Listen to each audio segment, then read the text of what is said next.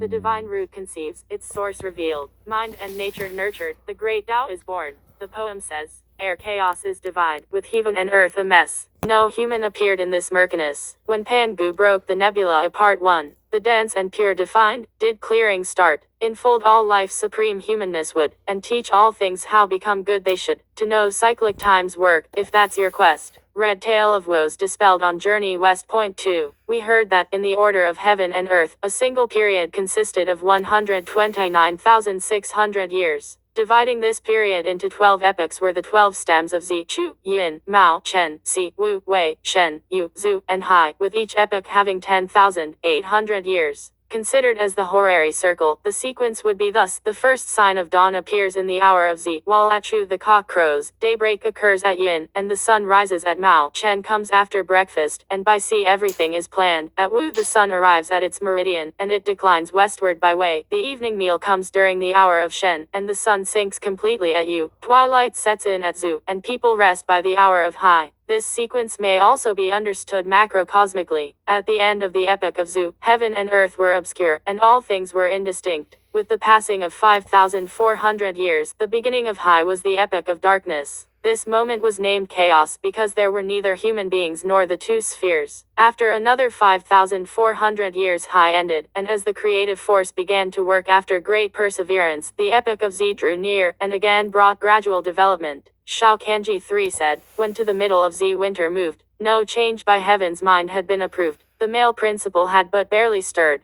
but the birth of all things was still deferred. At this point, the firmament first acquired its foundation. With another 5,400 years came the Zi epoch. The ethereal and the light rose up to form the four phenomena of the sun, the moon, the stars, and the heavenly bodies. Hence it is said, the heaven was created at Zi. This epoch came to its end in another 5,400 years, and the sky began to harden as the Chu epoch approached. The classic of change said, great was the male principle, supreme, the female. They made all things, in obedience to heaven. At this point, the earth became solidified. In another 5,400 years after the arrival of the Chu epoch, the heavy and the turbid condensed below and formed the five elements of water, fire, mountain, stone, and earth. Hence it is said, the earth was created at Chu. With the passing of another 5,400 years, the Chu epoch came to its end and all things began to grow at the beginning of the Yin epoch. The Book of Calendar said, the heavenly aura descended, the earthly aura rose up, heaven and earth copulated, and all things were born. At this point, heaven and earth were bright and fair. The yin had intercourse with the yang. In another 5,400 years, during the yin epoch, humans, beasts, and fowls came into being, and thus the so-called three forces of heaven, earth, and man were established. Hence it is said, man was born at yin. Following Pangu's construction of the universe, the rule of the three august ones, and the ordering of the relations by the five thirchs for the world, was divided into four great continents. They were, the East Purvavadeha continent, the West Apagodaniya continent, the South Jambudvipa continent, and the North Uttarakuru continent. This book is solely concerned with the East Purvavadeha continent. Point 5. Beyond the ocean there was a country named Olai. It was near a great ocean, in the midst of which was located the famous flower fruit mountain. This mountain, which constituted the chief range of the 10 islets and formed the origin of the 3 islands, 6 came into being after the creation of the world. As a testimonial to its magnificence, there is the following poetic rhapsody. Its majesty commands the wide ocean. Its splendor rules the Jasper Sea. Its majesty commands the wide ocean. When, like silver mountains, the tide sweeps fishes into caves. Its splendor rules the Jasper Sea. When snow-like billows send forth serpents from the deep.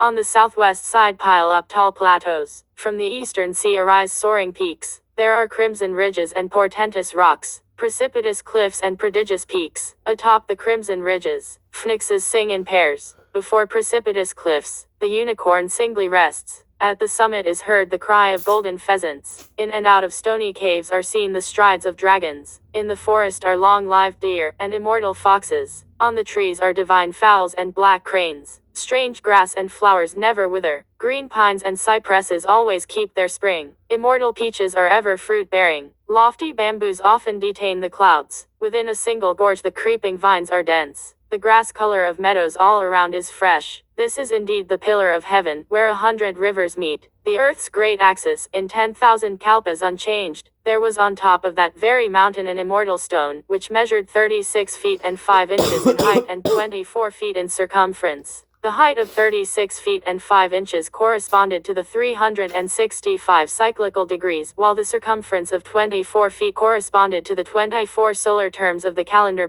7 On the stone were also 9 perforations and 8 holes, which corresponded to the palaces of the 9 constellations and the 8 trigrams. Though it lacked the shade of trees on all sides, it was set off by epidendrums on the left and right. Since the creation of the world, it had been nourished for a long period by the seeds of heaven and earth and by the essences of the sun and the moon, until, quickened by divine inspiration, it became pregnant with a divine embryo. One day, it split open, giving birth to a stone egg about the size of a playing ball. Exposed to the wind, it was transformed into a stone monkey endowed with fully developed features and limbs. Having learned at once to climb and run, this monkey also bowed to the 4 quarters, while 2 beams of golden light flashed from his eyes to reach even the palace of the pole star. The light disturbed the great benevolent sage of heaven, the celestial jade emperor of the most venerable Deva, who, attended by his divine ministers, was sitting in the cloud palace of the golden arches, in the treasure hall of the divine mists. Upon seeing the glimmer of the golden beams, he ordered Thousand-Mile Eye and Fair Wind Ear to open the south heaven gate and to look out.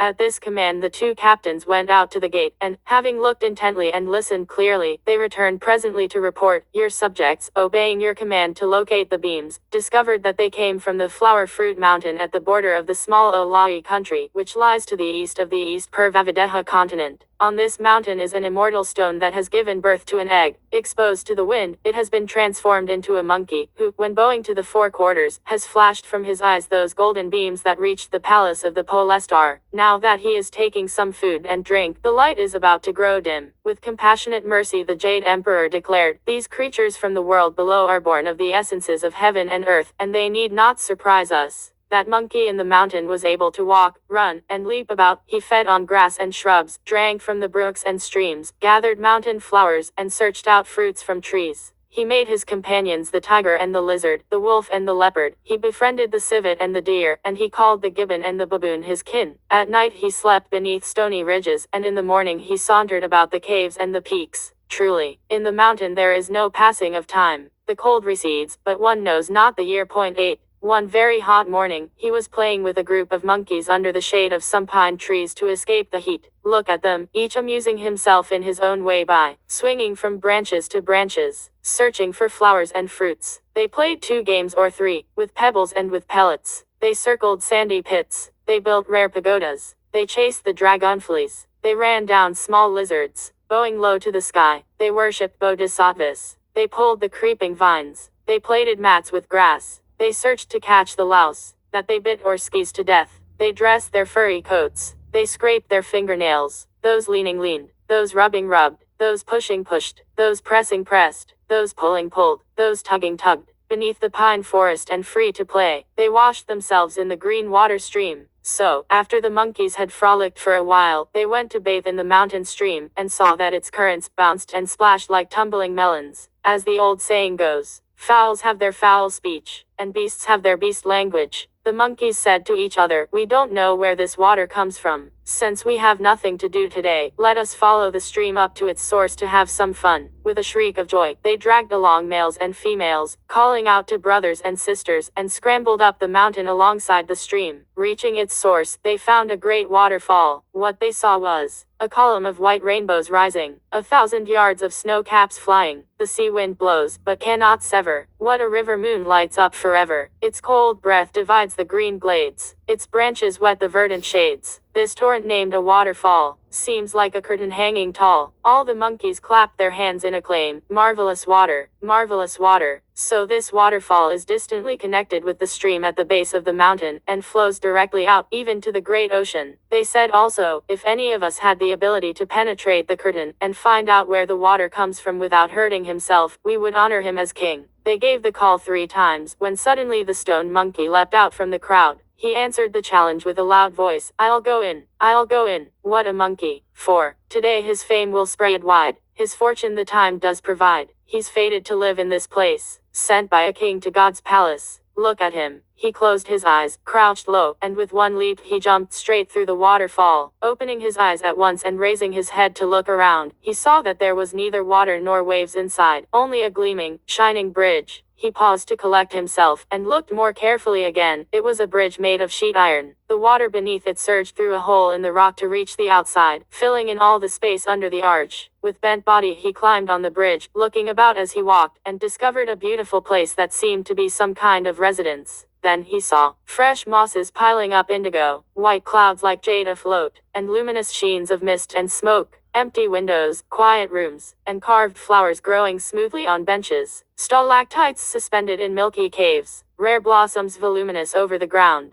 Pans and stoves near the wall show traces of fire. Bottles and cups on the table contain leftovers. The stone seats and beds were truly lovable. The stone pots and bowls were more praiseworthy. There were, furthermore, a stalk or two of tall bamboos, and 3 or 5 sprigs of plum flowers, with a few green pines always draped in rain. This whole place indeed resembled a home. After staring at the place for a long time, he jumped across the middle of the bridge and looked left and right. There in the middle was a stone tablet, on which was inscribed in regular, large letters, "The blessed land of Flower Fruit Mountain, the cave heaven of Water Curtain Cave. 9. Beside himself with delight, the stone monkey quickly turned around to go back out and, closing his eyes and crouching again, leapt out of the water. "A great stroke of luck," he exclaimed with 2 loud guffaws. "A great stroke of luck." The other monkeys surrounded him and asked, "How is it inside? How deep is the water?" The stone monkey replied, "There isn't any water at all. There's a sheet iron bridge, and beyond it is a piece of heaven-sent property." "What do you mean that there's property in there?" asked the monkeys. Laughing, the stone monkey said, "This water splashes through a hole in the rock and fills the space under the bridge. Beside the bridge there is a stone mansion with trees and flowers. Inside are stone ovens and stoves, stone pots and pans, stone beds and benches. A stone tablet in the middle has the inscription, 'The blessed land of the Flower Fruit Mountain, the cave heaven of the Water Curtain Cave.'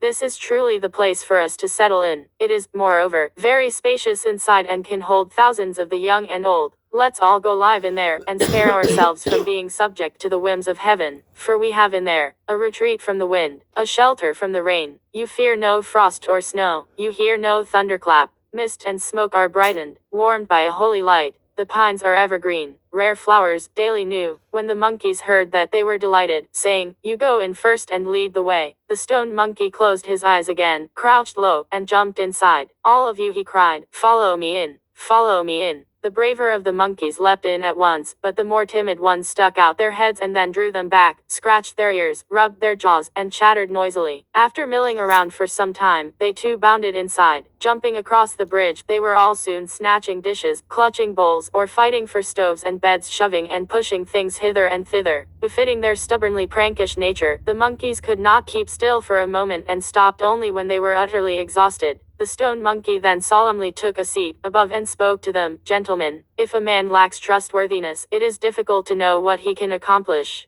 You yourselves promised just now that whoever could get in here and leave again without hurting himself would be honored as king. Now that I have come in and gone out and come in, and have found for all of you this heavenly grotto in which you may reside securely, and enjoy the privilege of raising a family, why don't you honor me as your king?" When the monkeys heard this, they all folded their hands on their breasts and obediently prostrated themselves. Each one of them then lined up according to rank and age, and, bowing reverently, they intoned, "Long live our great king." From that moment, the stone monkey ascended the throne of kingship. He did away with the word stone in his name and assumed the title, Handsome Monkey King. There is a testimonial poem that says, "Triple spring mated to beget all things, a divine stone quickened by the sun and moon, changed from egg to ape to reach the great way, lonum and surname 11 matched elixir made. Formless inside he yields no image known. His outward guise coheres in action shown. In every age all persons will yield to him. Hailed a king, a sage, he is free to roam." The handsome monkey king thus led a flock of gibbons and baboons, some of whom were appointed by him as his officers and ministers. They toured the Flower Fruit Mountain in the morning, and they lived in the Water Curtain Cave by night. Living in concord and sympathy, they did not mingle with bird or beast, but enjoyed their independence in perfect happiness, for such were their activities. In the spring they gathered flowers for food and drink. In the summer they went in quest of fruits for sustenance. In the autumn they amassed taros and chestnuts to ward off time. In the winter they searched for yellow sperms 12 to live out the year. The handsome Monkey King had enjoyed this insouciant existence for 300 or 400 years when one day, while feasting with the rest of the monkeys, he suddenly grew sad and shed a few tears. Alarmed, the monkeys surrounding him bowed down and asked, "What is disturbing the great king?" The Monkey King replied, "Though I am very happy at the moment, I am a little concerned about the future, hence I'm distressed." The monkeys all laughed and said, "The great king indeed does not know contentment. Here we daily have a banquet on an immortal mountain in a blessed land, in an ancient cave on a divine continent. We are not subject to the unicorn or the phoenix, nor are we governed by the rulers of mankind. Such independence and comfort are immeasurable blessings. Why, then, does he worry about the future?" The Monkey King said, "Though we are not subject to the laws of man today, nor need we be threatened by the rule of any bird or beast, old age and physical decay in the future will disclose the secret sovereignty of Yama, king of the underworld. If we die, shall we not have lived in vain, not being able to rank forever among the heavenly beings?" When the monkeys heard this, they all covered their faces and wept mournfully, each one troubled by his own impermanence. But look, from among the ranks, a bareback monkey suddenly leapt forth and cried aloud, "If the great king is so far-sighted, it may well indicate the sprouting of his religious inclination. There are, among the 5 major divisions of all living creatures 13 only 3 species that are not subject to Yama, king of the underworld." The Monkey King said, "Do you know who they are?" The monkey said, "They are the Buddhas, the immortals, and the holy sages. These 3 alone can avoid the wheel of transmigration as well as the process of birth and destruction, and live as long as heaven and earth, the mountains and the streams." "Where do they live?" asked the Monkey King. The monkey said, "They do not live beyond the world of the Jambudvipa, for they dwell within ancient caves on immortal mountains." When the Monkey King heard this, he was filled with delight, saying, "Tomorrow I shall take leave of you all and go down the mountain. Even if I have to wander with the clouds to the corners of the sea or journey to the distant edges of heaven, I intend to find these 3 kinds of people. I will learn from them how to be young forever and escape the calamity inflicted by King Yama." Lo, this utterance at once led him to leap free of the transmigration net,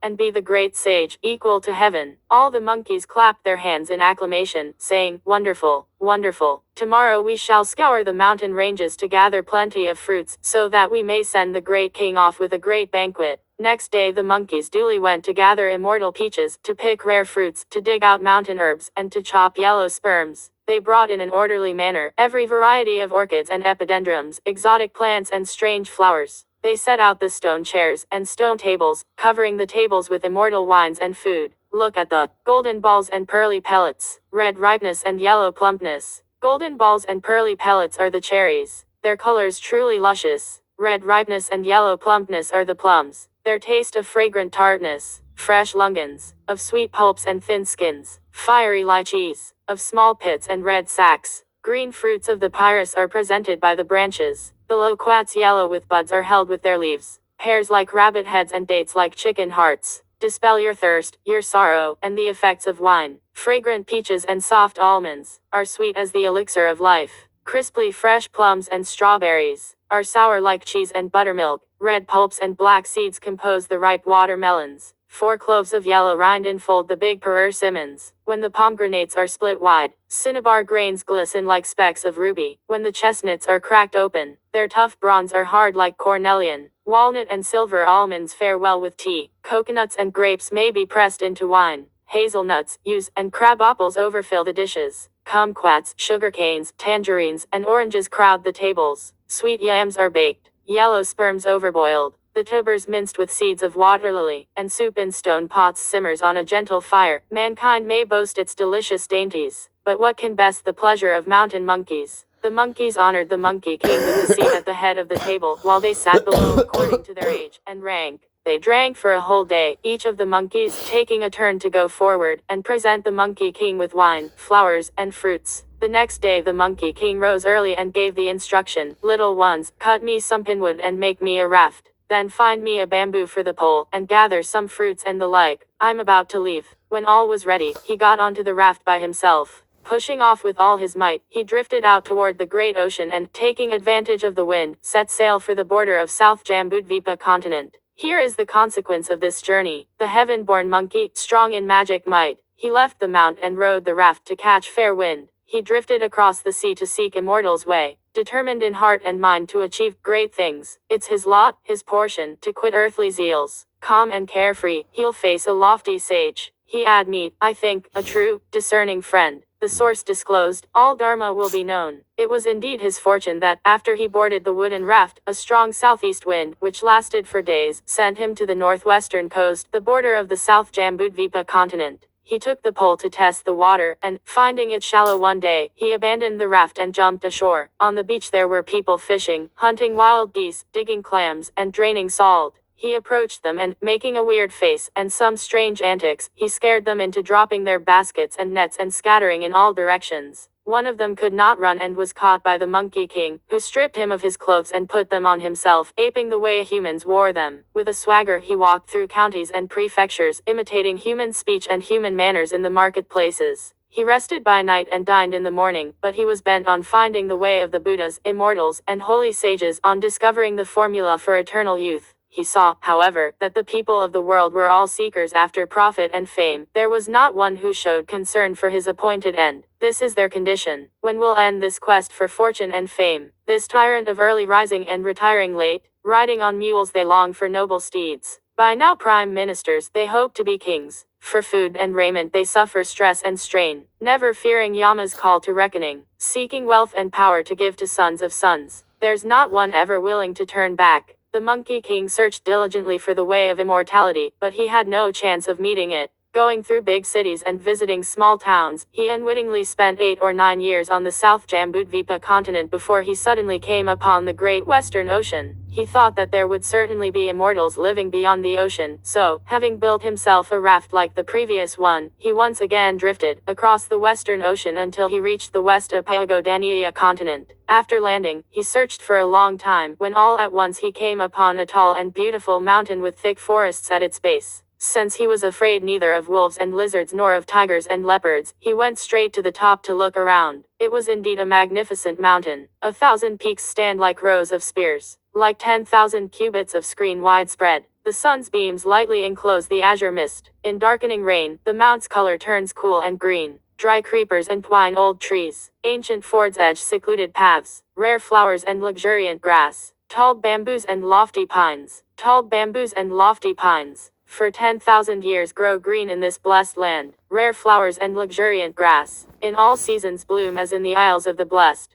The calls of birds hidden are near, the sounds of streams rushing are clear. Deep inside deep canyons the orchids interweave. On every ridge and crag sprout lichens and mosses. Rising and falling, the ranges show a fine dragon's pulse. 14. Here in reclusion must an eminent man reside. As he was looking about, he suddenly heard the sound of a man speaking deep within the woods. Hurriedly he dashed into the forest and cocked his ear to listen. It was someone singing, and the song went thus. I watch chess games, my axe handles rotted. 15. I chop at wood, zang zang the sound. I walk slowly by the clouds fringe at the valley's entrance, selling my firewood to buy some wine. I am happy and laugh without restraint. When the path is frosted in autumn's height, I face the moon, my pillow the pine root, sleeping till dawn. I find my familiar woods. I climb the plateaus and scale the peaks, to cut dry creepers with my axe. When I gather enough to make a load, I stroll singing through the marketplace, and trade it for 3 pints of rice, with nary the slightest bickering, over a price so modest.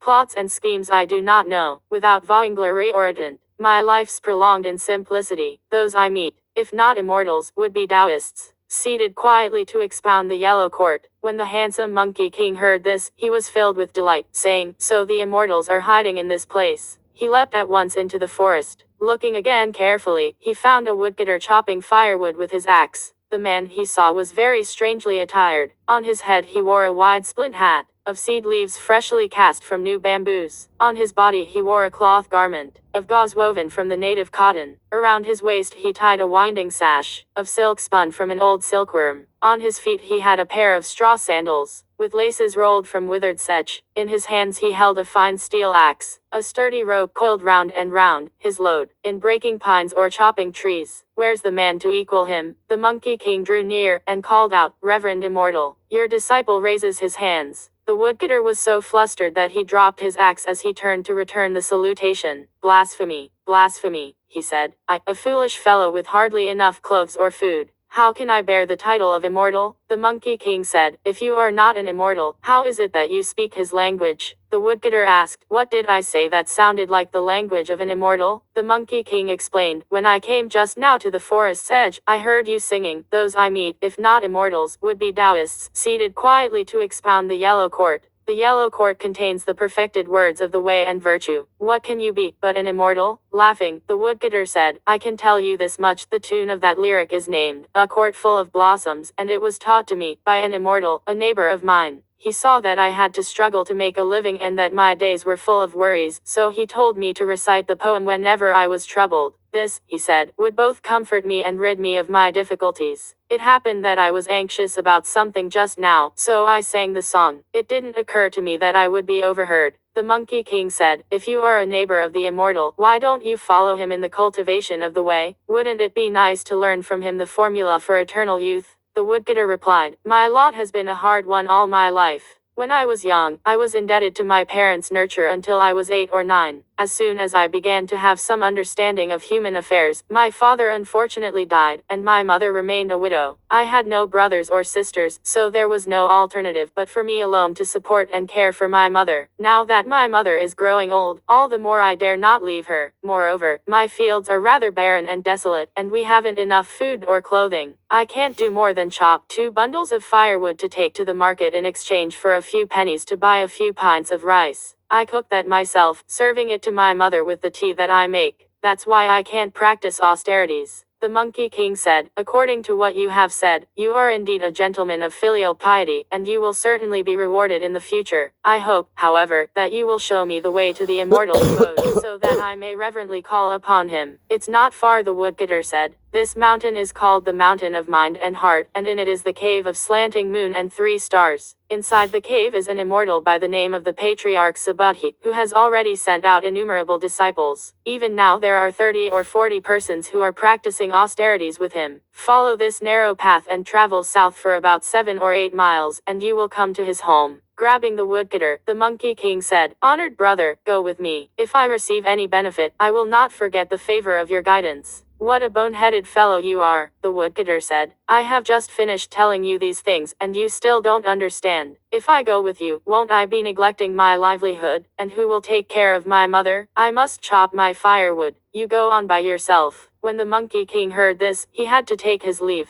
Emerging from the deep forest, he found the path and went past the slope of a hill. After he had traveled 7 or 8 miles, a cave dwelling indeed came into sight. He stood up straight to take a better look at this splendid place, and this was what he saw. Mist and smoke in diffusive brilliance. Flashing lights from the sun and moon. 1,000 stalks of old cypress. 10,000 stems of tall bamboo. 1,000 stalks of old cypress, draped in rain, half fill the air with tender green. 10,000 stems of tall bamboo, held in smoke, will paint the glen chartreuse. Strange flowers spread brocades before the door. Jodlic grass emits fragrance beside the bridge. On ridges protruding grow moist green lichens. On hanging cliffs cling the long blue mosses. The cries of immortal cranes are often heard. Once in a while a phoenix soars overhead. When the cranes cry, their sounds reach through the marsh to the distant sky. When the phoenix soars up, its plume with 5 bright colors embroiders the clouds. Black apes and white deer may come or hide. Gold lions and jade elephants may leave or bide.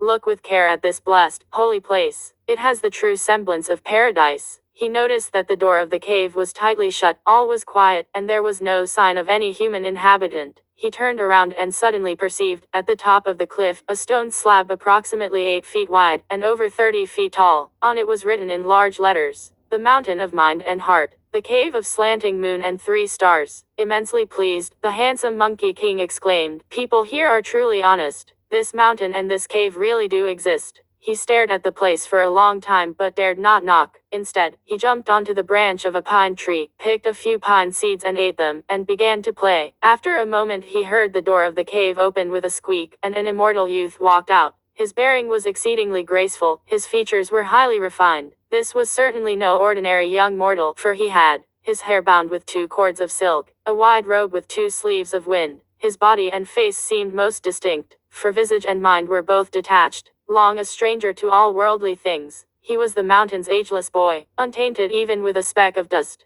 He feared no havoc by the season's wrought. After coming through the door, the boy shouted, "Who is causing disturbance here?" With a bound the Monkey King leapt down from the tree, and went up to him bowing. "Immortal boy," he said, "I am a seeker of the way of immortality. I would never dare cause any disturbance." With a chuckle, the immortal youth asked, "Are you a seeker of the way?" "I am indeed," answered the Monkey King. "My master at the house," the boy said, "has just left his couch to give a lecture on the platform." Before even announcing his theme, however, he told me to go out and open the door, saying, "There is someone outside who wants to practice austerities. You may go and receive him. It must be you, I suppose." The Monkey King said, smiling, "It is I, most assuredly. Follow me." And then said the boy. With solemnity the Monkey King set his clothes in order and followed the boy into the depths of the cave. They passed rows and rows of lofty towers and huge alcoves, of pearly chambers and carved arches. After walking through innumerable quiet chambers and empty studios, they finally reached the base of the green jade platform.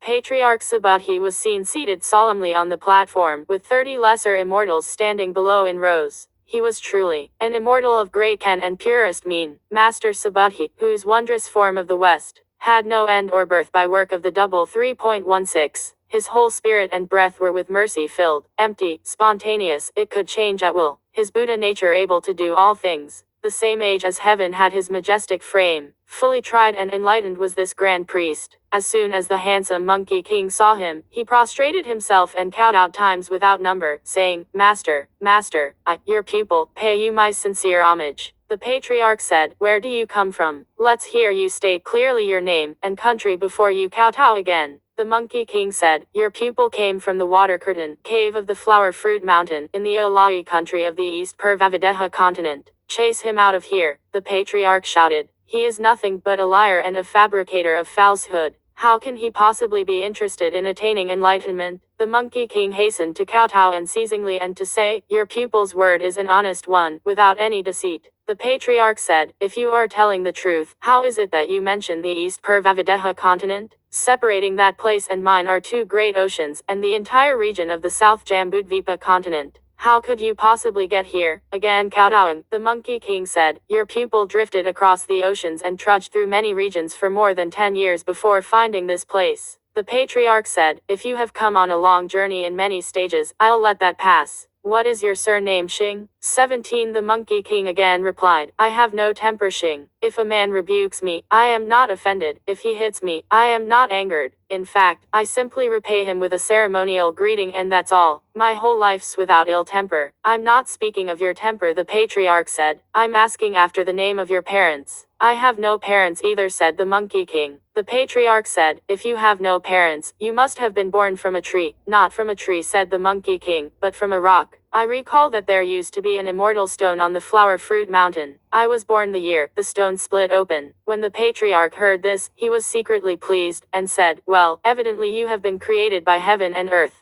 Get up and show me how you walk." Snapping erect, the Monkey King scurried around a couple of times. The patriarch laughed and said, "Though your features are not the most attractive, you do resemble a pignolia-eating monkey Husun. This gives me the idea of taking a surname for you from your appearance. I intended to call you by the name Hu. If I drop the animal radical from this word, what's left is a compound made up of the two characters, Gu and Yu. Gu means aged and Yu means female, but an aged female cannot reproduce. Therefore, it is better to give you the surname of Sun. If I drop the animal radical from this word, what we have left is the compound of Z and She. Z means a boy and She means a baby, and that name exactly accords with the fundamental doctrine of the baby boy. So your surname will be Sun." When the Monkey King heard this, he was filled with delight. "Splendid, splendid," he cried, kowtowing, "at last I know my surname. May the master be even more gracious. Since I have received the surname, let me be given also a personal name, so that it may facilitate your calling and commanding me." The patriarch said, "Within my tradition are 12 characters that have been used to name the pupils according to their divisions. You are one who belongs to the 10th generation. Which 12 characters are they?" asked the Monkey King. The patriarch replied, "They are Wide Guang, Great Da, Wise Zhai, Intelligence Hui, True Zen, Conforming Ru, Nature Xing, Si Hai, Sharp Ying, Wake minus to Wu, Complete Yuan, and Awakening Ju. Your rank falls precisely on the word Wake to Wu. You will hence be given the religious name Wake to their void Wu Kong." "All right, splendid, splendid," said the Monkey King, laughing. "Henceforth I shall be called Sun Wukong." So it was that At Nebula's parting he had no name. Smashing stubborn void needs wake to their void. We do not know what fruit of Taoist cultivation he succeeded in attaining afterward. Let's listen to the explanation in the next chapter. 2. Fully awoke to Bodhi's wondrous truths. He cuts off Mara, returns to the root, and joins primal spirit. Point 1. Now we were speaking of the handsome Monkey King, who, having received his name, jumped about joyfully and went forward to give Subodhi his grateful salutation. The patriarch then ordered the congregation to lead Sun Wukong outdoors and to teach him how to sprinkle water on the ground and dust, and how to speak and move with proper courtesy. The company of immortals obediently went outside with Wukong, who then bowed to his fellow students. They prepared thereafter a place in the corridor where he might sleep. Next morning he began to learn from his schoolmates the arts of language and etiquette. He discussed with them the scriptures and the doctrines. He practiced calligraphy and burned incense. Such was his daily routine. In more leisurely moments, he would be sweeping the grounds or hoeing the garden, planting flowers or pruning trees, gathering firewood or lighting fires, fetching water or carrying drinks. He did not lack for whatever he needed, and thus he lived in the cave without realizing that 6 or 7 years had slipped by. One day the patriarch ascended the platform and took his high seat. Calling together all the immortals, he began to lecture on a great doctrine. He spoke, with words so florid and eloquent, that gold lotus sprang up from the ground. The doctrine of 3 vehicles he subtly rehearsed too, including even the law's minutest tittle. The yak's tail 3 waved slowly and spouted elegance. His thunderous voice moved in the 9th heaven. For a while he lectured on Tao. For a while he spoke on Chan. To harmonize the 3 parties 4 is a natural thing. One word's elucidation filled with truth points to the birthless, showing nature's mystery. Wukong, who was standing there and listening, was so pleased with the talk that he scratched his ear and rubbed his jaw. Grinning from ear to ear, he could not refrain from dancing on all 4s. Suddenly the patriarch saw this and called out to him, "Why are you madly jumping and dancing in the ranks, and not listening to my lecture?" Wukong said, "Your pupil was devoutly listening to the lecture, but when I heard such wonderful things from my reverend master, I couldn't contain myself for joy and started to leap and prance about quite unconsciously. May the master forgive my sins." "Let me ask you," said the patriarch, "if you comprehend these wonderful things, do you know how long you have been in this cave?" Wukong said, "Your pupil is basically feeble-minded and does not know the number of seasons. I only remember that whenever the fire burned out in the stove, I would go to the back of the mountain to gather firewood. Finding a mountain full of fine peach trees there, I have eaten my fill of peaches 7 times. The patriarch said, "That mountain is named the Ripe Peach Mountain. If you have eaten your fill 7 times, I suppose it must have been 7 years. What kind of Taoist art would you like to learn from me?" Wukong said, "I am dependent on the admonition of my honored teacher. Your pupil would gladly learn whatever has a smidgen of Taoist flavor." The patriarch said, "Within the tradition of Tao, there are 360 heteronymous divisions, all the practices of which may result in illumination. I don't know which division you would like to follow. I am dependent on the will of my honored teacher," said Wukong. "Your pupil is wholeheartedly obedient. How would it be," said the patriarch, "if I taught you the practice of the method division?" Wukong asked, "How would you explain the practice of the method division?" "The practice of the method division," said the patriarch, "consists of summoning immortals, and working the planchette, of divination by manipulating yarrow stalks, and of learning the secrets of pursuing good and avoiding evil." "Can this sort of practice lead to immortality?" asked Wukong. "Impossible, impossible," said the patriarch. "I won't learn it then," Wukong said. "How would it be," said the patriarch again, "if I taught you the practice of the school's division?" "What is the meaning of the school's division?" asked Wukong. "The school's division," the patriarch said, "includes the Confucians, the Buddhists, the Taoists, the dualists, the Maoists, and the physicians. They read scriptures or recite prayers, they interview priests or conjure up saints and the like." "Can this sort of practice lead to immortality?" asked Wukong. The patriarch said, "If immortality is what you desire, this practice is like setting a pillar inside a wall." Wukong said, "Master, I'm a simple fellow and I don't know the idioms of the marketplace. What's setting a pillar inside a wall?" The patriarch said, "When people build houses and want them to be sturdy, they place a pillar as a prop inside the wall. But someday the big mansion will decay, and the pillar too will rot." "What you're saying then," Wukong said, "is that it is not long-lasting. I'm not going to learn this." The patriarch said, "How would it be if I taught you the practice of the silence division?" "What's the aim of the silence division?" Wukong asked. "To cultivate fasting and abstinence," said the patriarch, "quiescence and inactivity, meditation and the art of cross-legged sitting, restraint of language, and a vegetarian diet."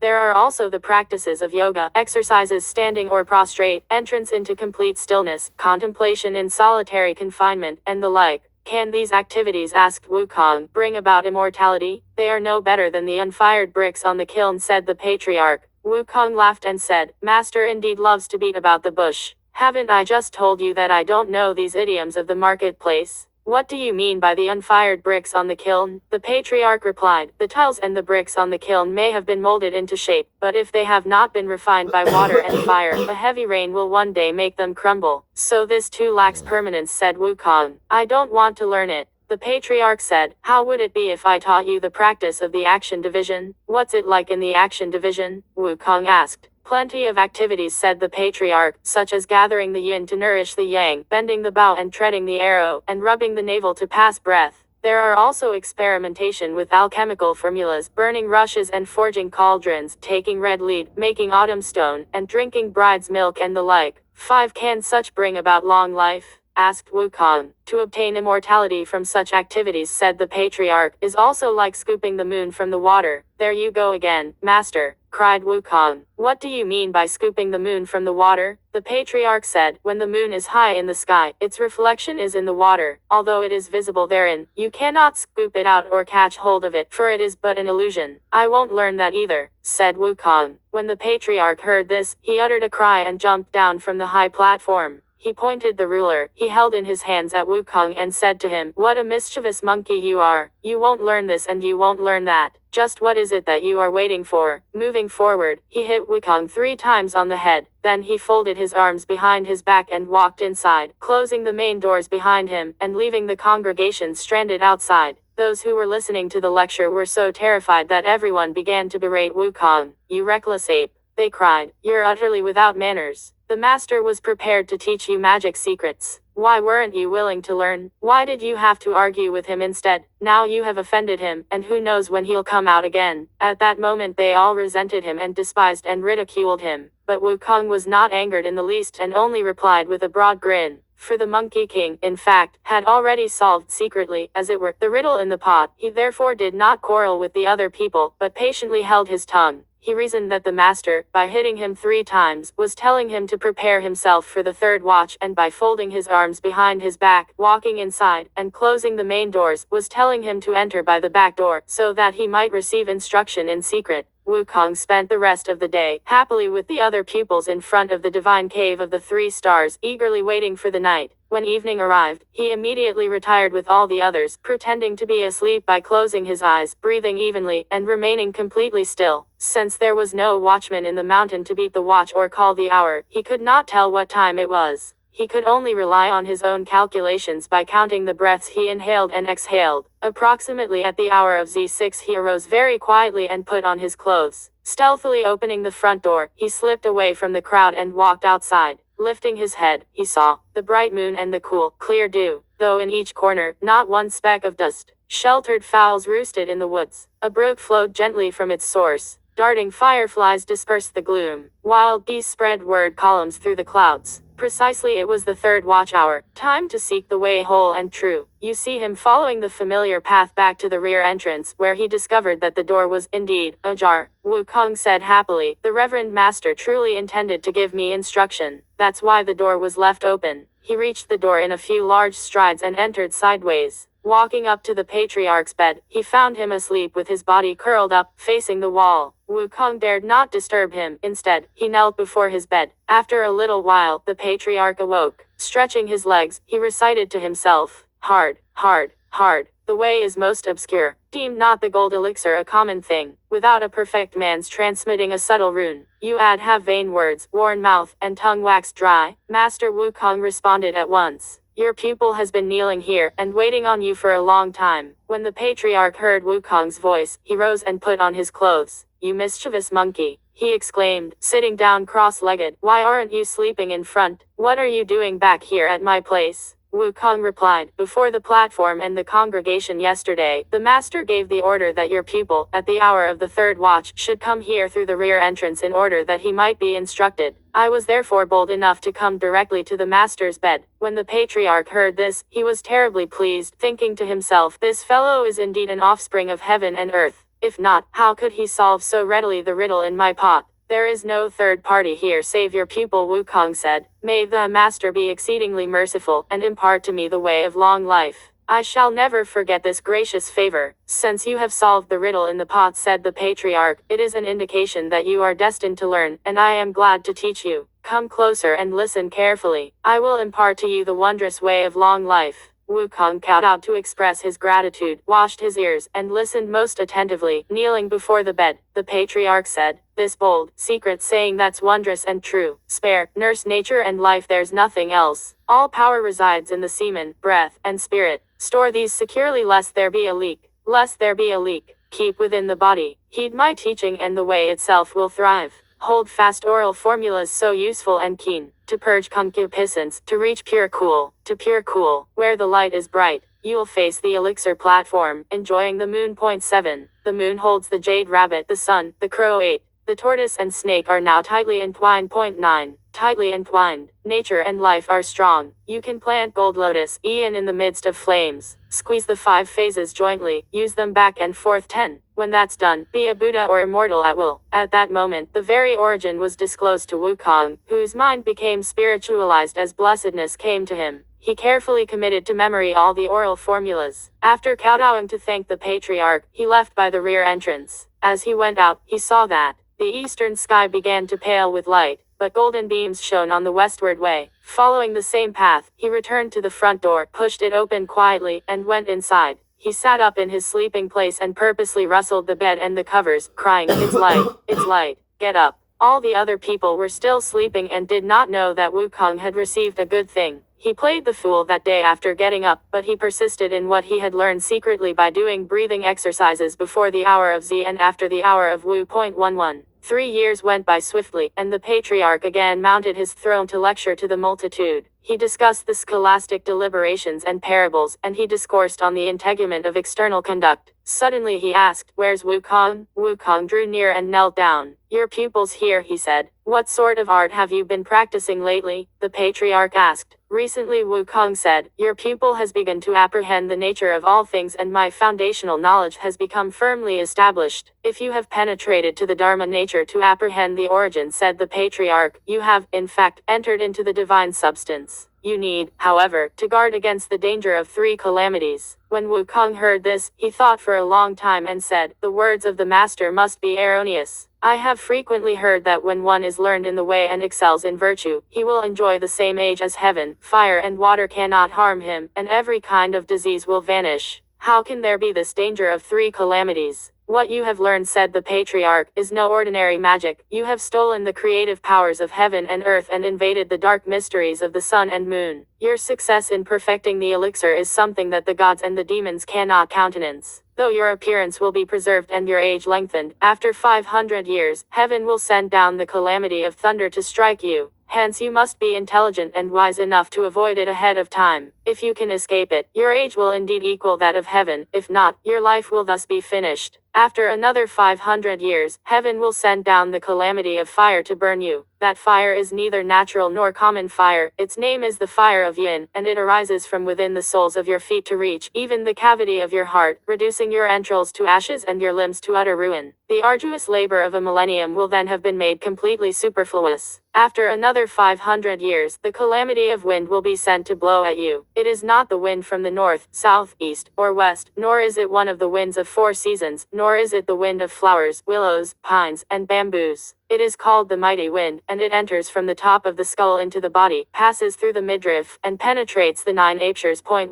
The bones and the flesh will be dissolved and the body itself will disintegrate. You must therefore avoid all 3 calamities. When Wukong heard this, his hair stood on end, and, kowtowing reverently, he said, I beg the master to be merciful and impart to me the method to avoid the 3 calamities. To the very end, I shall never forget your gracious favor. The patriarch said, it is not, in fact, difficult, except that I cannot teach you because you are somewhat different from other people. I have a round head pointing to heaven, said Wukong, and square feet walking on earth. Similarly, I have 9 aptures and 4 limbs, entrails and cavities. In what way am I different from other people? The patriarch said, though you resemble a man, you have much less jowl. The monkey, you see, has an angular face with hollow cheeks and a pointed mouth. Stretching his hand to feel himself, Wukong laughed and said, "The master does not know how to balance matters. Though I have much less jowl than human beings, I have my pouch, which may certainly be considered a compensation." "Very well," then said the patriarch, "what method of escape would you like to learn?" "There is the art of the heavenly ladle, which numbers 36 transformations, and there is the art of the earthly multitude, which numbers 72 transformations." Wukong said, "Your pupil is always eager to catch more fishes, so I'll learn the art of the earthly multitude." "In that case," said the patriarch, "come up here, and I'll pass on the oral formulas to you." He then whispered something into his ear, though we do not know what sort of wondrous secrets he spoke of. But this Monkey King was someone who, knowing one thing, could understand 100. He immediately learned the oral formulas and, after working at them and practicing them himself, he mastered all 72 transformations. One day when the patriarch and the various pupils were admiring the evening view in front of the 3 Stars cave, the master asked, "Wukong, has that matter been perfected?" Wukong said, "Thanks to the profound kindness of the master, your pupil has indeed attained perfection. I now can ascend like mist into the air and fly." The patriarch said, "Let me see you try to fly." Wishing to display his ability, Wukong leapt 50 or 60 feet into the air, pulling himself up with a somersault. He trod on the clouds for about the time of a meal and traveled a distance of no more than 3 miles before dropping down again to stand before the patriarch. "Master," he said, his hands folded in front of him, "this is flying by cloud soaring." Laughing, the patriarch said, "This can't be called cloud soaring. It's more like cloud crawling. The old saying goes, the immortal tours the North Sea in the morning and reaches Kangwoo by night. If it takes you half a day to go less than 3 miles, it can't even be considered cloud crawling." "What do you mean?" asked Wukong, "by saying, the immortal tours the North Sea in the morning and reaches Kangwoo by night?" The patriarch said, "Those who are capable of cloud soaring may start from the North Sea in the morning, journey through the East Sea, the West Sea, the South Sea, and return again to Kangwoo." Kangwoo refers to Lingling in the North Sea. It can be called true cloud soaring only when you can traverse all 4 seas in one day. "That's truly difficult,"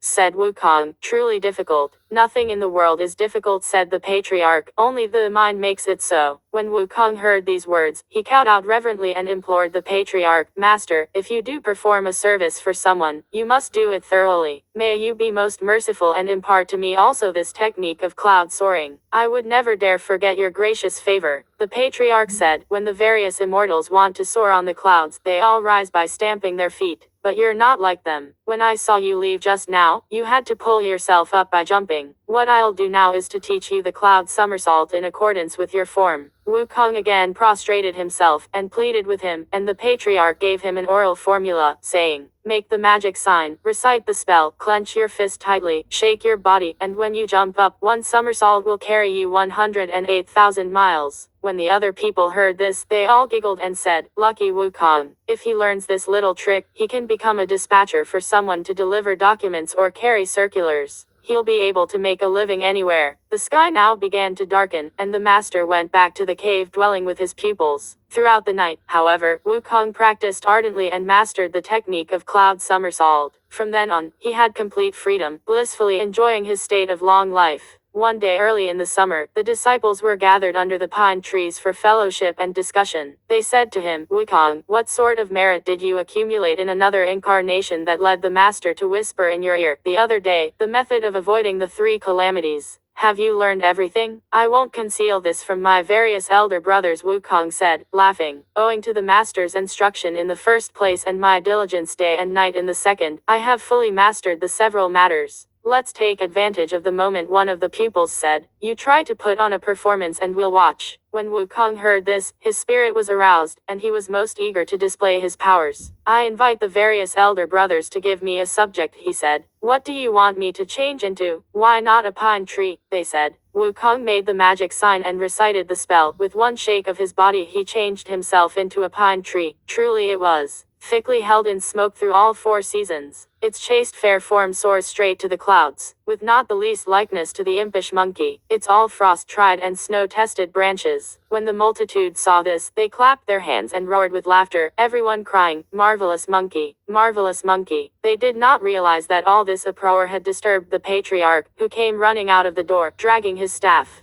"Who is creating this bedlam here?" he demanded. At his voice the pupils immediately collected themselves, set their clothes in order, and came forward. Wukong also changed back into his true form, and, slipping into the crowd, he said, "For your information, Reverend Master, we are having fellowship and discussion here. There is no one from outside causing any disturbance." "You were all yelling and screaming," said the patriarch angrily, "and were behaving in a manner totally unbecoming to those practicing cultivation. Don't you know that those in the cultivation of Tao resist, opening their mouths lest they waste their breath and spirit, or moving their tongues lest they provoke arguments? Why are you all laughing noisily here? We dare not conceal this from the master," the crowd said. "Just now we were having fun with Wukong, who was giving us a performance of transformation. We told him to change into a pine tree, and he did indeed become a pine tree. Your pupils were all applauding him and our voices disturbed the reverend teacher. We beg his forgiveness." "Go away, all of you," the patriarch said. "You, Wukong, come over here. I ask you, what sort of exhibition were you putting on, changing into a pine tree? This ability you now possess, is it just for showing off to people? Suppose you saw someone with this ability, wouldn't you ask him at once how he acquired it?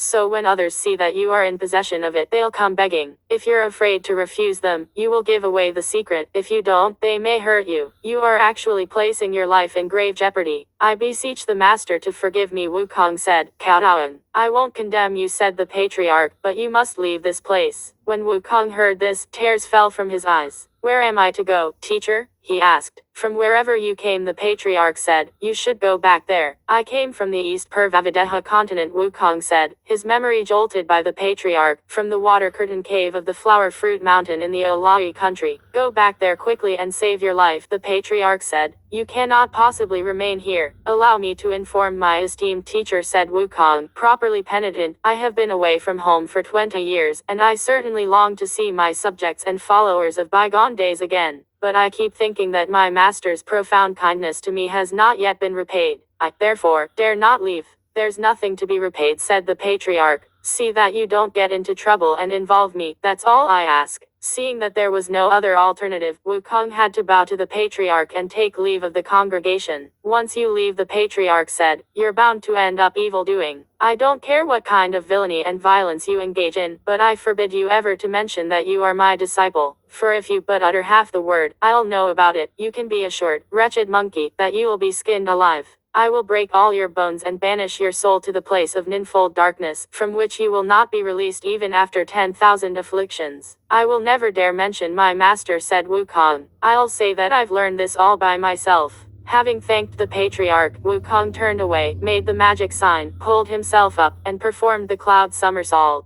He headed straight toward the East Purvavideha, and in less than an hour, he could already see the flower fruit mountain and the water curtain cave. Rejoicing secretly, the handsome monkey king said to himself, "I left weighed down by bones of mortal stock. The Tao attained makes light both body and frame. 'Tis this world's pity that none firmly resolves to learn such mystery that by itself is plain. 'Twas hard to cross the seas in former time. Returning this day, I travel with ease. Words of farewell still echo in my ears. I ne'er hope to see so soon the eastern depths." Wukong lowered the direction of his cloud and landed squarely on the flower fruit mountain. He was trying to find his way when he heard the call of cranes and the cry of monkeys. The call of cranes reverberated in the heavens, and the cry of monkeys moved his spirit with sadness. "Little ones," he called out, "I have returned. From the crannies of the cliff, from the flowers and bushes, and from the woods and trees, monkeys great and small leapt out by the tens of thousands and surrounded the handsome monkey king. They all cowed out and cried, 'Great king, what laxity of mind! Why did you go away for such a long time and leave us here, longing for your return like someone, hungering and thirsting? Recently, we have been brutally abused by a monster, who wanted to rob us of our water curtain cave.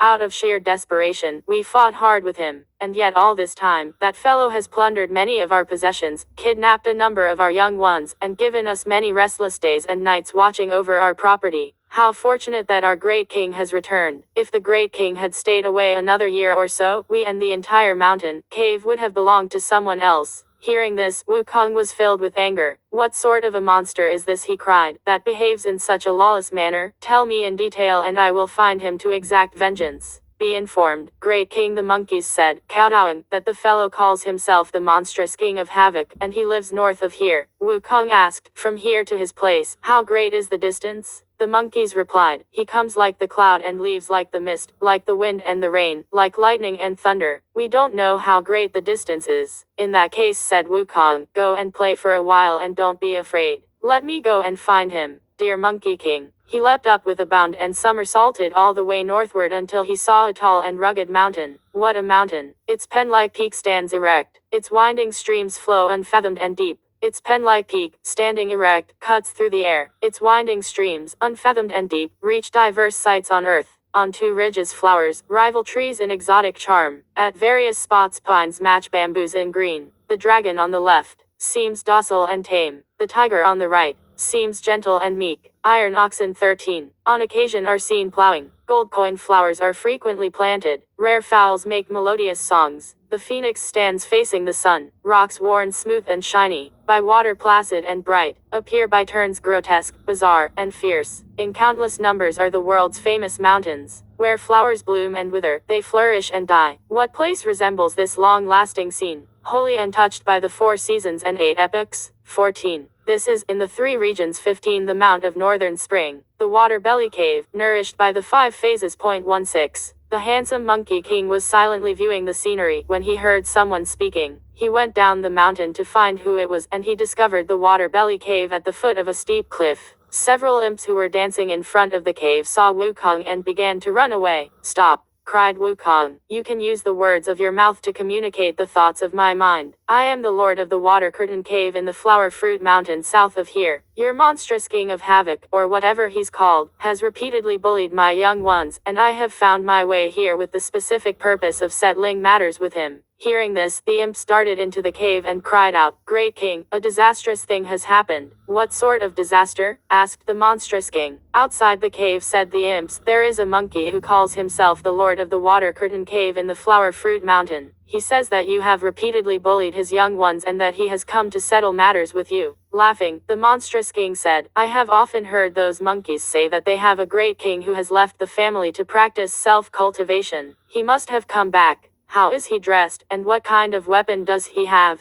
"He doesn't have any kind of weapon," the imp said. "He is bareheaded, wears a red robe with a yellow sash, and has a pair of black boots on. He looks like neither a monk nor a layman, neither a Taoist nor an immortal. He is out there, making demands with naked hands and empty fists." When the monstrous king heard this, he ordered, "Get me my armor and my weapon." These were immediately brought out by the imps, and the monstrous king put on his breastplate and helmet, grasped his scimitar, and walked out of the cave with his followers. "Who is the lord of the Water Curtain Cave?" he cried with a loud voice. Quickly opening wide his eyes to take a look, Wukong saw that the monstrous king wore on his head a black gold helmet, which gleamed in the sun, and on his body a dark silk robe, which swayed in the wind. Lower he had on a black iron vest, tied tightly with leather straps. His feet were shod in finely carved boots, grand as those of warriors great. 10 spans the width of his waist, 30 feet the height of his frame. He held in his hands a sword. Its blade was fine and bright. His name, the Monster of Havoc, of most fearsome form and look. "You have such big eyes, reckless monster, but you can't even see Old Monkey," the Monkey King shouted. When the monstrous king saw him, he laughed and said, "You're not 4 feet tall, nor are you 30 years old. You don't even have weapons in your hands. How dare you be so insolent, looking for me to settle accounts? You reckless monster," cried Wukong. "You are blind indeed. You think I'm small, not knowing that it's hardly difficult for me to become taller. You think I'm without weapon, but my 2 hands can drag the moon down from the edge of heaven. Don't be afraid, just have a taste of Old Monkey's fist." He leapt into the air and aimed a blow smack at the monster's face. Parrying the blow with his hand, the monstrous king said, "You are such a midget and I'm so tall. You want to use your fist, but I have my scimitar. If I were to kill you with it, I would be a laughingstock. Let me put down my scimitar, and we'll see how well you can box." "Well said, fine fellow," replied Wukong. "Come on." The monstrous king shifted his position and struck out. Wukong closed in on him, hurtling himself into the engagement. The two of them pummeled and kicked, struggling and colliding with each other. It is easy to miss on a long reach, but a short punch is firm and reliable. Wukong jabbed the monstrous king in the short ribs, hit him on his chest, and gave him such heavy punishment with a few sharp blows that the monster stepped aside, picked up his huge scimitar, aimed it straight at Wukong's head, and slashed at him. Wukong dodged, and the blow narrowly missed him. Seeing that his opponent was growing fiercer, Wukong now used the method called the body beyond the body. Plucking a handful of hairs from his own body and throwing them into his mouth, he chewed them to tiny pieces and then spat them into the air. "Change!" he cried, and they changed at once into 200 or 300 little monkeys encircling the combatants on all sides. For you see, when someone acquires the body of an immortal, he can project his spirit, change his form, and perform all kinds of wonders. Since the Monkey King had become accomplished in the way, every one of the 84,000 hairs on his body could change into whatever shape or substance he desired. The little monkeys he had just created were so keen of eye, and so swift of movement that they could be wounded by neither sword nor spear. Look at them. Skipping and jumping, they rushed at the monstrous king and surrounded him, some hugging, some pulling, some crawling in between his legs, some tugging at his feet. They kicked and punched, they yanked at his hair and poked at his eyes, they pinched his nose and tried to sweep him completely off his feet, until they tangled themselves into confusion. Meanwhile Wukong succeeded in snatching the scimitar, pushed through the throng of little monkeys, and brought the scimitar down squarely onto the monster's skull, cleaving it in two. He and the rest of the monkeys then fought their way into the cave and slaughtered all the imps, young and old. With a shake, he collected his hair back onto his body, but there were some monkeys that did not return to him. They were the little monkeys kidnapped by the monstrous king from the water curtain cave. "Why are you here?" asked Wukong. The 30 or 50 of them all said tearfully, "After the great king went away to seek the way of immortality, the monster menaced us for 2 whole years and finally carried us off to this place. Don't these utensils belong to our cave? These stone pots and bowls were all taken by the creature. If these are our belongings," said Wukong, "move them out of here." He then set fire to the water belly cave and reduced it to ashes. "All of you," he said to them, "follow me home." "Great king," the monkeys said, "when we came here, all we felt was wind rushing past us, and we seemed to float through the air until we arrived here. We don't know the way. How can we go back to our home?" Wukong said, "That's a magic trick of his. But there's no difficulty. Now I know not only one thing but 100. I'm familiar with that trick too. Close your eyes, all of you, and don't be afraid. Dear Monkey King." He recited a spell, rode for a while on a fierce wind, and then lowered the direction of the cloud. "Little ones," he cried, "open your eyes." The monkeys felt solid ground beneath their feet and recognized their home territory. In great delight, every one of them ran back to the cave along the familiar roads and crowded in together with those waiting in the cave. They then lined up according to age and rank and paid tribute to the Monkey King. Wine and fruits were laid out for the welcome banquet. When asked how he had subdued the monster and rescued the young ones, Wukong presented a detailed rehearsal, and the monkeys broke into unending applause. "Where did you go, great king?" they cried. "We never expected that you would acquire such skills." "The year I left you all," Wukong said, "I drifted with the waves across the great eastern ocean, and reached the west Apagodania continent. I then arrived at the South Jambudvipa continent, where I learned human ways, wearing this garment and these shoes. I swaggered along with the clouds for 8 or 9 years, but I had yet to learn the great art. I then crossed the great western ocean and reached the west Apagodania continent. 17 After searching for a long time, I had the good fortune to discover an old patriarch, who imparted to me the formula for enjoying the same age as heaven, the secret of immortality. Such luck is hard to meet, even after 10,000 afflictions." The monkeys said, all congratulating him. "Little ones," Wukong said, laughing again, "another delight is that our entire family now has a name." "What is the name of the great king?" "My surname is Sun," replied Wukong, "and my religious name is Wukong." When the monkeys heard this, they all clapped their hands and shouted happily, "If the great king is elder son, then we are all junior sons, sons the third, small sons, tiny sons, the Sun family, the Sun nation, and the Sun cave." So they all came, and honored elder son with large and small bowls of coconut and grape wine, of divine flowers and fruits. It was indeed one big happy family. Lo, the surname is one, the self's return to its source. This glory awaits a name recorded in heaven. We do not know what the result was and how Wukong would fare in this realm. Let's listen to the explanation in the next chapter. 3. 4 seas and 1,000 mountains all bow to submit. From ninfold darkness 10 species names are removed. 1. Now we were speaking of the handsome Monkey King's triumphant return to his home country. After slaying the monstrous king of havoc and wresting from him his huge scimitar, he practiced daily with the little monkeys the art of war, teaching them how to sharpen bamboos for making spears, file wood for making swords, arrange flags and banners, go on patrol, advance or retreat, and pitch camp. For a long time he played thus with them. Suddenly he grew quiet and sat down, thinking out loud to himself, "The game we are playing here may turn out to be something quite serious. Suppose we disturb the rulers of humans or of fowls and beasts, and they become offended. Suppose they say that these military exercises of ours are subversive, and raise an army to destroy us. How can we meet them with our bamboo spears and wooden swords? We must have sharp swords and fine halberds. But what can be done at this moment?" When the monkeys heard this, they were all alarmed.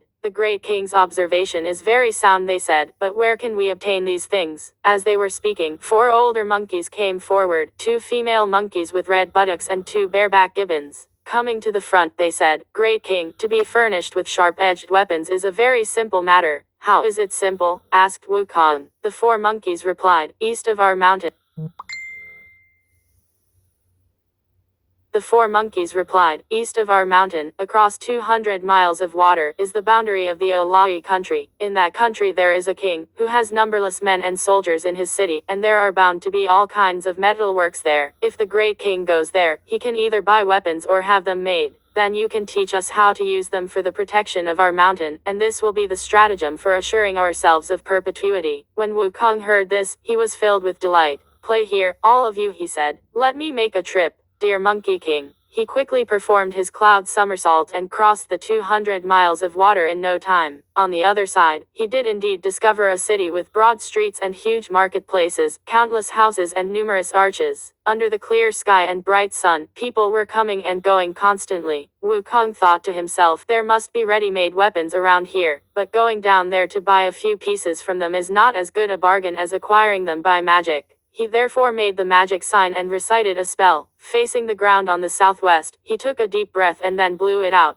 At once it became a mighty wind, hurtling pebbles and rocks through the air. It was truly terrifying. Thick clouds in vast formation moved o'er the world. Black fog and dusky vapor darkened the earth. Waves churned in seas and rivers, affrighting fishes and crabs. Boughs broke in mountain forests, wolves and tigers taking flight. Traders and merchants were gone from stores and shops. No single man was seen at sundry marts and malls. The king retreated to his chamber from the royal court. Officials, martial and civil, returned to their homes. This wind toppled Buddha's throne of 1,000 years, and shook to its foundations the 5 Phoenix Tower. The wind arose and separated the king from his subjects in the Olai country. Throughout the various boulevards and marketplaces, every family bolted the doors and windows and no one dared go outside. Wukong then lowered the direction of his cloud and rushed straight through the imperial gate. He found his way to the armory, knocked open the doors, and saw that there were countless weapons inside. Scimitars, spears, swords, halberds, battle axes, scythes, whips, rakes, drumsticks, drums, bows, arrows, forks, and lances, every kind was available. Highly pleased, Wukong said to himself, "How many pieces can I possibly carry by myself? I had better use the magic of body division to transport them." Dear Monkey King. He plucked a handful of hairs, chewed them to pieces in his mouth, and spat them out. Reciting the spell, he cried, "Change." They changed into thousands of little monkeys, who snatched and grabbed the weapons. Those that were stronger took 6 or 7 pieces, the weaker ones 2 or 3 pieces, and together they emptied out the armory. Wukong then mounted the cloud and performed the magic of displacement by calling up a great wind, which carried all the little monkeys back to their home. We tell you now about the various monkeys, both great and small, who were playing outside the cave of the Flower Fruit Mountain. They suddenly heard the sound of wind and saw in midair a huge horde of monkeys approaching, the sight of which made them all flee in terror and hide. In a moment, Wukong lowered his cloud and, shaking himself, collected the pieces of hair back onto his body. All the weapons were piled in front of the mountain. "Little ones," he shouted, "come and receive your weapons." The monkeys looked and saw Wukong standing alone on level ground. They came running to kowtow and asked what had happened. Wukong then recounted to them how he had made use of the mighty wind to transport the weapons. After expressing their gratitude, the monkeys all went to grab at the scimitars and snatch at the swords, to wield the axes and scramble for spears, to stretch the bows and mount the arrows. Shouting and screaming, they played all day long. The following day, they marched in formation as usual. Assembling the monkeys, Wukong found that there were 47,000 of them. This assembly greatly impressed all the wild beasts of the mountain: wolves, insects, tigers, leopards, mouse deer, fallow deer, river deer, foxes, wild cats, badgers, lions, elephants, apes, bears, antelopes, boars, musk oxen, chamois, green one-horned buffaloes, wild hares, and giant mastiffs. Led by the various demon kings of no fewer than 72 caves, they all came to pay homage to the Monkey King. Henceforth they brought annual tributes and answered the roll call, made every season. Some of them joined in the maneuvers, others supplied provisions in accordance with their rank. In an orderly fashion, they made the entire Flower Fruit Mountain as strong as an iron bucket or a city of metal. The various demon kings also presented metal drums, colored banners, and helmets. The hurly-burly of marching and drilling went on day after day. While the handsome Monkey King was enjoying all this, he suddenly said to the multitude, "You all have become adept with the bow and arrow and proficient in the use of weapons. but this scimitar of mine is truly cumbersome, not at all to my liking. What can I do? The 4 elder monkeys came forward and memorialized, the great king is a divine sage, and therefore it is not fit for him to use an earthly weapon. We do not know, however, whether the great king is able to take a journey through water. Since I have known the way, said Wukong, I have the ability of 72 transformations.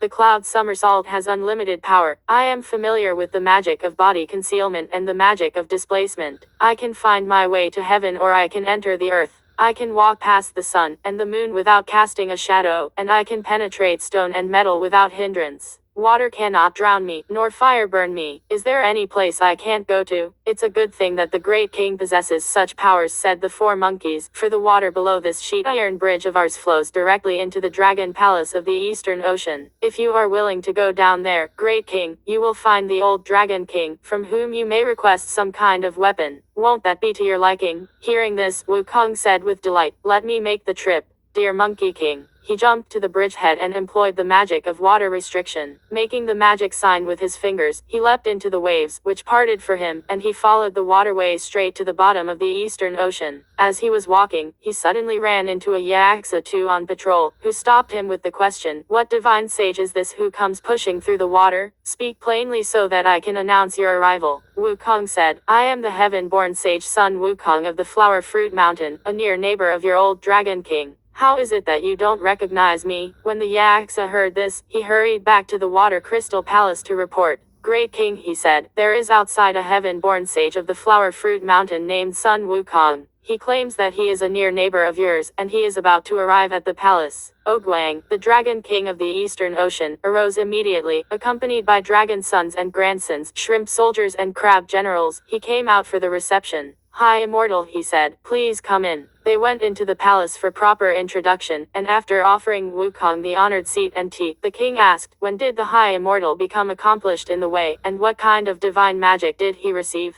Wukong said, since the time of my birth, I have left the family to practice self-cultivation. I have now acquired a birthless and deathless body. Recently I have been teaching my children how to protect our mountain cave, but unfortunately I am without an appropriate weapon. I have heard that my noble neighbor, who has long enjoyed living in this green jade palace and its shell portals, must have many divine weapons to spare. I came specifically to ask for one of them. When the Dragon King heard this, he could hardly refuse. So he ordered a perch commander to bring out a long-handled scimitar, and presented it to his visitor. Old monkey doesn't know how to use a scimitar, said Wukong. I beg you to give me something else. The Dragon King then commanded a whiting lieutenant together with an eel porter to carry out a 9-pronged fork. Jumping down from his seat, Wukong took hold of it and tried a few thrusts. He put it down, saying, light, much too light, and it doesn't suit my hand. I beg you to give me another one. High Immortal, said the Dragon King, laughing, won't you even take a closer look? This fork weighs 3,600 pounds. It doesn't suit my hand, Wukong said. It doesn't suit my hand. The Dragon King was becoming rather fearful. He ordered a bream admiral and a carp brigadier to carry out a giant halberd, weighing 7,200 pounds. When he saw this, Wukong ran forward and took hold of it.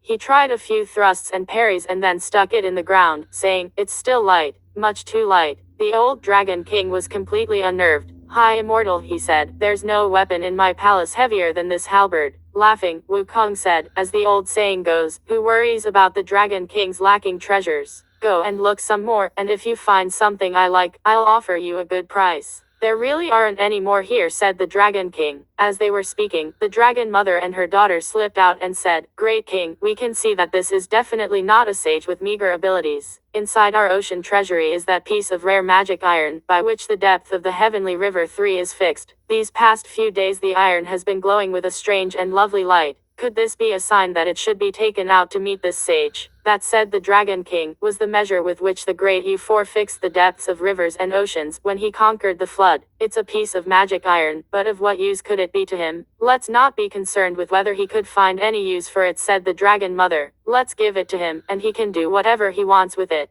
The important thing is to get him out of this palace. The old Dragon King agreed and told Wukong the whole story. Take it out and let me see it, said Wukong. Waving his hands, the Dragon King said, we can't move it. We can't even lift it. The High Immortal must go there himself to take a look. Where is it? asked Wukong. Take me there. The Dragon King accordingly led him to the center of the ocean treasury, where all at once they saw 1,000 shafts of golden light. Pointing to the spot, the Dragon King said, "That's it, the thing that is glowing." Wukong girded up his clothes and went forward to touch it. It was an iron rod more than 20 feet long and as thick as a barrel. Using all his might, he lifted it with both hands, saying, "It's a little too long and too thick. It would be more serviceable if it were somewhat shorter and thinner." Hardly had he finished speaking when the treasure shrunk a few feet in length and became a layer thinner. "Smaller still would be even better," said Wukong, giving it another bounce in his hands. Again the treasure became smaller. Highly pleased, Wukong took it out of the ocean treasury to examine it.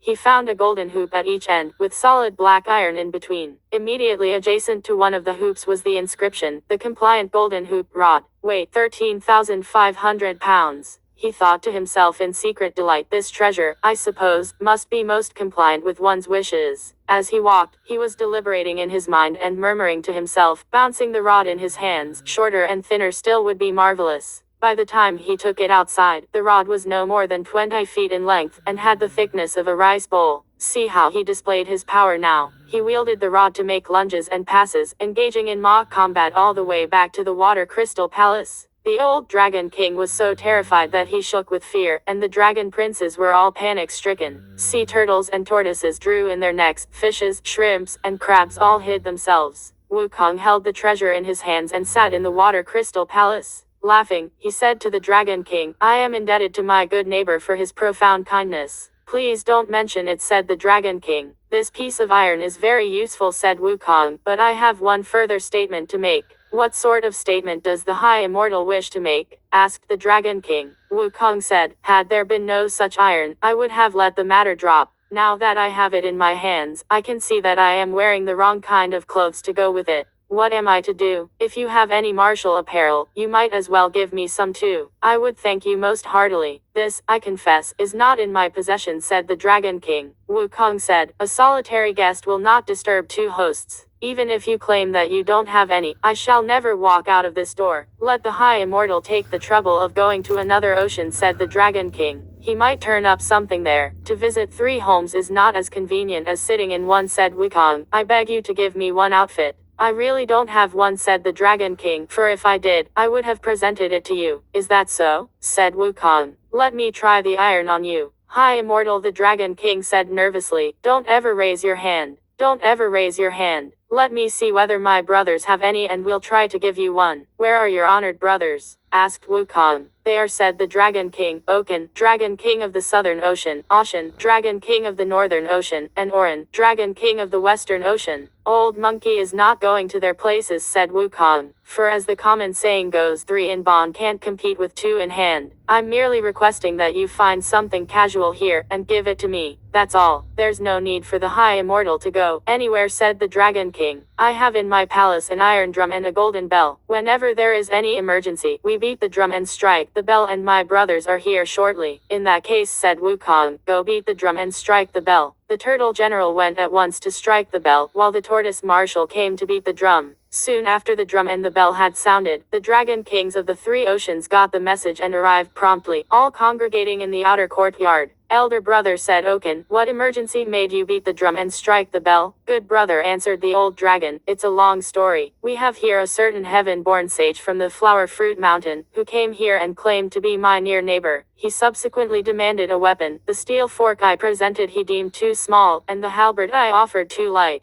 Finally he himself took that piece of rare, divine iron by which the depth of the heavenly river was fixed and used it for mock combat. He is now sitting in the palace and also demanding some sort of battle dress. We have none of that here, so we sounded the drum and the bell to invite you all to come. If you happen to have some such outfit, please give it to him, so that I can send him out of this door." When Oken heard this, he was outraged. "Let us brothers call our army together," he said, "and arrest him." "What's wrong with that? Don't talk about arresting him. The old dragon said, "Don't talk about arresting him. That piece of iron, a small stroke with it is deadly and a light tap is fatal. The slightest touch will crack the skin and a small rap will injure the muscles." Orin, the dragon king of the Western Ocean, said, "Second elder brother should not raise his hand against him. Let us rather assemble an outfit for him and get him out of this place. We can then present a formal complaint to heaven, and heaven will send its own punishment." "You are right," said Ocean, the dragon king of the Northern Ocean. "I have here a pair of cloud treading shoes the color of lotus root." Orin, the dragon king of the Western Ocean, said, "I brought along a cuirass of chain mail made of yellow gold, and I have a cap with erect phoenix plumes, made of red gold," said Oken, the dragon king of the Southern Ocean. The old dragon king was delighted and brought them into the water crystal palace to present the gifts. Wukong duly put on the gold cap, the gold cuirass, and cloud-treading shoes, and, wielding his compliant rod, he fought his way out in mock combat, yelling to the dragons, "Sorry to have bothered you." The dragon kings of the four oceans were outraged, and they consulted together about filing a formal complaint, of which we make no mention here. "Look at that monkey king." He opened up the waterway and went straight back to the head of the sheet iron bridge. The four old monkeys were leading the other monkeys and waiting beside the bridge. They suddenly beheld Wukong leaping out of the waves. There was not a drop of water on his body as he walked onto the bridge, all radiant and golden. The various monkeys were so astonished that they all knelt down, crying, "Great king, what marvels! What marvels!" Beaming broadly, Wukong ascended his high throne and set up the iron rod right in the center. Not knowing any better, the monkeys all came and tried to pick the treasure up. It was rather like a dragonfly attempting to shake an ironwood tree. They could not budge it an inch. Biting their fingers and sticking out their tongues, every one of them said, "Oh father, it's so heavy. How did you ever manage to bring it here?" Wukong walked up to the rod, stretched forth his hands, and picked it up. Laughing, he said to them, "Everything has its owner. This treasure has presided in the ocean treasury for who knows how many thousands of years, and it just happened to glow recently." The Dragon King only recognized it as a piece of black iron, though it is also said to be the divine rarity, which fixed the bottom of the heavenly river. "All those fellows together could not lift or move it, and they asked me to take it myself. At first, this treasure was more than 20 feet long and as thick as a barrel. After I struck it once and expressed my feeling that it was too large, it grew smaller. I wanted it smaller still, and again it grew smaller. For a third time I commanded it, and it grew smaller still. When I looked at it in the light, it had on it the inscription, 'The compliant golden hoop rod. Weight 13,500 pounds. Stand aside, all of you. Let me ask it to go through some more transformations.' He held the treasure in his hands and called out, 'Smaller, smaller, smaller,' and at once it shrank to the size of a tiny embroidery needle, small enough to be hidden inside the ear. Awestruck, the monkeys cried, 'Great king, take it out and play with it some more.' The monkey king took it out from his ear and placed it on his palm. 'Bigger, bigger, bigger,' he shouted, and again it grew to the thickness of a barrel and more than 20 feet long. He became so delighted playing with it that he jumped onto the bridge and walked out of the cave.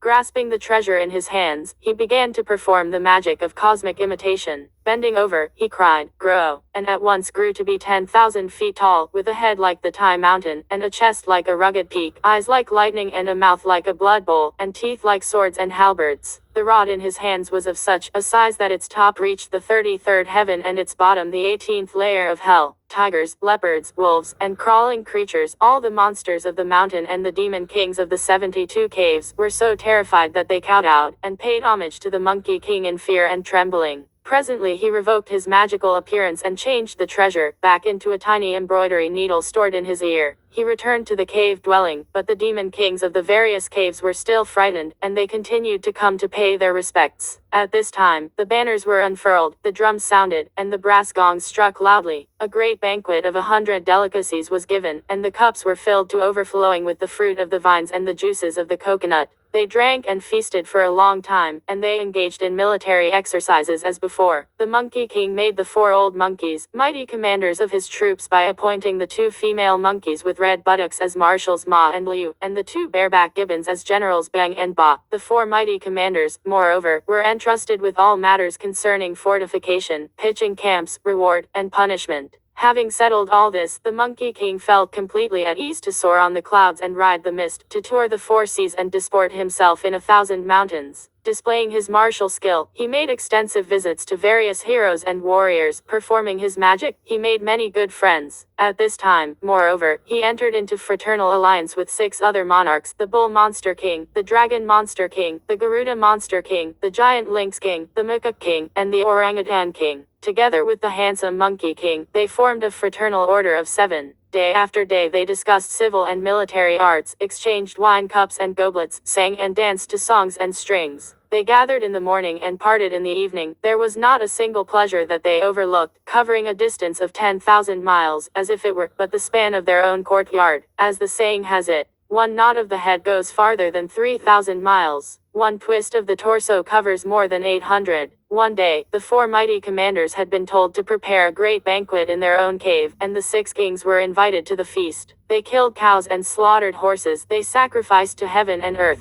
The various imps were ordered to dance and sing, and they all drank until they were thoroughly drunk. After sending the 6 kings off, Wukong also rewarded the leaders great and small with gifts. Reclining in the shade of pine trees near the sheet iron bridge, he fell asleep in a moment. The 4 mighty commanders led the crowd to form a protective circle around him, not daring to raise their voices. In his sleep the handsome Monkey King saw 2 men approach with a summons with the 3 characters Sun Wukong written on it. They walked up to him and, without a word, tied him up with a rope and dragged him off. The soul of the handsome Monkey King was reeling from side to side. They reached the edge of a city. The Monkey King was gradually coming to himself, when he lifted up his head and suddenly saw above the city an iron sign bearing in large letters the 3 words Region of Darkness. The handsome Monkey King at once became fully conscious. The region of darkness is the abode of Yama, King of Death, he said. Why am I here? Your age in the world of life has come to an end, the 2 men said. The 2 of us were given this summons to arrest you. When the Monkey King heard this, he said, I, old monkey himself, have transcended the 3 regions and the 5 phases 5, hence I am no longer under Yama's jurisdiction. Why is he so confused that he wants to arrest me? The 2 summoners paid scant attention. Yanking and pulling, they were determined to haul him inside. Growing angry, the Monkey King whipped out his treasure. One wave of it turned it into the thickness of a rice bowl. He raised his hands once, and the 2 summoners were reduced to hash. He untied the rope, freed his hands, and fought his way into the city, wielding the rod. Bull-headed demons hid in terror, and horse-faced demons fled in every direction. A band of ghost soldiers ran up to the Palace of Darkness, crying, Great Kings! Disaster! Disaster! Outside there's a hairy-faced thunder god fighting his way in. Their report alarmed the 10 kings of the underworld so much that they quickly straightened out their attire, and went out to see what was happening. Discovering a fierce and angry figure, they lined up according to their ranks, and greeted him with loud voices. High Immortal, tell us your name. High Immortal, tell us your name. I am the heaven-born sage, Sun Wukong from the Water Curtain Cave in the Flower Fruit Mountain, said the Monkey King. What kind of officials are you? We are the Emperors of Darkness, answered the 10 kings, bowing. The 10 kings of the underworld. Tell me each of your names at once, said Wukong, or I'll give you a drubbing. The 10 kings said, We are King Kingguang, King of the Beginning River, King of the Song Emperor, King of Avenging Ministers, King Yama, King of Equal Ranks, King of the Tai Mountain, King of City Markets, King of the Complete Change, and King of the Turning Wheel. 6. Since you have all ascended the thrones of kingship, said Wukong, you should be intelligent beings, responsible in rewards and punishments. Why are you so ignorant of good and evil? Old monkey has acquired the Tao and attained immortality. I enjoy the same age as heaven, and I have transcended the 3 regions and leapt clear of the 5 phases. Why, then, did you send men to arrest me? High Immortal, said the 10 kings, let your anger subside. There are many people in this world with the same name and surname. Couldn't the summoners have made a mistake? Nonsense. Nonsense, said Wukong. The proverb says, officials err, clerks err, but the summoner never errs. Quick, bring out your register of births and deaths, and let me have a look. When the 10 kings heard this, they invited him to go into the palace to see for himself. Holding his compliant rod, Wukong went straight up to the Palace of Darkness and, facing south, sat down in the middle. The 10 kings immediately had the judge in charge of the records bring out his books for examination. The judge, who did not dare tarry, hastened into a side room and brought out 5 or 6 books of documents and the ledgers on the 10 species of living beings. He went through them one by one, short-haired creatures, furry creatures, winged creatures, crawling creatures, and scully creatures, but he did not find his name. He then proceeded to the file on monkeys. You see, though this monkey resembled a human being, he was not listed under the names of men. Though he resembled the short-haired creatures, he did not dwell in their kingdoms. Though he resembled other animals, he was not subject to the unicorn. And though he resembled flying creatures, he was not governed by the phoenix. He had, therefore, a separate ledger, which Wukong examined himself. Under the heading Soul 1350 he found the name Sun Wukong recorded, with the description, Heaven-born stone monkey, age 342 years. A good end. Wukong said, I really don't remember my age. All I want is to erase my name. Bring me a brush. The judge hurriedly fetched the brush and soaked it in heavy ink. Wukong took the ledger on monkeys and crossed out all the names he could find in it.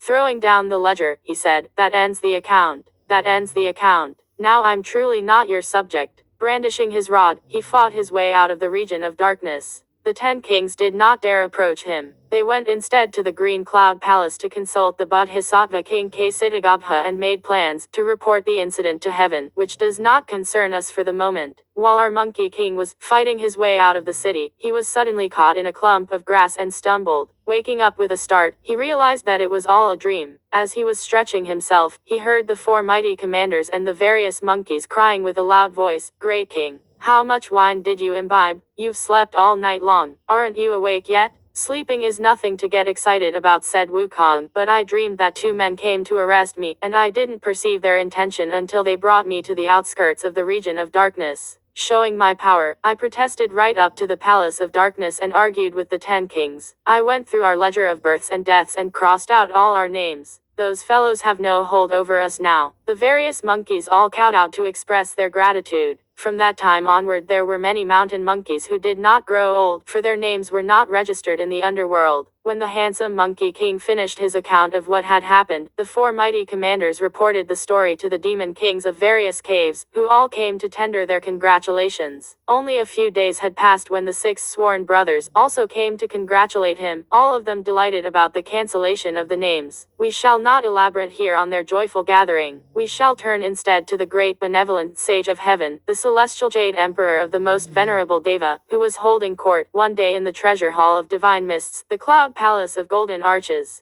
The divine ministers, civil and military, were just gathering for the morning session, when suddenly the Taoist immortal, Qiu Hongzi 7 announced, Your Majesty, outside the translucent palace, Oguang, the dragon king of the Eastern Ocean, is awaiting your command to present a memorial to the throne. The Jade Emperor gave the order to have him brought forth, and Oguang was led into the hall of divine mists. After he had paid his respects, a divine page boy in charge of documents received the memorial, and the Jade Emperor read it from the beginning. The memorial said, From the lowly water region of the Eastern Ocean at the East Purvavideha continent, the small dragon subject, Oguang, humbly informs the wise Lord of Heaven, the most eminent high god and ruler, that a bogus immortal, Sun Wukong, born of the Flower Fruit Mountain and resident of the Water Curtain Cave, has recently abused your small dragon, gaining a seat in his water home by force. He demanded a weapon, employing power and intimidation. He asked for martial attire, unleashing violence and threats. He terrorized my water kinsmen, and scattered turtles and tortoises. The dragon of the Southern Ocean trembled. The dragon of the Western Ocean was filled with horror. The dragon of the Northern Ocean drew back his head to surrender, and your subject Oguang flexed his body to do obeisance. We presented him with the divine treasure of an iron rod and the gold cap with phoenix plumes, giving him also a chain, mail cuirass and cloud-treading shoes. We sent him off courteously. But even then he was bent on displaying his martial prowess and magical powers, and all he could say to us was sorry to have bothered you. We are indeed no match for him, nor are we able to subdue him. Your subject therefore presents this petition and humbly begs for imperial justice. We earnestly beseech you to dispatch the heavenly host and capture this monster, so that tranquility may be restored to the oceans and prosperity to the lower region. Thus we present this memorial. When the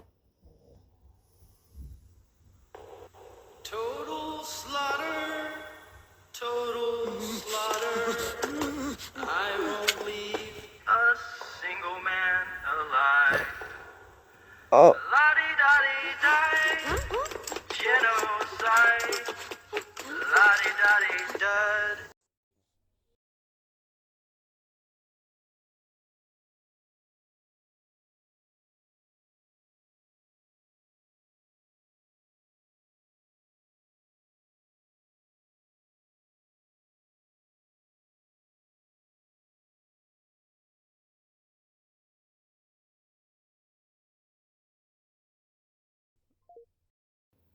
When the Holy Emperor had finished reading,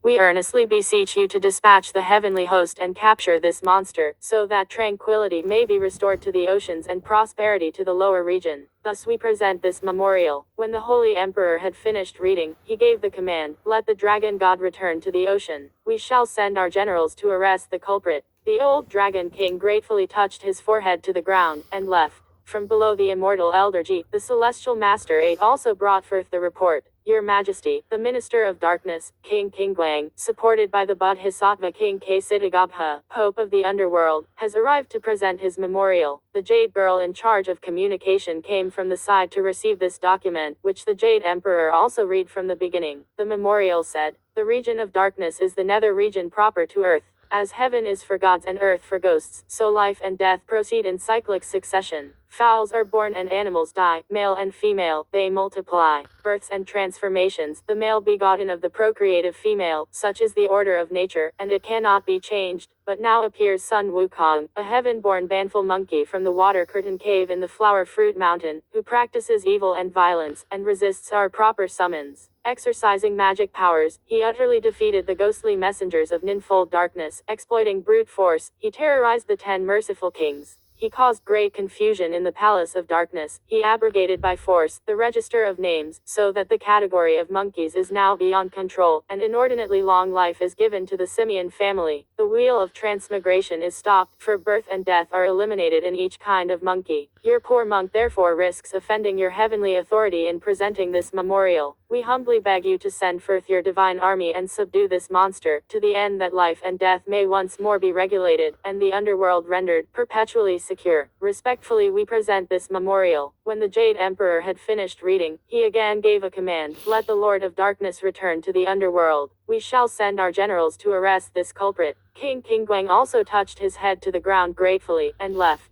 The great heavenly Deva called together his various immortal subjects, both civil and military, and asked, "When was this banful monkey born, and in which generation did he begin his career? How is it that he has become so powerfully accomplished in the way?" Scarcely had he finished speaking when, from the ranks, Thousand-Mile Eye and Fair Wind Ear stepped forward. "This monkey," they said, "is the heaven-born stone monkey of 300 years ago. At that time he did not seem to amount to much, and we do not know where he acquired the knowledge of self-cultivation these last few years and became an immortal. Now he knows how to subdue dragons and tame tigers 9, and thus he is able to annul by force the register of death. Which one of you divine generals," asked the Jade Emperor, "wishes to go down there to subdue him?" Scarcely had he finished speaking when the long-life spirit of the planet Venus came forward from the ranks and prostrated himself. "Highest and holiest," he said, "within the 3 regions, all creatures endowed with the 9 apeshurs can, through exercise, become immortals. It is not surprising that this monkey, with a body nurtured by heaven and earth, a frame born of the sun and moon, should achieve immortality, seeing that his head points to heaven and his feet walk on earth, and that he feeds on the dew and the mist. Now that he has the power to subdue dragons and tame tigers, how is he different from a human being? Your subject therefore makes so bold as to ask your Majesty to remember the compassionate grace of creation and issue a decree of pacification. Let him be summoned to the upper region and given some kind of official duties. His name will be recorded in the register and we can control him here. If he is receptive to the heavenly decree, he will be rewarded and promoted hereafter, but if he is disobedient to your command, we shall arrest him forthwith. Such an action will spare us a military expedition in the first place, and, in the second, permit us to receive into our midst another immortal in an orderly manner." The Jade Emperor was highly pleased with this statement, and he said, "We shall follow the counsel of our minister." He then ordered the star spirit of songs and letters to compose the decree, and delegated the gold star of Venus to be the viceroy of peace. Having received the decree, the gold star went out of the south heaven gate, lowered the direction of his hallowed cloud, and headed straight for the flower fruit mountain and the water curtain cave. He said to the various little monkeys, "I am the heavenly messenger sent from above. I have with me an imperial decree to invite your great king to go to the upper region. Report this to him quickly." The monkeys outside the cave passed the word along one by one until it reached the depth of the cave. "Great king," one of the monkeys said, "there's an old man outside bearing a document on his back. He says that he is a messenger sent from heaven, and he has an imperial decree of invitation for you. Upon hearing this, the handsome Monkey King was exceedingly pleased. These last 2 days, he said, I was just thinking about taking a little trip to heaven, and the heavenly messenger has already come to invite me. The Monkey King quickly straightened out his attire and went to the door for the reception. The gold star came into the center of the cave and stood still with his face toward the south.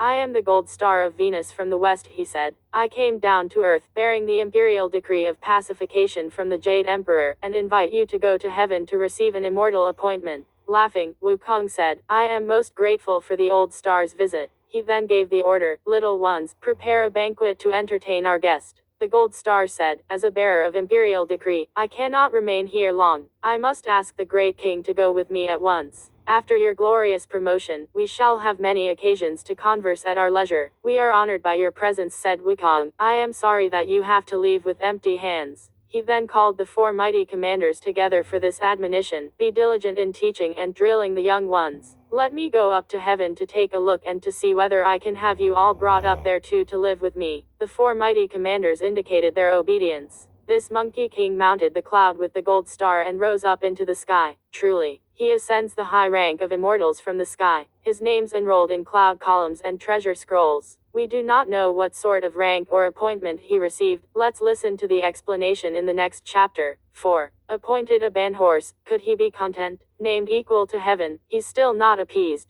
The gold star of Venus left the depths of the cave dwelling with the handsome Monkey King, and together they rose by mounting the clouds. But the cloud somersault of Wukong, you see, is no common magic, its speed is tremendous. Soon he left the gold star far behind and arrived first at the south heaven gate. He was about to dismount from the cloud and go in when the Devara of Iron Haka leading Pang, Liu, Ku, Bai, Deng, Xin, Zheng, and Tao, the various divine heroes, barred the way with spears, scimitars, swords, and halberds and refused him entrance. The Monkey King said, what a deceitful fellow that gold star is. If old monkey has been invited here, why have these people been ordered to use their swords and spears to bar my entrance? He was protesting loudly when the gold star arrived in haste. Old man, said Wukong angrily to his face, why did you deceive me? You told me that I was invited by the Jade Emperor's decree of pacification. Why then did you get these people to block the heaven gate and prevent my entering? Let the great king calm down, the gold star said, laughing. Since you have never been to the hall of heaven before, nor have you been given a name, you are quite unknown to the various heavenly guardians. How can they let you in on their own authority? Once you have seen the heavenly Deva, received an appointment, and had your name listed in the immortal register, you can go in and out as you please.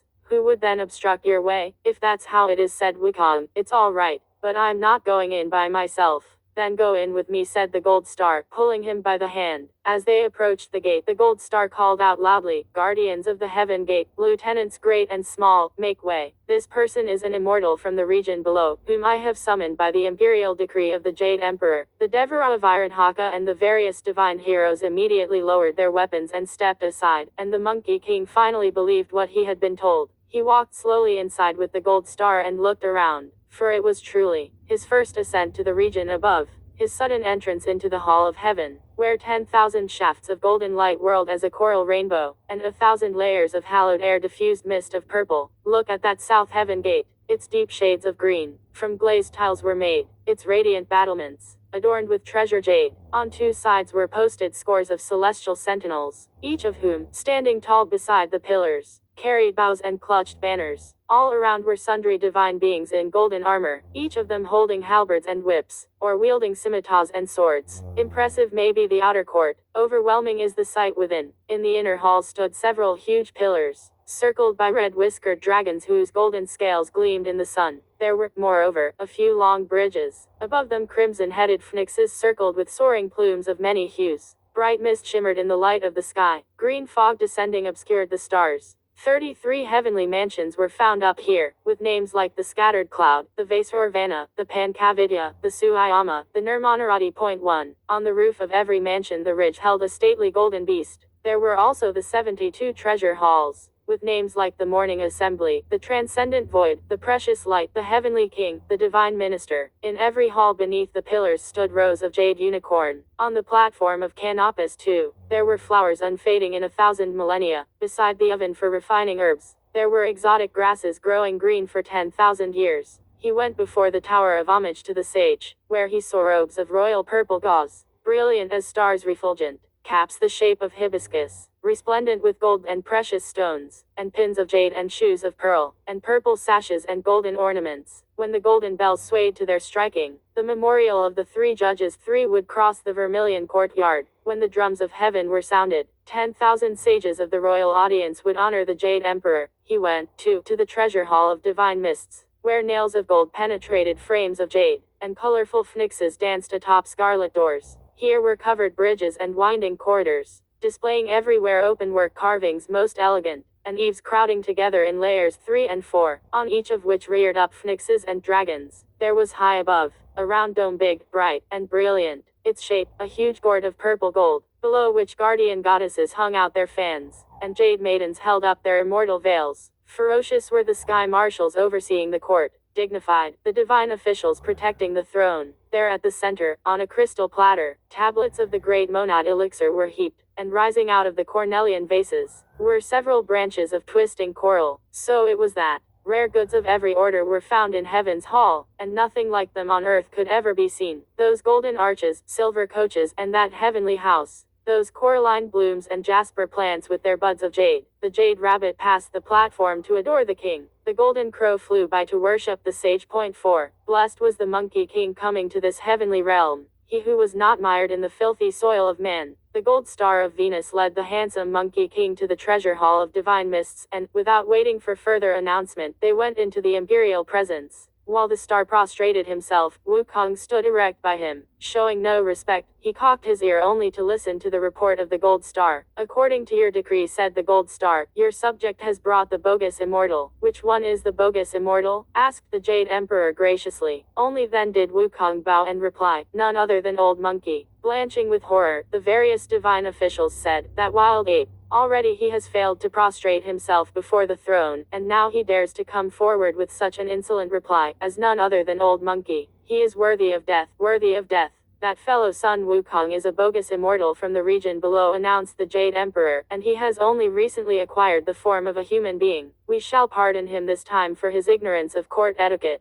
Thank you, your majesty, cried the various divine officials. Only then did the monkey king bow deeply with folded hands and utter a cry of gratitude. The Jade Emperor then ordered the divine officials, both civil and military, to see what vacant appointment there might be for Sun Wukong to receive. From the side came the star spirit of Wuk, who reported, in every mansion and hall everywhere in the palace of heaven, there is no lack of ministers. Only at the imperial stables is a supervisor needed. Let him be made a ban. Horseblag 5 proclaimed the Jade Emperor. The various subjects again shouted their thanks, but Monkey only bowed deeply and gave a loud whoop of gratitude. The Jade Emperor then sent the star spirit of Jupiter to accompany him to the stables. The Monkey King went happily with the star spirit of Jupiter to the stables in order to assume his duties. After the star spirit had returned to his own mansion, the new officer gathered together the deputy and assistant supervisors, the accountants and stewards, and other officials both great and small, and made thorough investigation of all the affairs of the stables. There were about 1,000 celestial horses, 6, and they were all Huelius and Chizis, Lures and Gianlis, consorts of dragons and purple swallows, folded wings and Suxiangs, Judas and silverhooves, Yoniaos and flying yellows, chestnuts and faster than arrows, red hares and speedier than lights, leaping lights and vaulting shadows, rising fogs and triumphant yellows, wind chasers and distance breakers, flying pinions and surging airs, rushing winds and fiery lightnings, copper sparrows and drifting clouds, dragon-like bolts and tig-like pintos, dust quenchers and purple scales, and furgonas 7 from the 4 corners. Like the 8 steeds and 9 stallions, they have no rivals within 1,000 miles. Such are these fine horses, every one of which neighs like the wind and gallops like thunder to show a mighty spirit. They tread the mist and mount the clouds with unflagging strength. Our Monkey King went through the lists and made a thorough inspection of the horses. Within the imperial stables, the accountants were in charge of getting supplies. The stewards groomed and washed the horses, chopped hay, watered them, and prepared their food, and the deputies and assistants saw to the overall management. Never resting, the Bhima oversaw the care of the horses, fussing with them by day and watching over them diligently by night. Those horses that wanted to sleep were stirred up and fed. Those that wanted to gallop were caught and placed in the stalls. When the celestial horses saw him, they all behaved most properly, and they were so well cared for that their flanks became swollen with fat. More than half a month soon went by, and on one leisurely morning, the various department ministers gave a banquet to welcome and congratulate him. While they were drinking happily, the Monkey King suddenly put down his cup and asked, "What sort of rank is this Ban Horseblag of mine?" "The rank and the title are the same," they said. "But what ministerial grade is it?" "It does not have a grade," they said. "If it does not have a grade," said the Monkey King, "I suppose it must be the very highest." "Not at all," they replied. "It can only be called the unclassified." The Monkey King said, "What do you mean by the unclassified?" "It is really the meanest level," they said. "This kind of minister is the lowest of the low ranks, hence he can only look after horses. Take the case of your honor, who, since your arrival, have been so diligent in discharging your duties. If the horses are fattened, you will only earn yourself a fairly good. If they look at all thin, you will be roundly rebuked. And if they are seriously hurt or wounded, you will be prosecuted and fined." When the Monkey King heard this, fire leapt up from his heart. "So that's the contempt they have for old Monkey," he cried angrily, gnashing his teeth. "At the Flower Fruit Mountain I was honored as king and patriarch. How dare they trick me into coming to look after horses for them? If horse tending is such a menial service, reserved only for the young and lowly, is such treatment worthy of me? I'm quitting.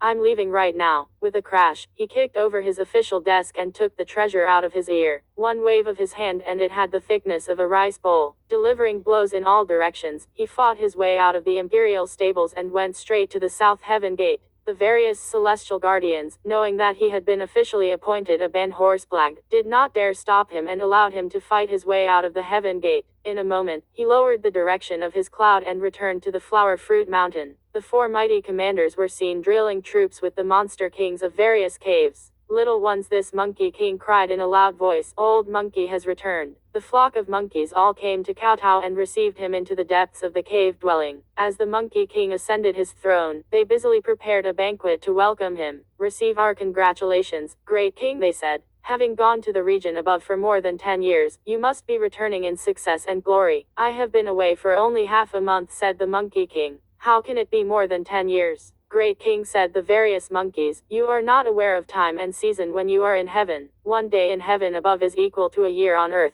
"May we ask the great king what ministerial appointment he received?" "Don't mention that. Don't mention that," said the Monkey King, waving his hand. "It embarrasses me to death. That Jade Emperor does not know how to use talent." Seeing the features of Old Monkey, he appointed me to something called the Ban Horseblag, which actually means taking care of horses for him. It's a job too low even to be classified. I didn't know this when I first assumed my duties, and so I managed to have some fun at the imperial stables. But when I asked my colleagues today, I discovered what a degraded position it was. I was so furious that I knocked over the banquet they were giving me and rejected the title. That's why I came back down. "Welcome back," said the various monkeys. "Welcome back. Our great king can be the sovereign of this blessed cave dwelling with the greatest honor and happiness. Why should he go away to be someone's stable boy?" "Little ones," they cried, "send up the wine, quickly, and cheer up our great king." As they were drinking wine, and conversing happily, someone came to report, "Great king, there are 2 one-horned demon kings outside who want to see you." "Show them in," said the Monkey King. The demon kings straightened out their attire, ran into the cave, and prostrated themselves. "Why did you want to see me?" asked the handsome Monkey King. "We have long heard that the great king is receptive to talents," said the demon kings, "but we had no reason to request your audience. Now we learn that our great king has received a divine appointment and has returned in success and glory. We have come, therefore, to present the great king with a red and yellow robe for his celebration. If you are not disdainful of the uncouth and the lowly and are willing to receive us plebeians, we shall serve you as dogs or as horses."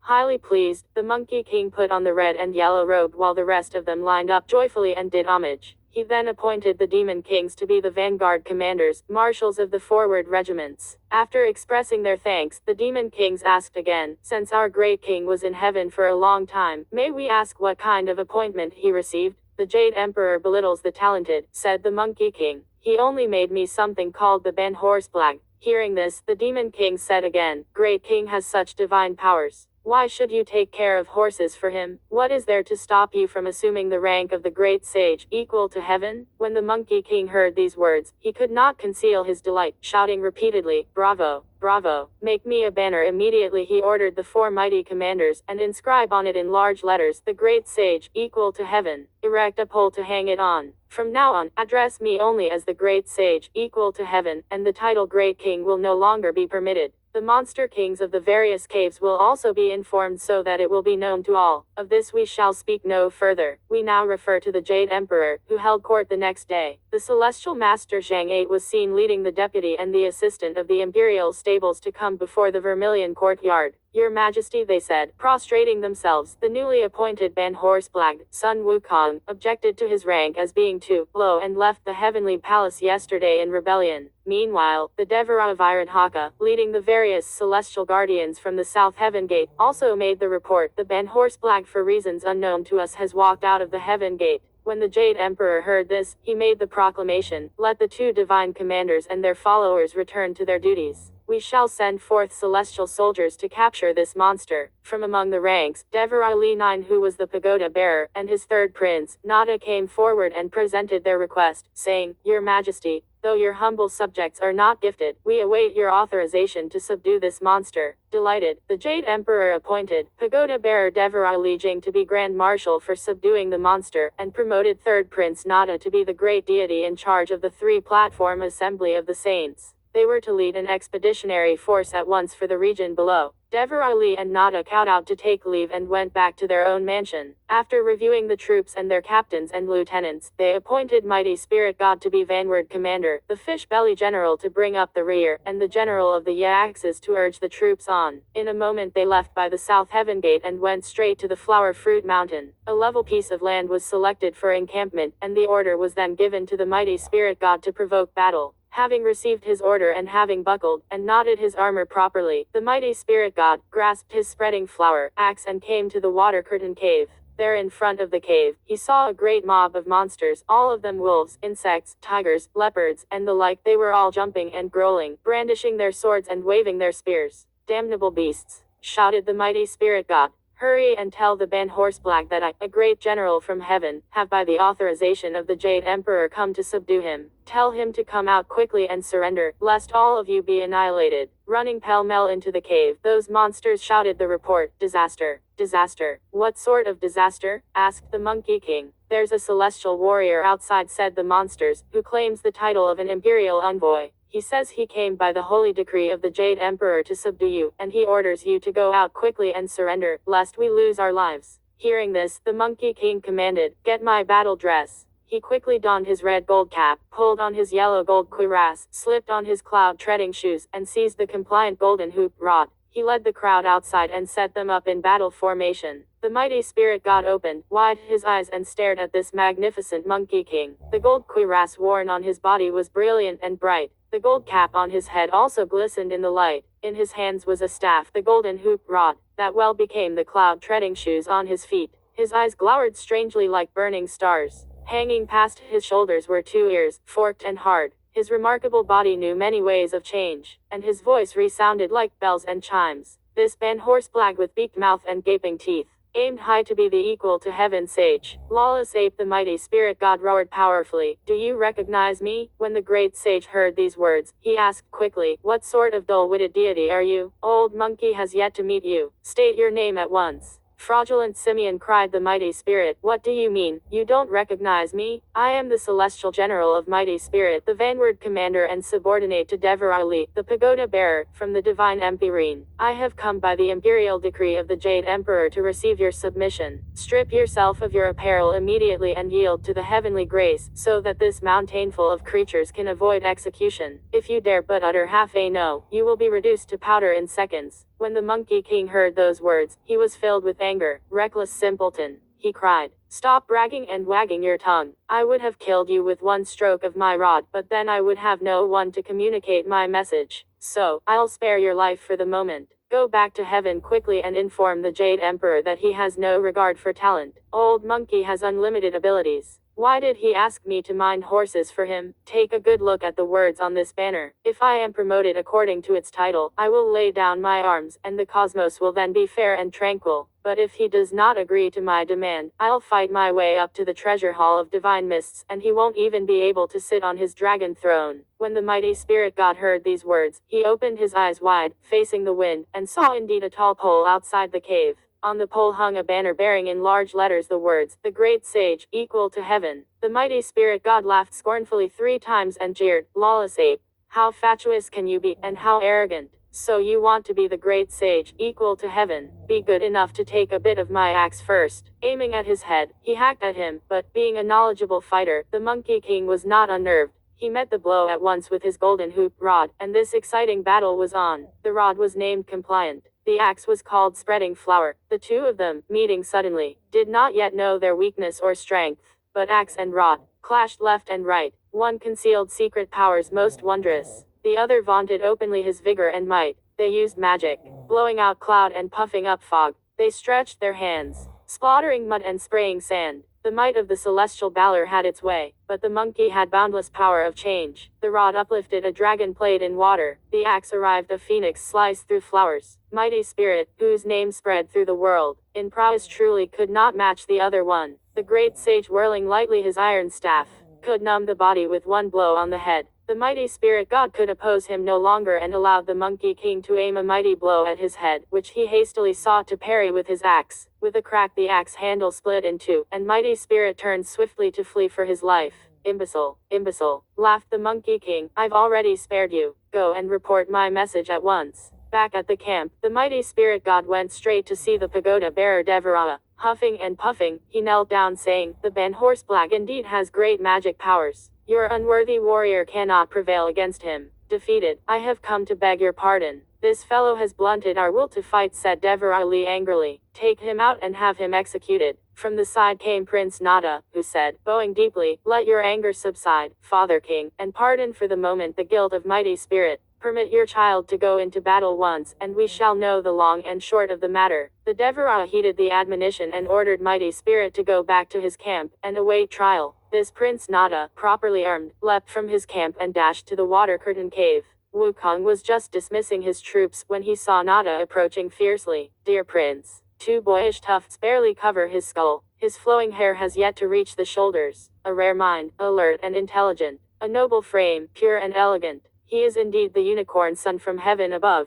Truly immortal as the phoenix of mist and smoke. This seed of dragon has by nature uncommon features. His tender age shows no relation to any worldly kin. He carries on his body 6 kinds of magic weapons. He flies, he leaps, he can change without restriction. Now by the golden mouth proclamation of the Jade Emperor, he is appointed to the assembly, its name, the 3 platforms 10. Wukong drew near and asked, whose little brother are you, and what do you want, barging through my gate? Lawless monstrous monkey, shouted Nada. Don't you recognize me? I am Nada, 3rd son of the pagoda bearer Devarara. I am under the imperial commission of the Jade Emperor to come and arrest you. Little prince, said Wukong laughing, your baby teeth haven't even fallen out, and your natal hair is still damp. How dare you talk so big? I'm going to spare your life, and I won't fight you. Just take a look at the words on my banner and report them to the Jade Emperor above. Grant me this title, and you won't need to stir your forces. I will submit on my own. If you don't satisfy my cravings, I will surely fight my way up to the treasure hall of divine mists. Lifting his head to look, Nada saw the words, great sage, equal to heaven. What great power does this monstrous monkey possess, said Nada, that he dares claim such a title? Fear not. Swallow my sword. I'll just stand here quietly, said Wukong, and you can take a few hacks at me with your sword. Young Nada grew angry. Change. He yelled loudly, and he changed at once into a fearsome person having 3 heads and 6 arms. In his hands he held 6 kinds of weapons, a monster stabbing sword, a monster cleaving scimitar, a monster binding rope, a monster taming club, an embroidered ball, and a fiery wheel. Brandishing these weapons, he mounted a frontal attack. This little brother does know a few tricks, said Wukong, somewhat alarmed by what he saw. But don't be rash. Watch my magic. Dear great sage, he shouted, change, and he too transformed himself into a creature with 3 heads and 6 arms. One wave of the golden hoop rod, and it became 3 staffs, which were held with 6 hands. The conflict was truly earth-shaking and made the very mountains tremble. What a battle! The 6-armed Prince Nada, the heaven-born handsome stone monkey king, meeting, each met his match, and found each to be from the same source. One was consigned to come down to earth, the other in guile disturbed the universe. The edge of the monster stabbing sword was quick. The keen, monster-cleaving scimitar alarmed demons and gods. The monster binding rope was like a flying snake. The monster taming club was like the head of a wolf. The lightning-propelled fiery wheel was like darting flames. Hither and thither the embroidered ball rotated. The 3 compliant rods of the great sage protected the front and guarded the rear with care and skill. A few rounds of bitter contest revealed no victor, but the prince's mind would not so easily rest. He ordered the 6 kinds of weapon to change into hundreds and thousands of millions, aiming for the head. The Monkey King, undaunted, roared with laughter loud, and wielded his iron rod with artful ease. One turned to 1,000, 1,000 to 10,000, filling the sky as a swarm of dancing dragons, and shocked the monster kings of sundry caves into shutting their doors. Demons and monsters all over the mountain hid their heads. The angry breath of divine soldiers was like oppressive clouds. The golden hooped iron rod whizzed like the wind. On this side, the battle cries of celestial fighters appalled everyone. On that side, the banner waving of monkey monsters startled each person. Growing fierce, the two parties both willed a test of strength. We know not who was stronger and who weaker, each displaying his divine powers. The third prince and Wukong battled for 30 rounds. The 6 weapons of that prince changed into 1,000 and 10,000 pieces, the golden hoop rod of Sun Wukong into 10,000 and 1,000. They clashed like raindrops and meteors in the air, but victory or defeat was not yet determined. Wukong, however, proved to be the one swifter of eye and hand. Right in the midst of the confusion, he plucked a piece of hair and shouted, "Change!" It changed into a copy of him, also wielding a rod in its hands and deceiving Nada. His real person leapt behind Nada and struck his left shoulder with the rod. Nada, still performing his magic, heard the rod whizzing through the air and tried desperately to dodge it. Unable to move quickly enough, he took the blow and fled in pain. Breaking off his magic and gathering up his 6 weapons, he returned to his camp in defeat. Standing in front of his battle line, Devereux Lee saw what was happening and was about to go to his son's assistance. The prince, however, came to him first and gasped, "Father King, the Ben Horseblag is truly powerful. Even your son of such magical strength is no match for him. He has wounded me in the shoulder." "If this fellow is so powerful," said the Devereux, turning pale with fright, "how can we beat him?" The prince said, "In front of his cave he has set up a banner bearing the words, 'The Great Sage, equal to heaven.'" By his own mouth he boastfully asserted that if the Jade Emperor appointed him to such a title, all troubles would cease. If he were not given this name, he would surely fight his way up to the treasure hall of divine mists. "If that's the case," said the Devereux, "let's not fight with him for the moment. Let us return to the region above and report these words. There will be time then for us to send for more celestial soldiers and take this fellow on all sides." The prince was in such pain that he could not do battle again. He therefore went back to heaven with the Devereux to report, of which we speak no further. Look at that Monkey King returning to his mountain in triumph. The monster kings of 72 caves and the 6 sworn brothers all came to congratulate him, and they feasted jubilantly in the blessed cave dwelling. He then said to the 6 brothers, "If little brother is now called the Great Sage, equal to heaven, why don't all of you assume the title of Great Sage also? Our worthy brother's words are right," shouted the Bull Monster King from their midst. 11 I'm going to be called the Great Sage, parallel with heaven. "I shall be called the Great Sage, covering the ocean," said the Dragon Monster King. "I shall be called the Great Sage, united with heaven," said the Garuda Monster King. "I shall be called the Great Sage, mover of mountains," said the Giant Lynx King. "I shall be called the Telltale Great Sage," said the Macaque King. "And I shall be called the God-routing Great Sage," said the Orangutan King. At that moment, the 7 great sages had complete freedom to do as they pleased, and to call themselves whatever titles they liked. They had fun for a whole day, and then dispersed. Now we return to the Devereux Lee and the third prince, who, leading the other commanders, went straight to the treasure hall of divine mists, to give this report: "By your holy decree your subjects led the expeditionary force down to the region below to subdue the baneful immortal, Sun Wukong. We had no idea of his enormous power, and we could not prevail against him. We beseech your majesty to give us reinforcements to wipe him out." "How powerful can we expect one baneful monkey to be?" asked the Jade Emperor. "That reinforcements are needed? May your majesty pardon us from an offense worthy of death," said the prince, drawing closer. "That baneful monkey wielded an iron rod. He defeated first the mighty spirit god and then wounded the shoulder of your subject. Outside the door of his cave he set up a banner bearing the words, 'The Great Sage, equal to heaven.' He said that if he were given such a rank, he would lay down his arms and come to declare his allegiance. If not, he would fight his way up to the treasure hall of divine mists." "How dare this baneful monkey be so insolent?" exclaimed the Jade Emperor, astonished by what he had heard. "We must order the generals to have him executed at once." As he said this, the gold star of Venus came forward again from the ranks and said, "The baneful monkey knows how to make a speech, but he has no idea what's appropriate and what isn't. Even if reinforcements are sent to fight him, I don't think he can be subdued right away without taxing our forces. It would be better if your majesty were greatly to extend your mercy and proclaim yet another decree of pacification." Let him indeed be made the great sage, equal to heaven. He will be given an empty title, in short, rank without compensation. What do you mean by rank without compensation? Said the Jade Emperor. The Gold Star said, his name will be great sage, equal to heaven, but he will not be given any official duty or salary. We shall keep him here, in heaven, so that we may put his perverse mind at rest and make him desist from his madness and arrogance. The universe will then be calm and the oceans tranquil again. Hearing these words, the Jade Emperor said, we shall follow the counsels of our minister. He ordered the mandate to be made up and the Gold Star to bear it hence. The Gold Star left through the South Heaven Gate once again, and headed straight for the Flower Fruit Mountain. Outside the water curtain cave, things were quite different from the way they had been the previous time. He found the entire region filled with the awesome and bellicose presence of every conceivable kind of monster, each one of them clutching swords and spears, wielding scimitars and staffs. Growling and leaping about, they began to attack the Gold Star the moment they saw him. You, chieftains, hear me, said the Gold Star. Let me trouble you to report this to your great sage. I am the heavenly messenger sent by the Lord above, and I bear an imperial decree of invitation. The various monsters ran inside to report. There is an old man outside who says that he is a heavenly messenger from the region above, bearing a decree of invitation for you. Welcome, welcome, said Wukong. He must be that Gold Star of Venus who came here last time. Although it was a shabby position they gave me when he invited me up to the region above, I nevertheless made it to heaven once and familiarized myself with the ins and outs of the celestial passages. He has come again, this time undoubtedly with good intentions. He commanded the various chieftains to wave the banners and beat the drums, and to draw up the troops in receiving order. Leading the rest of the monkeys, the great sage donned his cap and his cuirass, over which he tossed the red and yellow robe, and slipped on the cloud shoes. He ran to the mouth of the cave, bowed courteously, and said in a loud voice, please come in, Old Star. Forgive me for not coming out to meet you. The Gold Star strode forward, and entered the cave.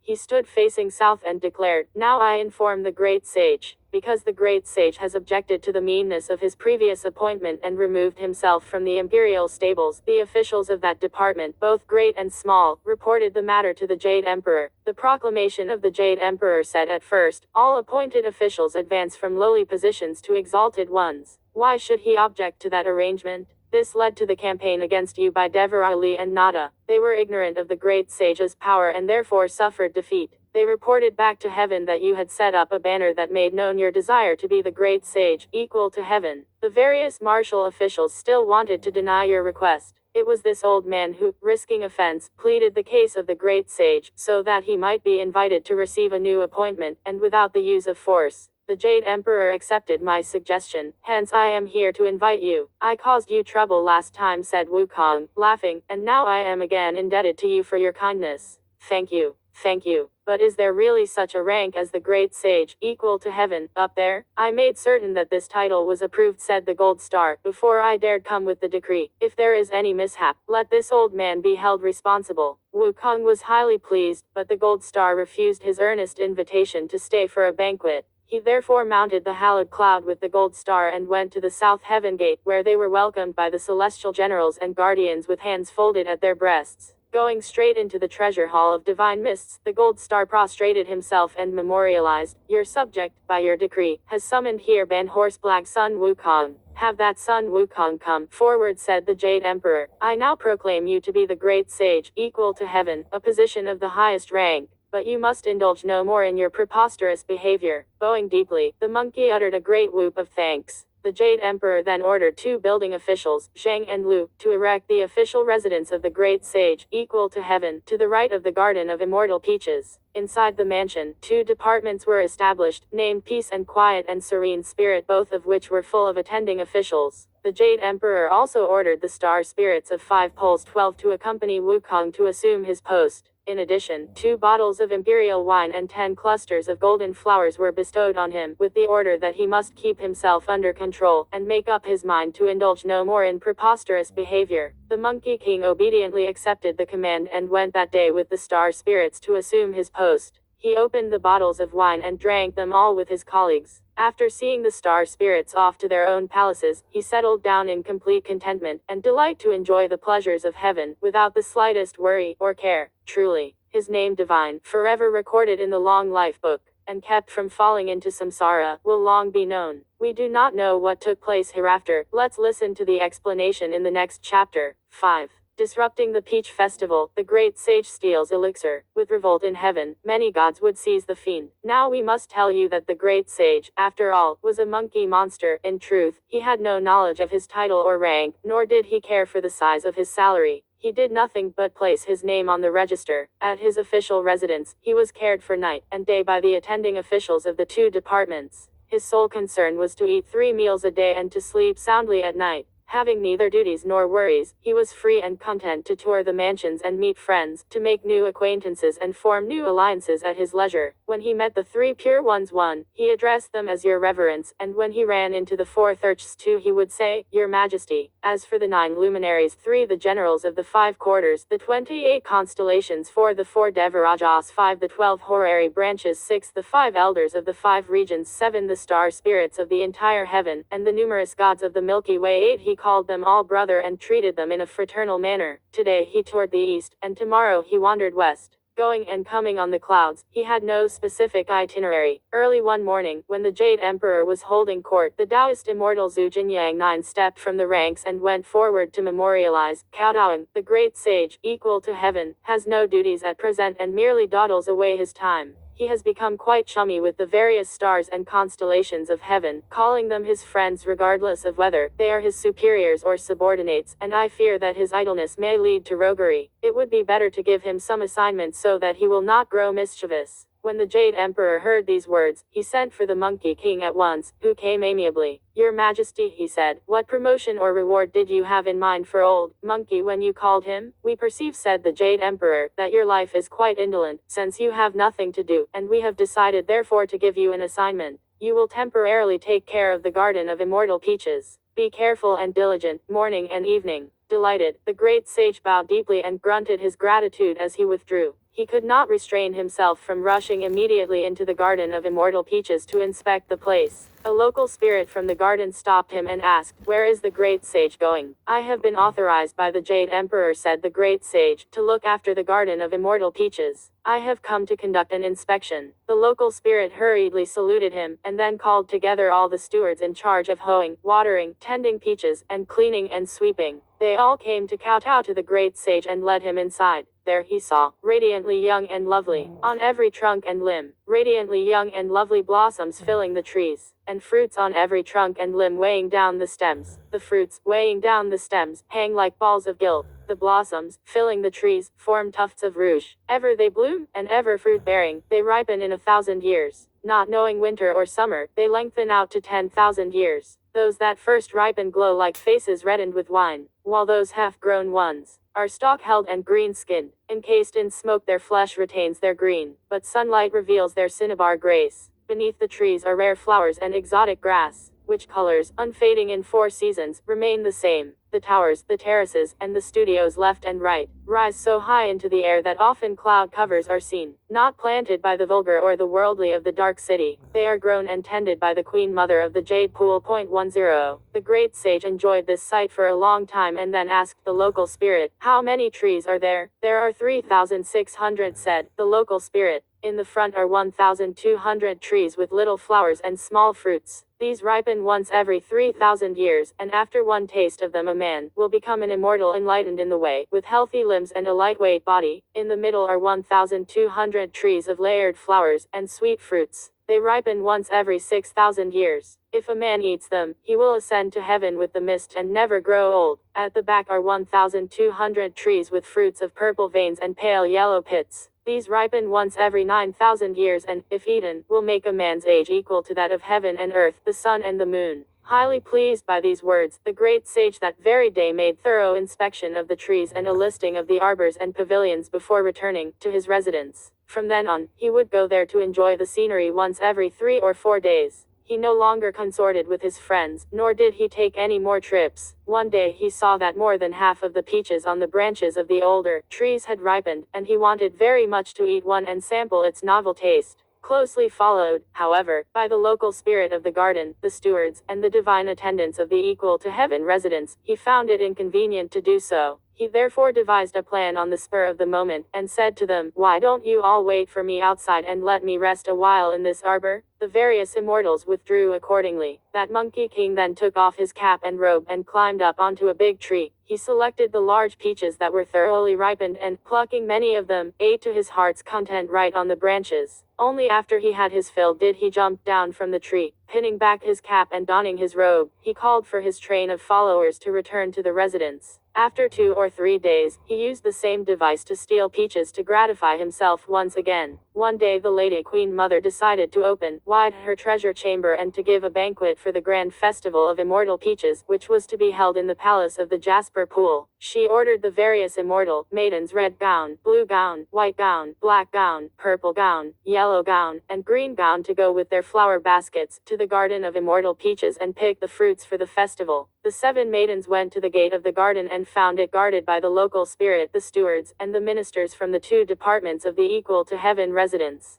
The girls approached them, saying, "We have been ordered by the Queen Mother to pick some peaches for our banquet." "Divine maidens," said the local spirit, "please wait a moment. This year is not quite the same as last year. The Jade Emperor has put in charge here the great sage, Equal to Heaven, and we must report to him before we are allowed to open the gate." "Where is the great sage?" asked the maidens. "He is in the garden," said the local spirit. "Because he is tired, he is sleeping alone in the arbor." "If that's the case," said the maidens, "let us go and find him, for we cannot be late." The local spirit went into the garden with them. They found their way to the arbor, but saw no one. Only the cap and the robe were left in the arbor, but there was no person to be seen. The great sage, you see, had played for a while and eaten a number of peaches. He had then changed himself into a figure only 2 inches high and, perching on the branch of a large tree, had fallen asleep under the cover of thick leaves. "Since we came by imperial decree," said the 7 gown immortal maidens, "how can we return empty-handed, even though we cannot locate the great sage?" One of the divine officials said from the side, "Since the divine maidens have come by decree, they should wait no longer. Our great sage has a habit of wandering off somewhere, and he must have left the garden to meet his friends. Go and pick your peaches now, and we shall report the matter for you." The immortal maidens followed his suggestion and went into the grove to pick their peaches. They gathered 2 basketfuls from the trees in front and filled 3 more baskets from the trees in the middle. When they went to the trees at the back of the grove, they found that the flowers were sparse and the fruits scanty. Only a few peaches with hairy stems and green skins were left, for the fact is that the Monkey King had eaten all the ripe ones. Looking this way and that, the 7 immortal maidens found on a branch pointing southward one single peach that was half white and half red. The blue gown maiden pulled the branch down with her hand, and the red gown maiden, after plucking the fruit, let the branch snap back up into its position. This was the very branch on which the transformed great sage was sleeping. Startled by her, the great sage revealed his true form and whipped out from his ear the golden hoop rod. One wave and it had the thickness of a rice bowl. "From what region have you come, monsters?" he cried, "that you have the gall to steal my peaches?" Terrified, the 7 immortal maidens knelt down together and pleaded, "Let the great sage calm himself. We are not monsters, but the 7 gown immortal maidens sent by the Lady Queen Mother to pluck the fruits needed for the grand festival of immortal peaches when the treasure chamber is opened wide. We just came here and first saw the local spirit of the garden, who could not find the great sage. Fearing that we might be delayed in fulfilling the command of the Queen Mother, we did not wait for the great sage but proceeded to pluck the peaches. We beg you to forgive us." When the great sage heard these words, his anger changed to delight. "Please arise, divine maidens," he said. "Who is invited to the banquet when the Queen Mother opens wide her treasure chamber?" The last festival had its own set of rules, said the immortal maidens, and those invited were the Buddha, the Bodhisattvas, the holy monks, and the Arhats of the Western Heaven, Kuan Yin from the South Pole, the Holy Emperor of Great Mercy of the East, the immortals of 10 continents and 3 islands, the Dark Spirit of the North Pole, the Great Immortal of the Yellow Horn from the Imperial Center. These were the elders from the 5 quarters. In addition, there were the star spirits of the 5 poles, the 3 pure ones, the 4 Deva kings, the heavenly Deva of the Great Monad, and the rest from the upper 8 caves. From the middle 8 caves there were the Jade Emperor, the 9 heroes, the immortals of the seas and mountains, and from the lower 8 caves there were the Pope of Darkness and the terrestrial immortals. The gods and devas, both great and small, of every palace and mansion, will be attending this happy festival of the immortal peaches. "Am I invited?" asked the great sage, laughing. "We haven't heard your name mentioned," said the immortal maidens. "I am the great sage, Equal to Heaven," said the great sage. Why shouldn't I, old monkey, be made an honored guest at the party? Well, we told you the rule for the last festival, said the immortal maidens, but we do not know what will happen this time. You are right, said the great sage, and I don't blame you. You all just stand here, and let old monkey go, and do a little detection to find out whether he's invited or not. Dear great sage. He made a magic sign and recited a spell, saying to the various immortal maidens, stay, stay, stay. This was the magic of immobilization, the effect of which was that the 7 immortal maidens all stood wide-eyed and transfixed beneath the peach trees. Leaping out of the garden, the great sage mounted his hallowed cloud and headed straight for the jasper pool. As he journeyed, he saw over there a skyful of holy mist with sparkling light, and 5 colored clouds passing ceaselessly. 11. The cries of white cranes pierced the ninfold heaven. Purple fungi bloomed through 1,000 leaves. Right in this midst an immortal appeared, with a natural, fair face and manner distinct. His spirit glowed like a dancing rainbow. A list of no birth or death hung from his waist. His name, the great immortal of naked feet. 12. Attending the peaches feast he had lengthened his age. That great immortal of naked feet ran right into the great sage, who, his head bowed, was just devising a plan to deceive the real immortal. Since he wanted to go in secret to the festival, he asked, where is the venerable wisdom going? The great immortal said, on the kind invitation of the Queen Mother, I am going to the happy festival of immortal peaches. The venerable wisdom has not yet learned of what I'm about to say, said the great sage. Because of the speed of my cloud somersault, the Jade Emperor has sent old monkey out to all 5 thoroughfares to invite people to go first to the Hall of Perfect Light for a rehearsal of ceremonies before attending the banquet. Being a sincere and honest man, the great immortal took the lie for the truth, though he protested. In years past we rehearsed right at the Jasper Pool and expressed our gratitude there. Why do we have to go to the Hall of Perfect Light for rehearsal, this time before attending the banquet? Nonetheless, he had no choice but to change the direction of his hallowed cloud and go straight to the hall. Treading the cloud, the great sage recited a spell and, with one shake of his body, changed into the form of the great immortal of naked feet. It did not take him very long before he reached the treasure chamber. He stopped his cloud and walked softly inside. There he found swirling waves of ambrosial fragrance, dense layers of holy mist, a jade terrace decked with ornaments, a chamber full of the life force, ethereal shapes of the phoenix soaring and the argus rising, and undulant forms of gold blossoms with stems of jade. Set upon there were the screen of 9 phoenixes in twilight, the beacon mound of 8 treasures and purple mist, a table inlaid with 5-color gold, and a green jade pot of 1,000 flowers. On the tables were dragon livers and phoenix marrow, bear paws and the lips of apes. 13. Most tempting was every one of the 100 delicacies, and most succulent the hue of every kind of fruit and food. Everything was laid out in an orderly fashion, but no deity had yet arrived for the feast. Our great sage could not make an end of staring at the scene, when he suddenly felt the overpowering aroma of wine. Turning his head, he saw, in the long corridor to the right, several wine-making divine officials and grain-mashing stewards. They were giving directions to the few Taoists charged with carrying water and the boys who took care of the fire in washing out the barrels and scrubbing the jugs, for they had already finished making the wine, rich and mellow as the juices of jade.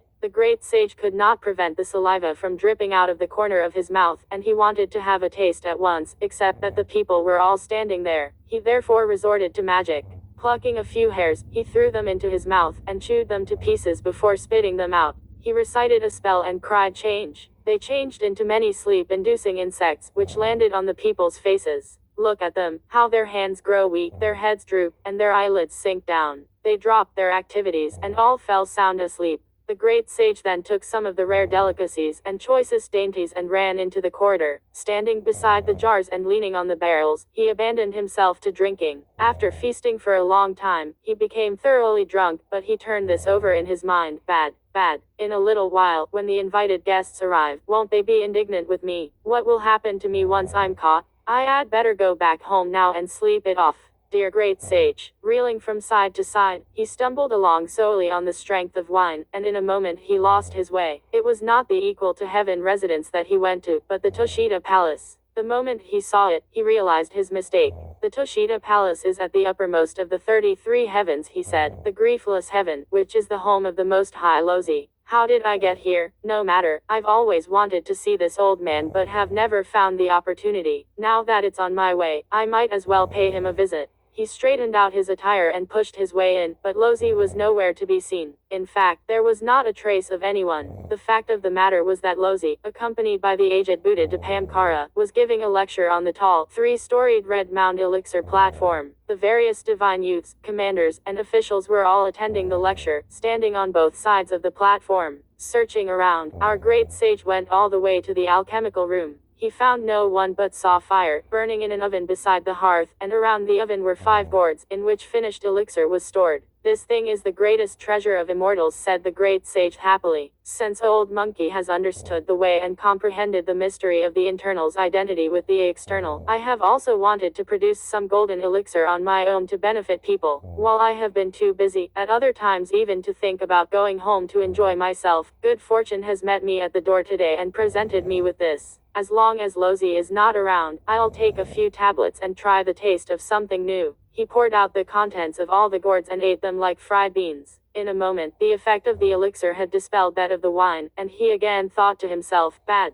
bad. I have brought on myself calamity greater than heaven. If the Jade Emperor has knowledge of this, it'll be difficult to preserve my life. Go, go, go. I'll go back to the region below to be a king. He ran out of the Toshida palace and, avoiding the former way, left by the west heaven gate, making himself invisible by the magic of body concealment. Lowering the direction of his cloud, he returned to the flower fruit mountain. There he was greeted by flashing banners and shining spears, for the 4 mighty commanders and the monster kings of 72 caves were engaging in a military exercise. Little ones, the great sage called out loudly, I have returned. The monsters dropped their weapons and knelt down, saying, Great sage, what laxity of mind. You left us for so long, and did not even once visit us, to see how we were doing. It's not that long, said the great sage. It's not that long. They walked as they talked, and went deep inside the cave dwelling. After sweeping the place clean and preparing a place for him to rest, and after kowtowing and doing homage, the 4 mighty commanders said, The great sage has been living for over a century in heaven. May we ask what appointment he actually received? I recall that it's been but half a year, said the great sage, laughing. How can you talk of a century? 1 day in heaven, said the commanders, is equal to 1 year on earth.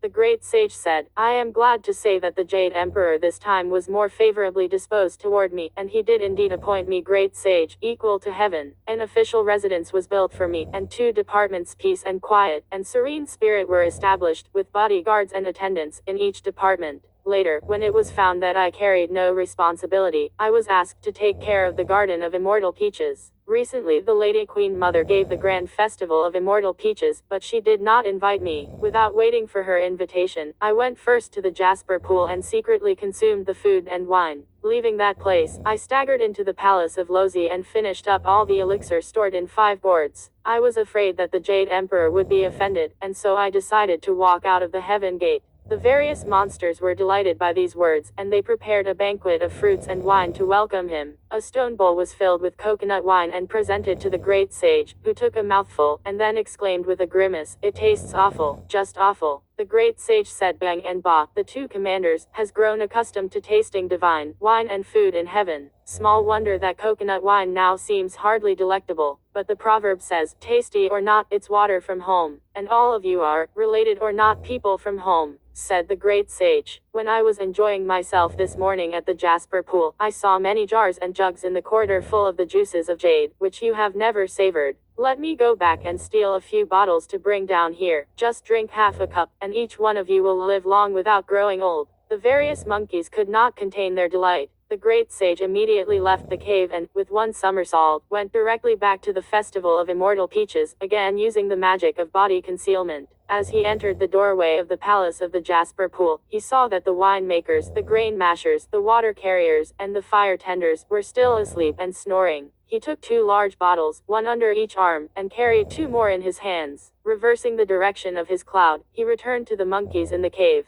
They held their own festival of immortal wine, with each one drinking a few cups, which incident we shall relate no further. Now we tell you about the 7 gown immortal maidens, who did not find a release from the great sage's magic of immobilization, until a whole day had gone by. Each one of them then took her flower basket and reported to the Queen Mother, saying, We are delayed because the great sage, equal to heaven, imprisoned us with his magic. How many baskets of immortal peaches have you gathered? Asked the Queen Mother. Only 2 baskets of small peaches, and 3 of medium-sized peaches, said the immortal maidens, for when we went to the back of the grove, there was not even half a large one left. We think the great sage must have eaten them all. As we went looking for him, he unexpectedly made his appearance and threatened us with violence and beating. He also questioned us about who had been invited to the banquet, and we gave him a thorough account of the last festival. It was then that he bound us with a spell, and we didn't know where he went. It was only a moment ago that we found release and so could come back here. When the Queen Mother heard these words, she went immediately to the Jade Emperor and presented him with a full account of what had taken place.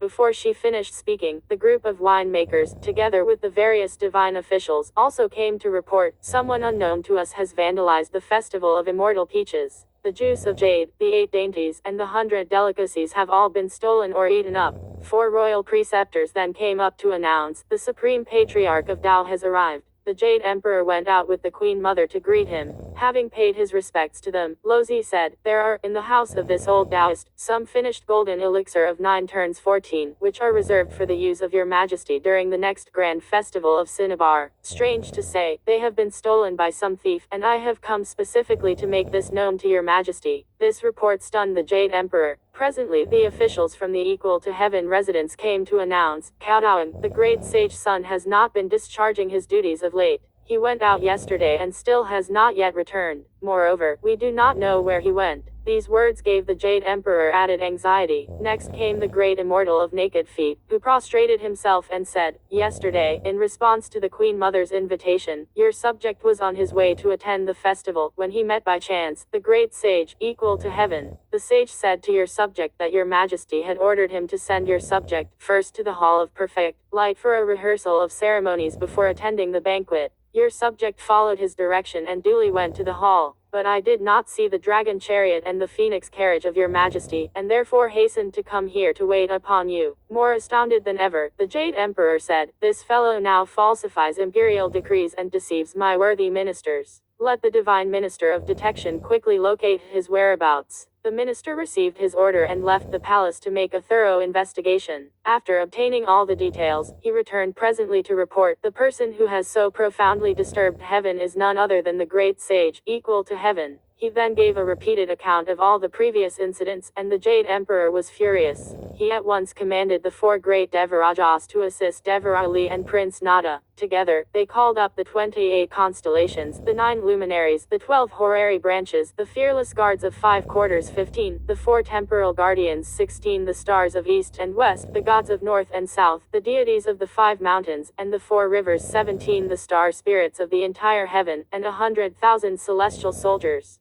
They were ordered to set up 18 sets of cosmic net to journey to the region below, to encircle completely the flower fruit mountain, and to capture the rogue and bring him to justice. All the deities immediately alerted their troops and departed from the heavenly palace. As they left, this was the spectacle of the expedition. Yellow with dust, the churning wind concealed the darkening sky. Reddish with clay, the rising fog overlaid the dusky world. Because an impish monkey insulted the highest lord, the saints of all heaven descended to this mortal earth. Those 4 great Devarajas, those fearless guards of 5 quarters, those 4 great Deva kings made up the main command. Those fearless guards of 5 quarters moved countless troops. Li, the pagoda bearer, gave orders from the army's center, with the fierce Nada as the captain of his vanward forces. The star of Rahu, at the forefront, made the roll call. The star of Ketu, noble and tall, brought up the rear. Soma, the moon, displayed a spirit most eager. Aditya, the sun, was all shining and radiant. Heroes of special talents were the stars of 5 phases. The 9 luminaries most relished a good battle. The horary branches of Zi, Wu, Mao, and Yao. They were all celestial guardians of titanic strength. To the east and west, the 5 plagues 18 and the 5 mountains. To the left and right, the 6 gods of darkness and the 6 gods of light. Above and below, the dragon gods of the 4 rivers. And in tightest formation, the 28 constellations. 19. Citra, Svati, Visika, and Anurta were the captains. Rivati, Asvini, Upabharani, and Kartika knew combat well. Uttara Asada, Ubhijat, Shravana, Shravista, Purva Prastapada, Uttara Prastapada, Rohini, Mulabarhani, Purva Asada, every one an able star. Punarvasu, Tisya, Aslesa, Mega, Purva Falguni, Uttara Falguni, and Hasta, all brandished swords and spears to show their power. Stopping the cloud and lowering the mist, they came to this mortal world, and pitched their tents before the mountain of flower and fruit.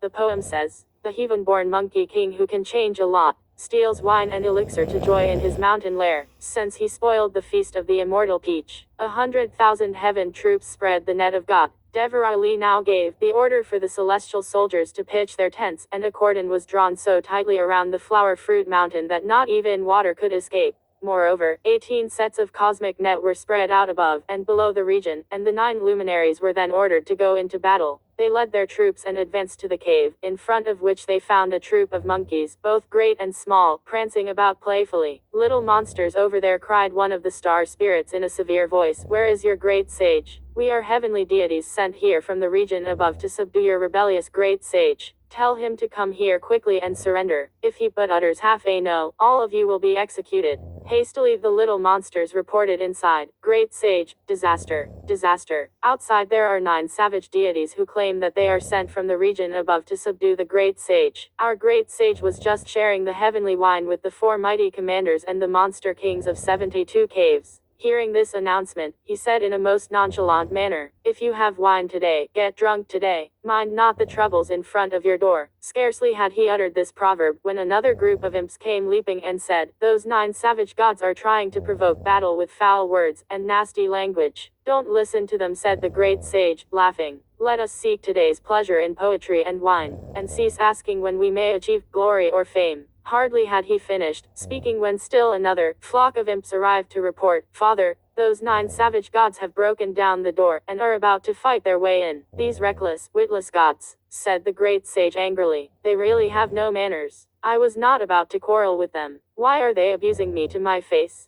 He gave the order for the one-horned demon king to lead the monster kings of 72 caves to battle, adding that old monkey and the 4 mighty commanders would follow in the rear. The demon king swiftly led his troops of ogres to go out to fight, but they were ambushed by the 9 luminaries and pinned down right at the head of the sheet iron bridge. At the height of the melee, the great sage arrived. Make way, he yelled, whipping out his iron rod. One wave of it and it was as thick as a rice bowl and about 12 feet long. The great sage plunged into battle, and none of the 9 luminaries dared oppose him. In a moment, they were all beaten back. When they regrouped themselves again in battle formation, the 9 luminaries stood still and said, you senseless ban horseblag, you are guilty of the 10 evils. 20 You first stole peaches, and then wine, utterly disrupting the grand festival of immortal peaches. You also robbed Lozi of his immortal elixir, and then you had the gall to plunder the imperial winery for your personal enjoyment. Don't you realize that you have piled up sin upon sin? Indeed, said the great sage, these several incidents did occur, but what do you intend to do now? The 9 luminaries said, we received the golden decree of the Jade Emperor to lead our troops here to subdue you. Submit at once, and spare these creatures from being slaughtered. If not, we shall level this mountain and overturn this cave.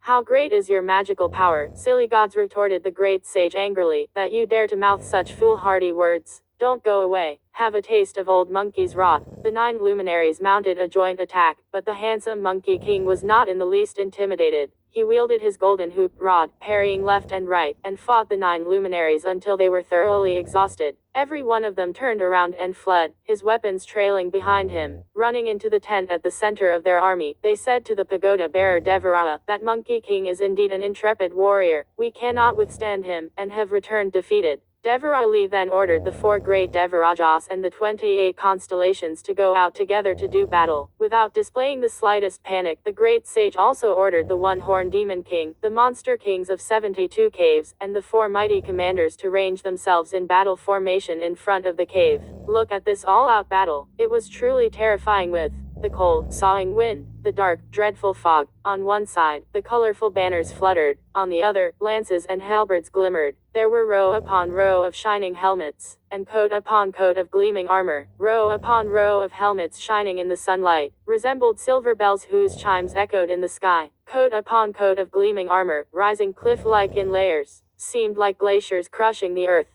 The giant scimitars flew and flashed like lightning. The mulberry white spears could pierce even mist and cloud. The cross-like halberds and tiger eyelashes were arranged like thick rows of hemp. The green swords of bronze and 4-sided shovels crowded together like trees in a dense forest. Curved bows, crossbows, and stout arrows with eagle plumes, short staffs and snake-like lances, all could kill or maim. That compliant rod, which the great sage owned, kept tossing and turning in this battle with gods. They fought till the air was rid of birds flying by. Wolves and tigers were driven from within the mound. The planet was darkened by hurtling rocks and stones, and the cosmos bedimmed by flying dust and dirt. The clamor and clangor disturbed heaven and earth. The scrap and scuffle alarmed both demons and gods. Beginning with the battle formation at dawn, they fought until the sun sank down behind the western hills. The one-horned demon king and the monster kings of 72 caves were all taken captive by the forces of heaven. Those who escaped were the 4 mighty commanders and the troop of monkeys, who hid themselves deep inside the water-curtain cave.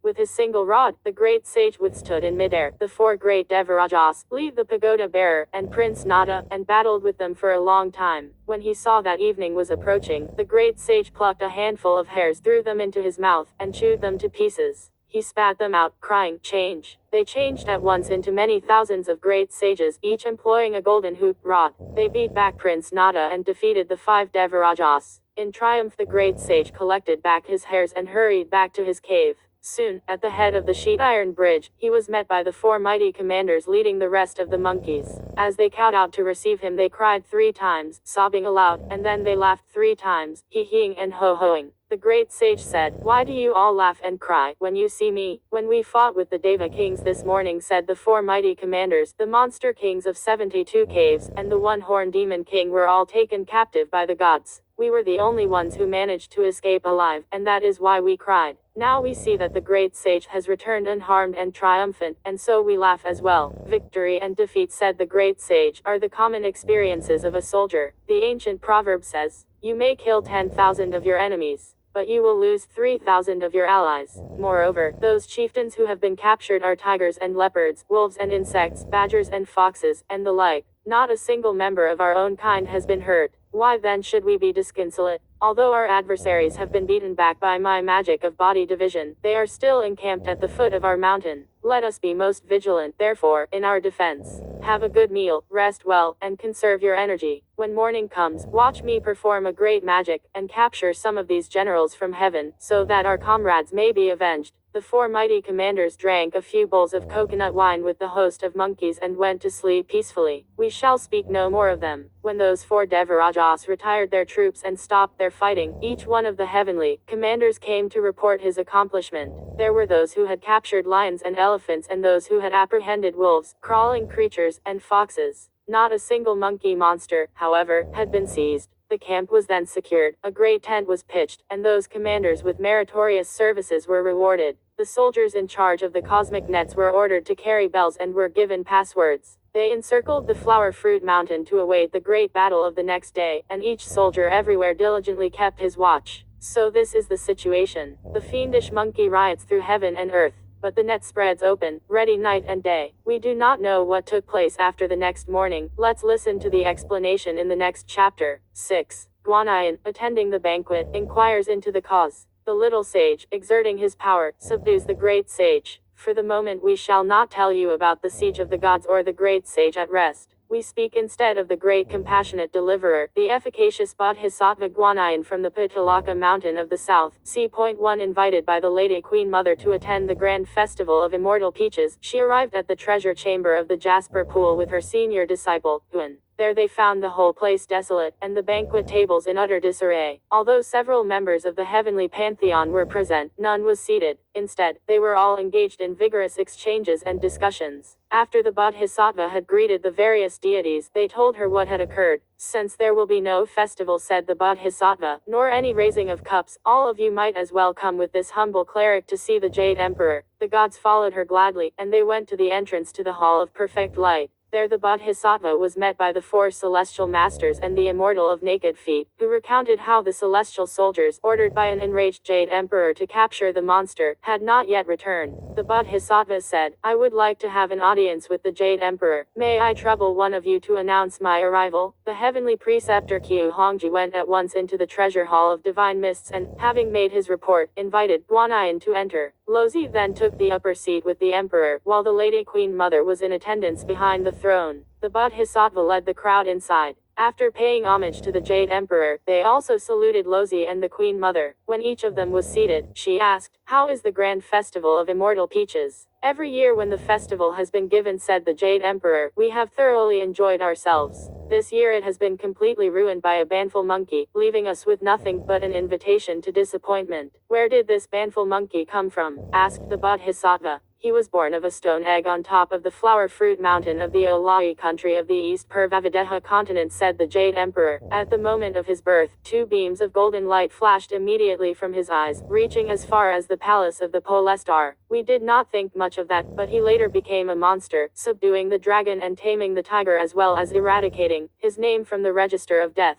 When the dragon kings and the kings of the underworld brought the matter to our attention, we wanted to capture him. The Star of Long Life, however, observed that all the beings of the 3 regions that possessed the 9 apeshures could attain immortality. We therefore decided to educate and nurture the talented monkey and summoned him to the region above. He was appointed to the post of Baimuan at the imperial stables, but taking offense at the lowliness of his position, he left heaven in rebellion. We then sent Devarali and Prince Nada to ask for his submission by proclaiming a decree of pacification. He was brought again to the region above and was appointed the great sage, equal to heaven, a rank without compensation. Since he had nothing to do but to wander east and west, we feared that he might cause further trouble, so he was asked to look after the garden of immortal peaches. But he broke the law and ate all the large peaches from the oldest trees. By then, the banquet was about to be given. As a person without salary, he was, of course, not invited. Nonetheless, he plotted to deceive the immortal of naked feet and managed to sneak into the banquet by assuming the immortal's appearance. He finished off all the divine wine and food, after which he also stole Lozi's elixir, and took away a considerable quantity of imperial wine for the enjoyment of his mountain monkeys. Our mind has been sorely vexed by this, and we therefore sent 100,000 celestial soldiers with cosmic nets to capture him. We haven't yet received today's report on how the battle is faring. When the Bodhisattva heard this, she said to disciple Huan, "You must leave heaven at once, go down to the flower fruit mountain, and inquire into the military situation. If the enemy is engaged, you can lend your assistance. In any event, you must bring back a factual report."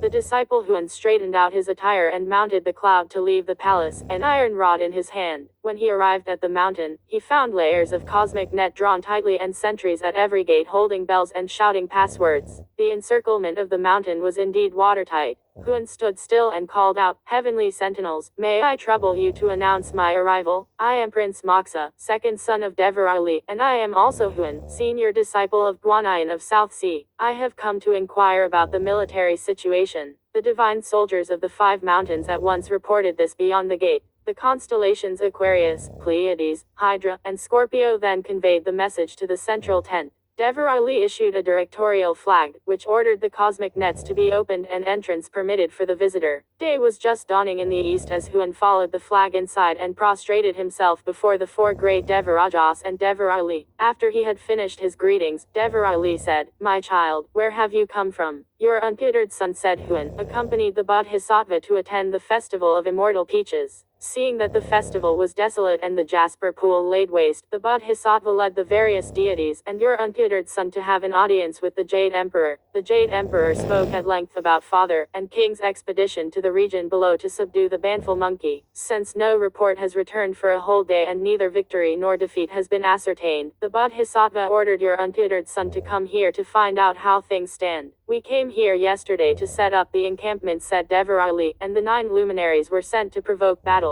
But this fellow made a grand display of his magical powers, and the 9 luminaries all returned defeated. After that, I led the troops personally to confront him, and the fellow also brought his forces into formation. Our 100,000 celestial soldiers fought with him until evening, when he retreated from the battle by using the magic of body division. When we recalled the troops and made our investigation, we found that we had captured some wolves, crawling creatures, tigers, leopards, and the like. But we did not even catch half a monkey monster, and today we have not yet gone into battle." As he was saying all this, someone came from the gate of the camp to report that great sage, leading his band of monkey monsters, is shouting for battle outside. The 4 Devarajas, Devarali, and the prince at once made plans to bring out the troops. When Moxa said, "Father King, your untutored son was told by the Bodhisattva to come down here to acquire information. She also told me to give you assistance should there be actual combat. Though I am not very talented, I volunteer to go out now and see what kind of a great sage this is." Child, said the Devaraya, since you have studied with the Bodhisattva for several years, you must, I suppose, have some powers. But do be careful, dear prince. Grasping the iron rod with both hands, he tightened up his embroidered garment and leapt out of the gate.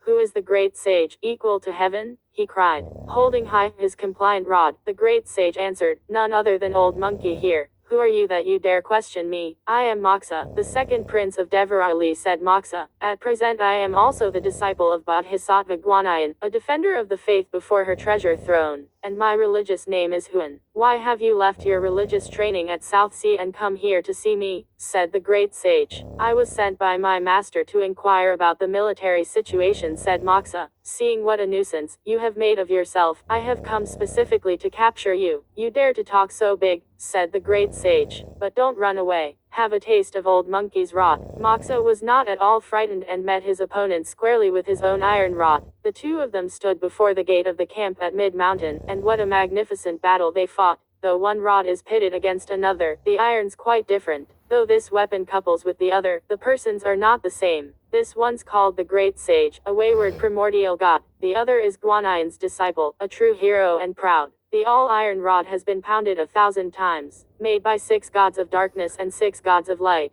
The compliant rod sets the depth of heaven's river, a thing divine ruling the oceans with magic might. The two of them in meeting have found their match. Back and forth they battle in endless rounds. From this one the rod of stealthy hands, savage and fierce, around the waist stabs and jabs swiftly as the wind. From the other the rod, doubling as a spear, driving and relentless, lets up not a moment, it's parrying left and right. On this side the banners flare and flutter, on the other the war drums roll and rattle. 10,000 celestial fighters circle round and round. The monkey monsters of a whole cave stand in rows and rows. Weird fog and dark clouds spread throughout the earth. The fume and smoke of battle reach even heaven's home. Yesterday's battle was something to behold. Still more violent is the contest today. Envy the truly able Monkey King. Moxa's beaten, he is fleeing for life.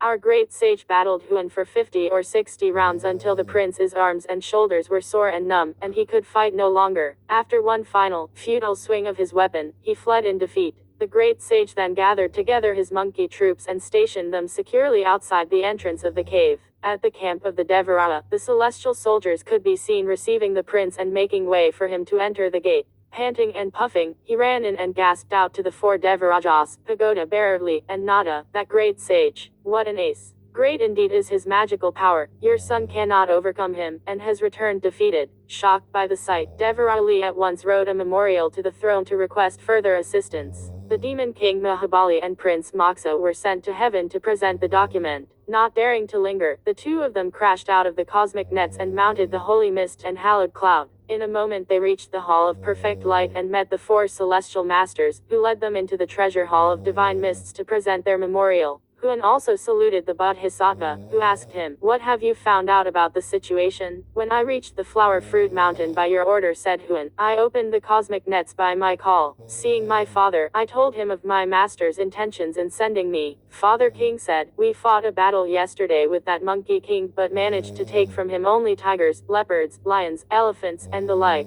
We did not catch a single one of his monkey monsters. As we were talking, he again demanded battle. Your disciple used the iron rod to fight him for 50 or 60 rounds, but I could not prevail against him and returned to the camp defeated. Thus father had to send the demon king Mahabali and your pupil to come here for help." The Bodhisattva bowed her head and pondered. "We now tell you about the Jade Emperor, who opened the memorial and found a message asking for assistance. This is rather absurd," he said laughing. "Is this monkey monster such a wizard that not even 100,000 soldiers from heaven can vanquish him? Devarali is again asking for help. What division of divine warriors can we send to assist him?" Hardly had he finished speaking when Guanyin folded her hands and said to him, "Your Majesty, let not your mind be troubled. This humble cleric will recommend a god who can capture the monkey." "Which one would you recommend?" said the Jade Emperor. "Your Majesty's nephew," said the Bodhisattva, "the immortal master of illustrious sagacity Erlang Tu, who is living at the mouth of the river of libations in the Guan prefecture and enjoying the incense and oblations offered to him from the region below. In former days he himself slew 6 monsters. Under his command are the brothers of Plum Mountain and 1,200 plant-headed deities, all possessing great magical powers. However, he will agree only to special assignments and will not obey any general summons. Your Majesty may want to send an edict, transferring his troops to the scene of the battle and requesting his assistance. Our monster will surely be captured." When the Jade Emperor heard this, he immediately issued such an edict and ordered the Demon King Mahabali to present it. Having received the edict, the Demon King mounted a cloud and went straight to the mouth of the river of libations. It took him less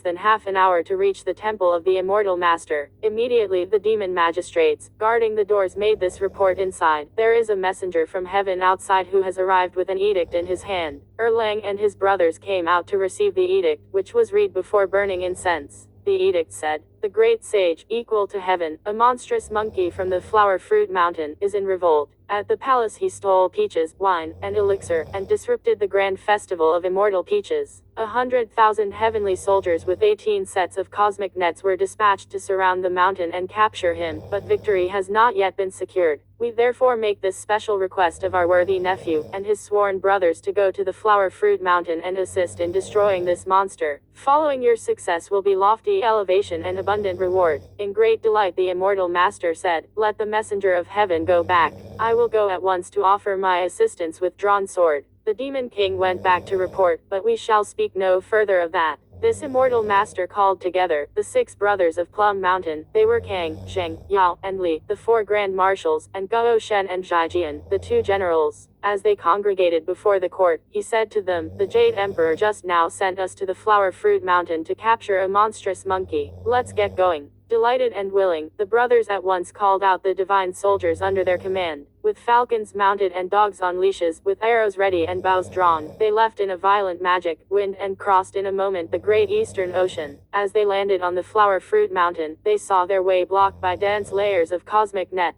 Divine commanders guarding the cosmic nets, "Hear us," they shouted. "We are specially assigned by the Jade Emperor to capture the monstrous monkey. Open the gate of your camp quickly, and let us through." The various deities conveyed the message to the inside, level by level. The 4 Devarajas and Devarali then came out to the gate of the camp to receive them. After they had exchanged greetings, there were questions about the military situation, and the Devara gave them a thorough briefing. "Now that I, the little sage, have come," said the Immortal Master, laughing, "he will have to engage in a contest of transformations with his adversary. You gentlemen make sure that the cosmic nets are tightly drawn on all sides, but leave the top uncovered. Let me try my hand in this contest. If I lose, you gentlemen need not come to my assistance, for my own brothers will be there to support me. If I win, you gentlemen will not be needed in tying him up either. My own brothers will take care of that. All I need is the pagoda bearer Devarala to stand in midair with his imperfecting mirror. If the monster should be defeated, I fear that he may try to flee to a distant locality. Make sure that his image is clearly reflected in the mirror, so that we don't lose him." The Devarajas set themselves up in the 4 directions, while the heavenly soldiers all lined up according to their planned formations.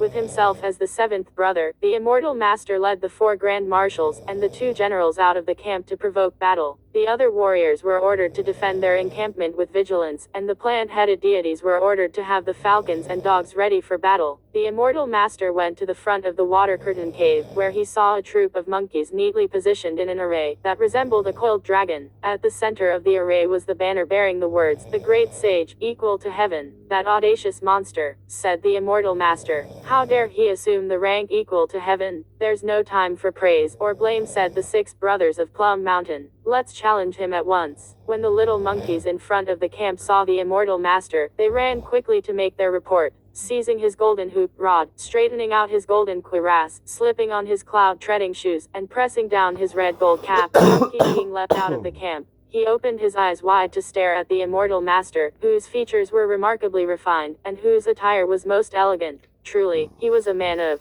features most comely and most noble mien, with shoulder-reaching ears and shining eyes. His head wore the 3 mountains phoenix cap. His body donned a pale yellow goose-down robe. Gold-threaded boots matched coiling dragon socks. 8 flower-like emblems his jade belt adorned. 3. From his waist hung the crescent pellet bow. His hands held a lance of 3 points and 2 blades. Once he cleaved Peach Mountain to save his mother. His one pellet struck a tall tree's 2 phoenixes. Slaying 8 fiends flung far his fame. As bond brother midst Plum Mountain's 7 saints. His lofty mind scorned being high heaven's kin. His pride led him to dwell near Libation's stream. From Kai City here's the kind, heroic sage 4, of boundless epiphanies, he's named Erlang. When the great sage saw him, he lifted high his golden hoop rod with gales of laughter and called out, "What little warrior are you and where do you come from, that you dare present yourself here to provoke battle? You must have eyes, but no pupils," shouted the immortal master, "if you don't recognize me. I am the maternal nephew of the Jade Emperor, Erlang, the king of illustrious grace and spirit by imperial appointment. I have received my order from above to arrest you, the rebellious Baimuan ape.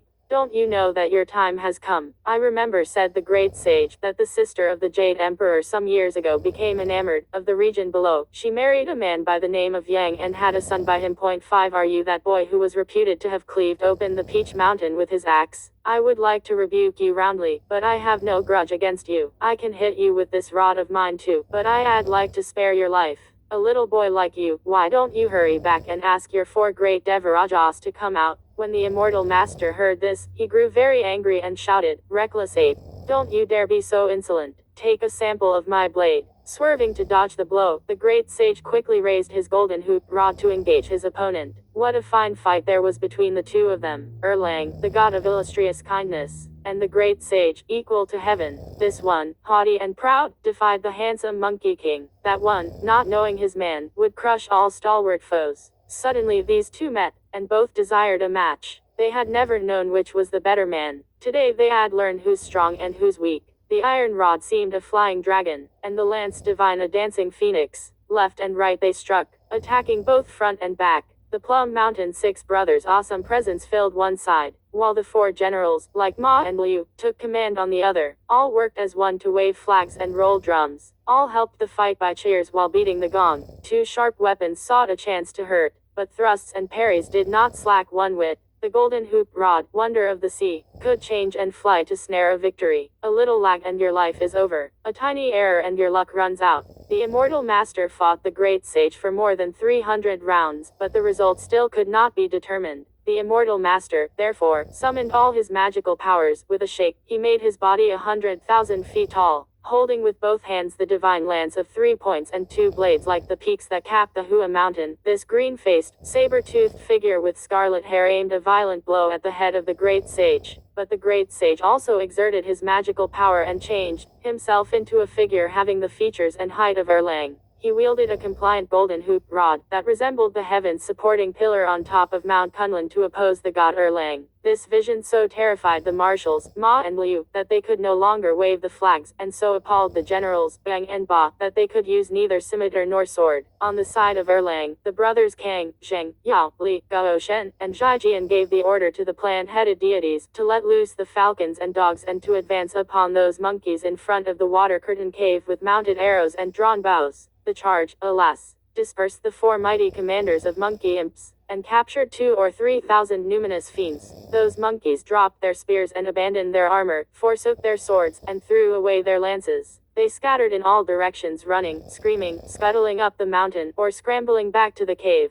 It was as if a cat at night had stolen upon resting birds. They darted up as stars to fill the sky. The brothers thus gained a complete victory, of which we shall speak no further. Now we were telling you about the immortal master and the great sage, who had changed themselves into forms which imitated heaven and earth. As they were doing battle, the great sage suddenly perceived that the monkeys of his camp were put to rout, and his heart grew faint. He changed out of his magic form, turned around, and fled, dragging his rod behind him. When the immortal master saw that he was running away, he chased him with great strides, saying, "Where are you going? Surrender now, and your life will be spared." The great sage did not stop to fight anymore, but ran as fast as he could. Near the cave's entrance, he ran right into Kang, Zheng, Yao, and Li, the 4 grand marshals, and Gao Shen and Zhaijian, the 2 generals, who were at the head of an army, blocking his way. "Lawless ape," they cried, "where do you think you're going?" Quivering all over, the great sage squeezed his golden hoop rod back into an embroidery needle and hid it in his ear. With a shake of his body, he changed himself into a small sparrow and flew to perch on top of a tree. In great agitation, the 6 brothers searched all around, but could not find him. "We've lost the monkey monster! We've lost the monkey monster!" they all cried. As they were making all that clamor, the immortal master arrived and asked, "Brothers, where did you lose him in the chase?" "We just had him boxed in here," said the gods, "but he simply vanished."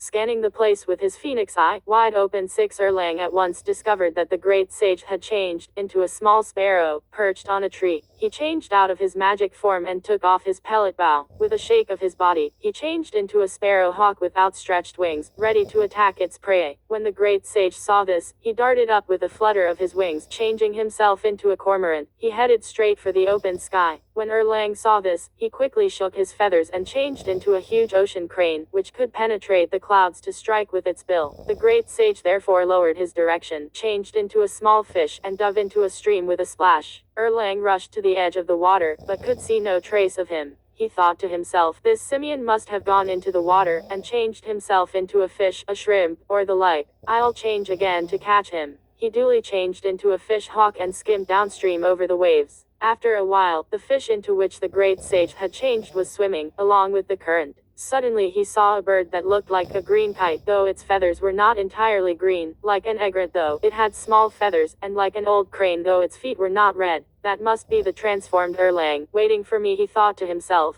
He swiftly turned around, and swam away after releasing a few bubbles. When Erlang saw this, he said, the fish that released the bubbles looks like a carp, though its tail is not red, like a perch though there are no patterns on its scales, like a snake fish though there are no stars on its head, like a bream though its gills have no bristles. Why does it move away the moment it sees me? It must be the transformed monkey himself.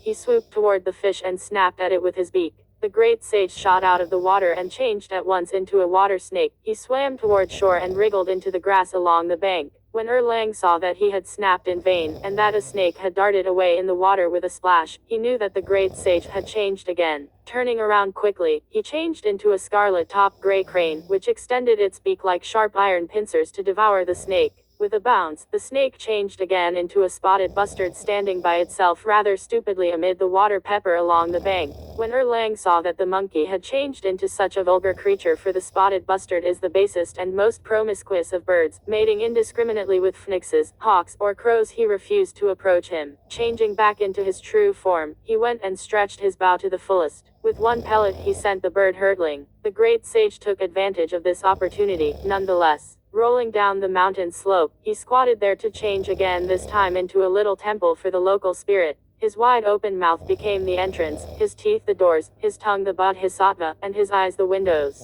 Only his tail he found to be troublesome, so he stuck it up in the back and changed it into a flagpole. The immortal master chased him down the slope, but instead of the bustard he had hit, he found only a little temple. He opened his phoenix eye quickly and looked at it carefully. Seeing the flagpole behind it, he laughed and said, "It's the ape. Now he's trying to deceive me again. I have seen plenty of temples before, but never one with a flagpole behind it. This must be another of that animal's tricks. Why should I let him lure me inside where he can bite me once I've entered? First I'll smash the windows with my fist. Then I'll kick down the doors." The great sage heard this and said in dismay, "How vicious. The doors are my teeth and the windows my eyes. What am I going to do with my eyes smashed, and my teeth knocked out?" Leaping up like a tiger, he disappeared again into the air. The immortal master was looking all around for him, when the 4 grand marshals and the 2 generals arrived together. "Elder brother," they said, "have you caught the great sage?" "A moment ago," said the immortal master laughing, "the monkey changed into a temple to trick me. I was about to smash the windows and kick down the doors, when he vanished out of sight with a leap. It's all very strange. Very strange." The brothers were astonished, but they could find no trace of him in any direction. "Brothers," said the immortal master, "keep a lookout down here. Let me go up there to find him." He swiftly mounted the clouds and rose up into the sky, where he saw Devarali, holding high the imp, reflecting mirror, and standing on top of the clouds with Nada. "Devaraja," said the immortal master, "have you seen the Monkey King?" "He hasn't come up here," said the Devaraja. "I have been watching him in the mirror." After telling them about the duel in magic and transformations, and the captivity of the rest of the monkeys, the immortal master said, "He finally changed into a temple. Just as I was about to attack him, he got away." When Devarali heard these words, he turned the imp reflecting mirror all the way around once more and looked into it. "Immortal master," he said, roaring with laughter, "go quickly. Quickly. That monkey used his magic of body concealment to escape from the cordon, and he's now heading for the mouth of your river of libations." We now tell you about the great sage, who had arrived at the mouth of the river of libations. With a shake of his body, he changed into the form of Holy Father Erlang. Lowering the direction of his cloud, he went straight into the temple, and the demon magistrates could not tell that he was not the real Erlang. Every one of them, in fact, cowed out to receive him.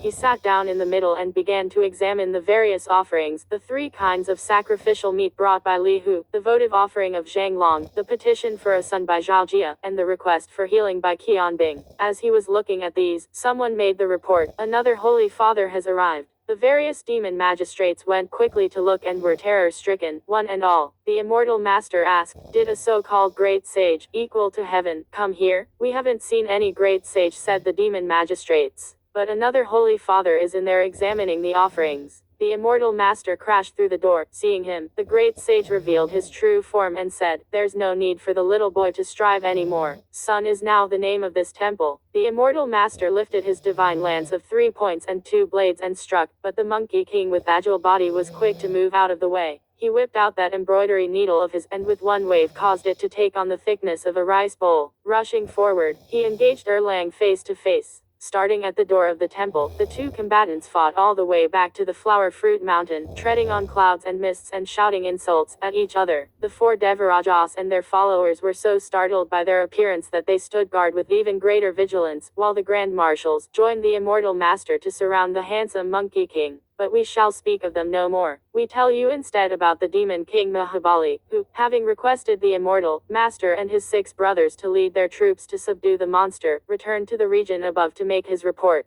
Conversing with the Bodhisattva Guanyin, the Queen Mother, and the various divine officials in the Hall of Divine Mists, the Jade Emperor said, "If Erlang has already gone into battle, why has no further report come back today?" Folding her hands, Guanyin said, "Permit this humble cleric to invite your majesty and the Patriarch of Tao to go outside the South Heaven Gate, so that you may find out personally how things are faring." "That's a good suggestion," said the Jade Emperor. He at once sent for his imperial carriage and went with the Patriarch, Guanyin, the Queen Mother, and the various divine officials to the South Heaven Gate, where the cortege was met by celestial soldiers and guardians. They opened the gate and peered into the distance. There they saw cosmic nets on every side manned by celestial soldiers, Devarali and Nada in midair, holding high the reflecting mirror, and the immortal master and his brothers encircling the great sage in the middle and fighting fiercely. The Bodhisattva opened her mouth and addressed Lozi. "What do you think of Erlang, whom this humble cleric recommended? He is certainly powerful enough to have the great sage surrounded, if not yet captured. I shall now help him to achieve his victory and make certain that the enemy will be taken prisoner." "What weapon will the Bodhisattva use?" asked Lozi, "and how will you assist him?" "I shall throw down my immaculate vase that I use for holding my willow sprig," said the Bodhisattva. "When it hits that monkey, at least it will knock him over, even if it doesn't kill him. Erlang, the little sage, will then be able to capture him." "That vase of yours," said Lozi, "is made of porcelain. It's all right if it hits him on the head. But if it crashed on the iron rod instead, won't it be shattered? You had better not raise your hands. Let me help him win." The Bodhisattva said, "Do you have any weapon?" "I do, indeed," said Lozi. He rolled up his sleeve and took down from his left arm an armlet, saying, "This is a weapon made of red steel, brought into existence during my preparation of elixir and fully charged with surgical forces. It can be made to transform at will, indestructible by fire or water. It can entrap many things. It's called the diamond cutter or the diamond snare. The year when I crossed the Hanga Pass, I depended on it a great deal for the conversion of the barbarians, for it was practically my bodyguard night and day. Let me throw it down and hit him." After saying this, Lozi hurled the snare down from the heaven gate. It went tumbling down into the battlefield at the flower fruit mountain and landed smack on the monkey king's head. The monkey king was engaged in a bitter struggle with the 7 sages and was completely unaware of this weapon, which had dropped from the sky and hit him on the crown of his head. No longer able to stand on his feet, he toppled over. He managed to scramble up again, and was about to flee, when the Holy Father Erlang's small hound dashed forward and bit him in the calf. He was pulled down for the 2nd time and lay on the ground cursing, "You brute. Why don't you go and do your master in, instead of coming to bite old monkey?" Rolling over quickly, he tried to get up, but the 7 sages all pounced on him and pinned him down. They bound him with ropes and punctured his breastbone with a knife, so that he could transform no further. Lozi retrieved his diamond snare and requested the Jade Emperor to return to the Hall of Divine Mists with Guanyin, the Queen Mother, and the rest of the immortals. Down below, the four great Deva kings and Devara Ali all retired their troops, broke camp, and went forward to congratulate Erlang, saying, "This is indeed a magnificent accomplishment by the little sage. This has been the great blessing of the heavenly Devas," said the little sage, "and the proper exercise of their divine authority. What have I accomplished?" The brothers Kang, Zheng, Yao, and Li said, "Elder brother need have no further discussion. Let us take this fellow up to the Jade Emperor to see what will be done with him." "Worthy brothers," said the immortal master, "you may not have a personal audience with the Jade Emperor because you have not received any divine appointment. Let the celestial guardians take him into custody. I shall go with the Devaraya to the region above to make our report, while all of you make a thorough search of the mountain here. After you have cleaned it out, go back to the river of libations. When I have our deeds recorded and received our rewards, I shall return to celebrate with you." The four grand marshals and the two generals followed his bidding. The immortal master then mounted the clouds with the rest of the deities, and they began their triumphal journey back to heaven, singing songs of victory all the way. In a little while, they reached the outer court of the Hall of Perfect Light, and the heavenly preceptor went forward to memorialize to the throne, saying, "The four great Devarajas have captured the monstrous monkey, the great sage, equal to heaven. They await the command of your majesty." The Jade Emperor then gave the order that the demon king Mahabali and the celestial guardians take the prisoner to the monster execution block, where he was to be cut to small pieces. Alas, this is what happens to fraud and impudence, now punished by the law. Heroics grand will fade in the briefest time. We do not know what will become of the Monkey King. Let's listen to the explanation in the next chapter. 7. From the 8 trigrams brazier, the great sage escapes. Beneath the 5 phases mountain, mind monkey is still. Point 1. Fame and fortune, all predestined. One must ever shun a guileful heart, rectitude and truth. The fruits of virtue grow, both long and deep. A little presumption brings on heaven's wrath. Though yet unseen, it will surely come in time. Ask the Lord of the East too for why such pains and perils now appear. Because pride has sought to scale the limits, ignoring hierarchy to flout the law. We were telling you about the great sage, equal to heaven, who was taken by the celestial guardians to the monster execution block, where he was bound to the monster subduing pillar. They then slashed him with a scimitar, hewed him with an axe, stabbed him with a spear, and hacked him with a sword, but they could not hurt his body in any way. Next, the star spirit of the South Pole ordered the various deities of the fire department to burn him with fire, but that too had little effect. The gods of the thunder department were then ordered to strike him with thunderbolts, but not a single one of his hairs was destroyed. The demon king Mahabali and the others therefore went back to report to the throne, saying, "Your Majesty, we don't know where this great sage has acquired such power to protect his body. Your subjects slashed him with a scimitar and hewed him with an axe. We also struck him with thunder and burned him with fire. Not a single one of his hairs was destroyed. What shall we do?" When the Jade Emperor heard these words, he said, "What indeed can we do to a fellow like that, a creature of that sort?" Lozi then came forward and said, "That monkey ate the immortal peaches and drank the imperial wine. Moreover, he stole the divine elixir and ate 5 gourdfuls of it, both raw and cooked. All this was probably refined in his stomach by the Samadhi fire 3 to form a single solid mass. The union with his constitution gave him a diamond body, which cannot be quickly destroyed. It would be better, therefore, if this Taoist takes him away and places him in the brazier of 8 trigrams, where he will be smelted by high and low heat. When he is finally separated from my elixir, his body will certainly be reduced to ashes." When the Jade Emperor heard these words, he told the 6 gods of darkness and the 6 gods of light to release the prisoner and hand him over to Lozi, who left in obedience to the divine decree. Meanwhile, the illustrious sage Erlang was rewarded with 100 gold blossoms, 100 bottles of imperial wine, 100 pellets of elixir, together with rare treasures, lustrous pearls, and brocades, which he was told to share with his brothers. After expressing his gratitude, the immortal master returned to the mouth of the river of libations, and for the time being we shall speak of him no further. Arriving at the Toshida palace, Lozi loosened the ropes on the great sage, pulled out the weapon from his breastbone, and pushed him into the brazier of 8 trigrams. He then ordered the Taoist who watched over the brazier and the page boy in charge of the fire to blow up a strong flame for the smelting process. The brazier, you see, was of 8 compartments corresponding to the 8 trigrams of Qian, Kan, Zhen, Zhen, Zun, Li, Kun, and Dui. The great sage crawled into the space beneath the compartment that corresponded to the Zun trigram. Now Zun symbolizes wind. Where there is wind, there is no fire. However, wind could churn up smoke, which at that moment reddened his eyes, giving them a permanently inflamed condition. Hence they were sometimes called fiery eyes and diamond pupils. Truly time passed swiftly, and the 49th day arrived imperceptibly. Point 4 The alchemical process of Lozi was perfected, and on that day, he came to open the brazier to take out his elixir. The great sage at the time was covering his eyes with both hands, rubbing his face and shedding tears. He heard noises on top of the brazier and, opening his eyes, suddenly saw light. Unable to restrain himself, he leapt out of the brazier and kicked it over with a loud crash. He began to walk straight out of the room, while a group of startled fire tenders and guardians tried desperately to grab hold of him. Every one of them was overthrown. He was as wild as a white-brow tiger in a fit, a one-horned dragon with a fever. Lozi rushed up to clutch at him, only to be greeted by such a violent shove that he fell head over heels while the great sage escaped. Whipping the compliant rod out from his ear, he waved it once in the wind and it had the thickness of a rice bowl. Holding it in his hands, without regard for good or ill, he once more careened through the heavenly palace, fighting so fiercely that the 9 luminaries all shut themselves in and the 4 Devarajas disappeared from sight.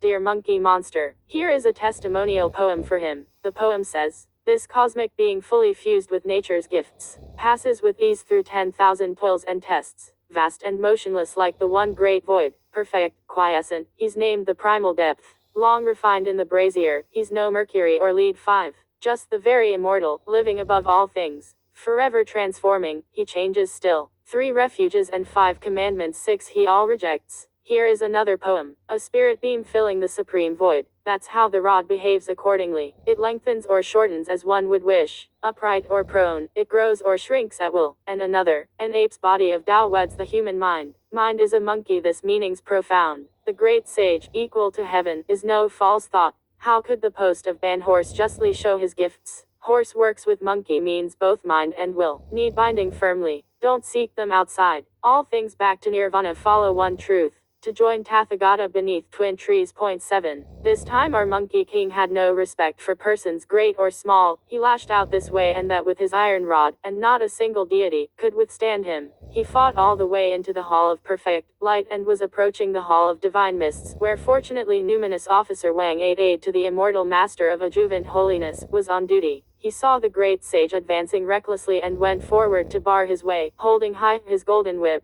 Wanton monkey, he cried, where are you going? I am here, so don't you dare be insolent. The great sage did not wait for further utterance. He raised his rod and struck at once, while numinous officer met him also with brandished whip. The two of them charged into each other, in front of the hall of divine mists. What a fight that was between a red-blooded patriot of ample fame, and a heaven's rebel with notorious name. The saint and sinner gladly tangle close, so that 2 brave fighters can test their skills. Though the rod is fierce, and the whip is fleet, how can the upright and just one forbear? This one is a supreme god of judgment with thunderous voice. The other, the great sage, equal to heaven, a monstrous ape. The golden whip and the iron rod used by the two, are both divine weapons from the house of God. At Divine Mist's treasure hall they show their might today, each displaying his prowess winningly. This one brashly seeks to take the Big Dipper Palace. The other with all his strength defends the sacred realm. In bitter strife relentless they show their power, moving back and forth, whip or rod has yet to score. The two of them fought for some time, and neither victory nor defeat could yet be determined. The immortal master of adjuvant holiness, however, had already sent word to the thunder department, and 36 thunder deities were summoned to the scene. They surrounded the great sage and plunged into a fierce battle. The great sage was not in the least intimidated. Wielding his compliant rod, he parried left and right and met his attackers to the front and to the rear. In a moment he saw that the scimitars, lances, swords, halberds, whips, maces, hammers, axes, gilt bludgeons, sickles, and spades of the thunder deities were coming thick and fast. So with one shake of his body he changed into a creature with 6 arms and 3 heads. One wave of the compliant rod and it turned into 3. His 6 arms wielded the 3 rods like a spinning wheel, whirling and dancing in their midst. The various thunder deities could not approach him at all. Truly his form was tumbling round and round, bright and luminous, a form everlasting. How imitated by men? He cannot be burned by fire. Can he ever be drowned in water? A lustrous pearl of Mani 9 he is indeed, immune to all the spears and the swords. He could be good, he could be bad, present good and evil, he could do at will. He ad be an immortal, a Buddha, if he's good 10. Wickedness would cloak him with hair and horn. Endlessly changing he runs amok in heaven, not to be seized by fighting lords or thunder gods. At the time the various deities had the great sage surrounded, but they could not close in on him. All the hustle and bustle soon disturbed the Jade Emperor, who at once sent the wandering Minister of Inspection and the immortal Master of Blessed Wings to go to the western region and invite the aged Buddha to come and subdue the monster. The two sages received the decree and went straight to the Spirit Mountain. After they had greeted the 4 Vara Buddhas and the 8 Bodhisattvas in front of the treasure temple of Thunderclap, they asked them to announce their arrival. The deities therefore went before the treasure lotus platform and made their report.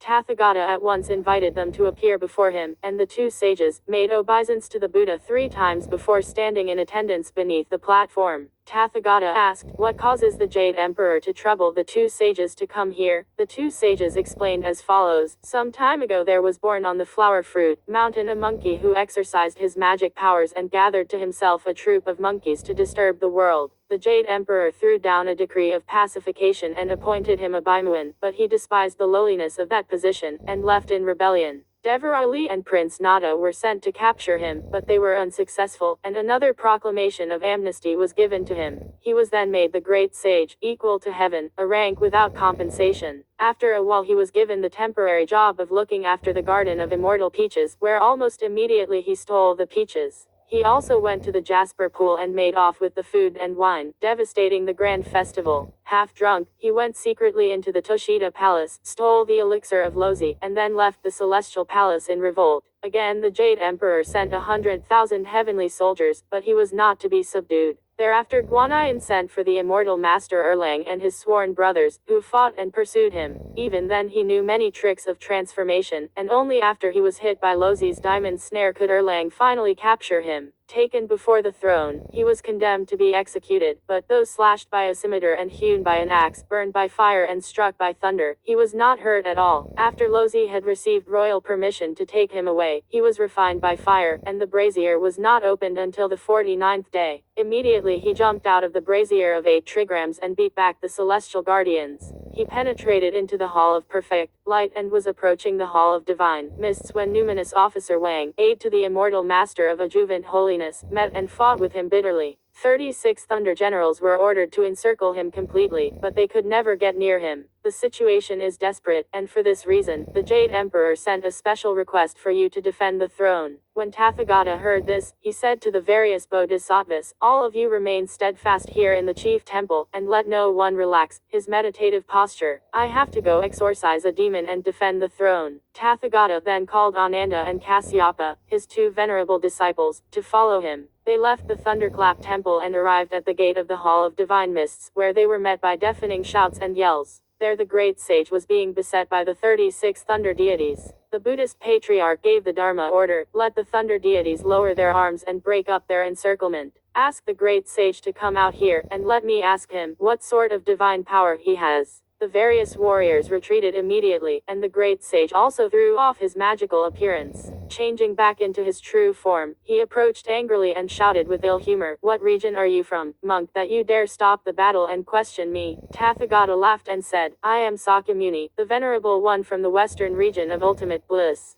I have heard just now about your audacity, your wildness, and your repeated acts of rebellion against heaven. Where were you born, and in which year did you succeed in acquiring the way? Why are you so violent and unruly?" The great sage said, "I was born of earth and heaven, immortal divinely fused, an old monkey hailing from the flower fruit mound. I made my home in the water curtain cave. Seeking friend and teacher, I learned the great mystery, perfected in the many arts of ageless life. I learned to change in ways boundless and vast. To narrow the space I found on that mortal earth, I set my mind to live in the green jade sky. In divine mists hall none should long reside. For king may follow king in the reign of man. If might is honor, let them yield to me. He only is hero who dares to fight and win." When the Buddhist patriarch heard these words, he laughed aloud in scorn. "A fellow like you," he said, "is only a monkey who happened to become a spirit. How dare you be so presumptuous as to want to seize the honored throne of the exalted Jade Emperor?" He began practicing religion when he was very young, and he has gone through the bitter experience of 1,750 kalpas, with each kalpa lasting 129,600 years. Figure out yourself how many years it took him to rise to the enjoyment of his great and limitless position. You are merely a beast who has just attained human form in this incarnation. How dare you make such a boast? Blasphemy. This is sheer blasphemy, and it will surely shorten your allotted age. Repent while there's still time and cease your idle talk."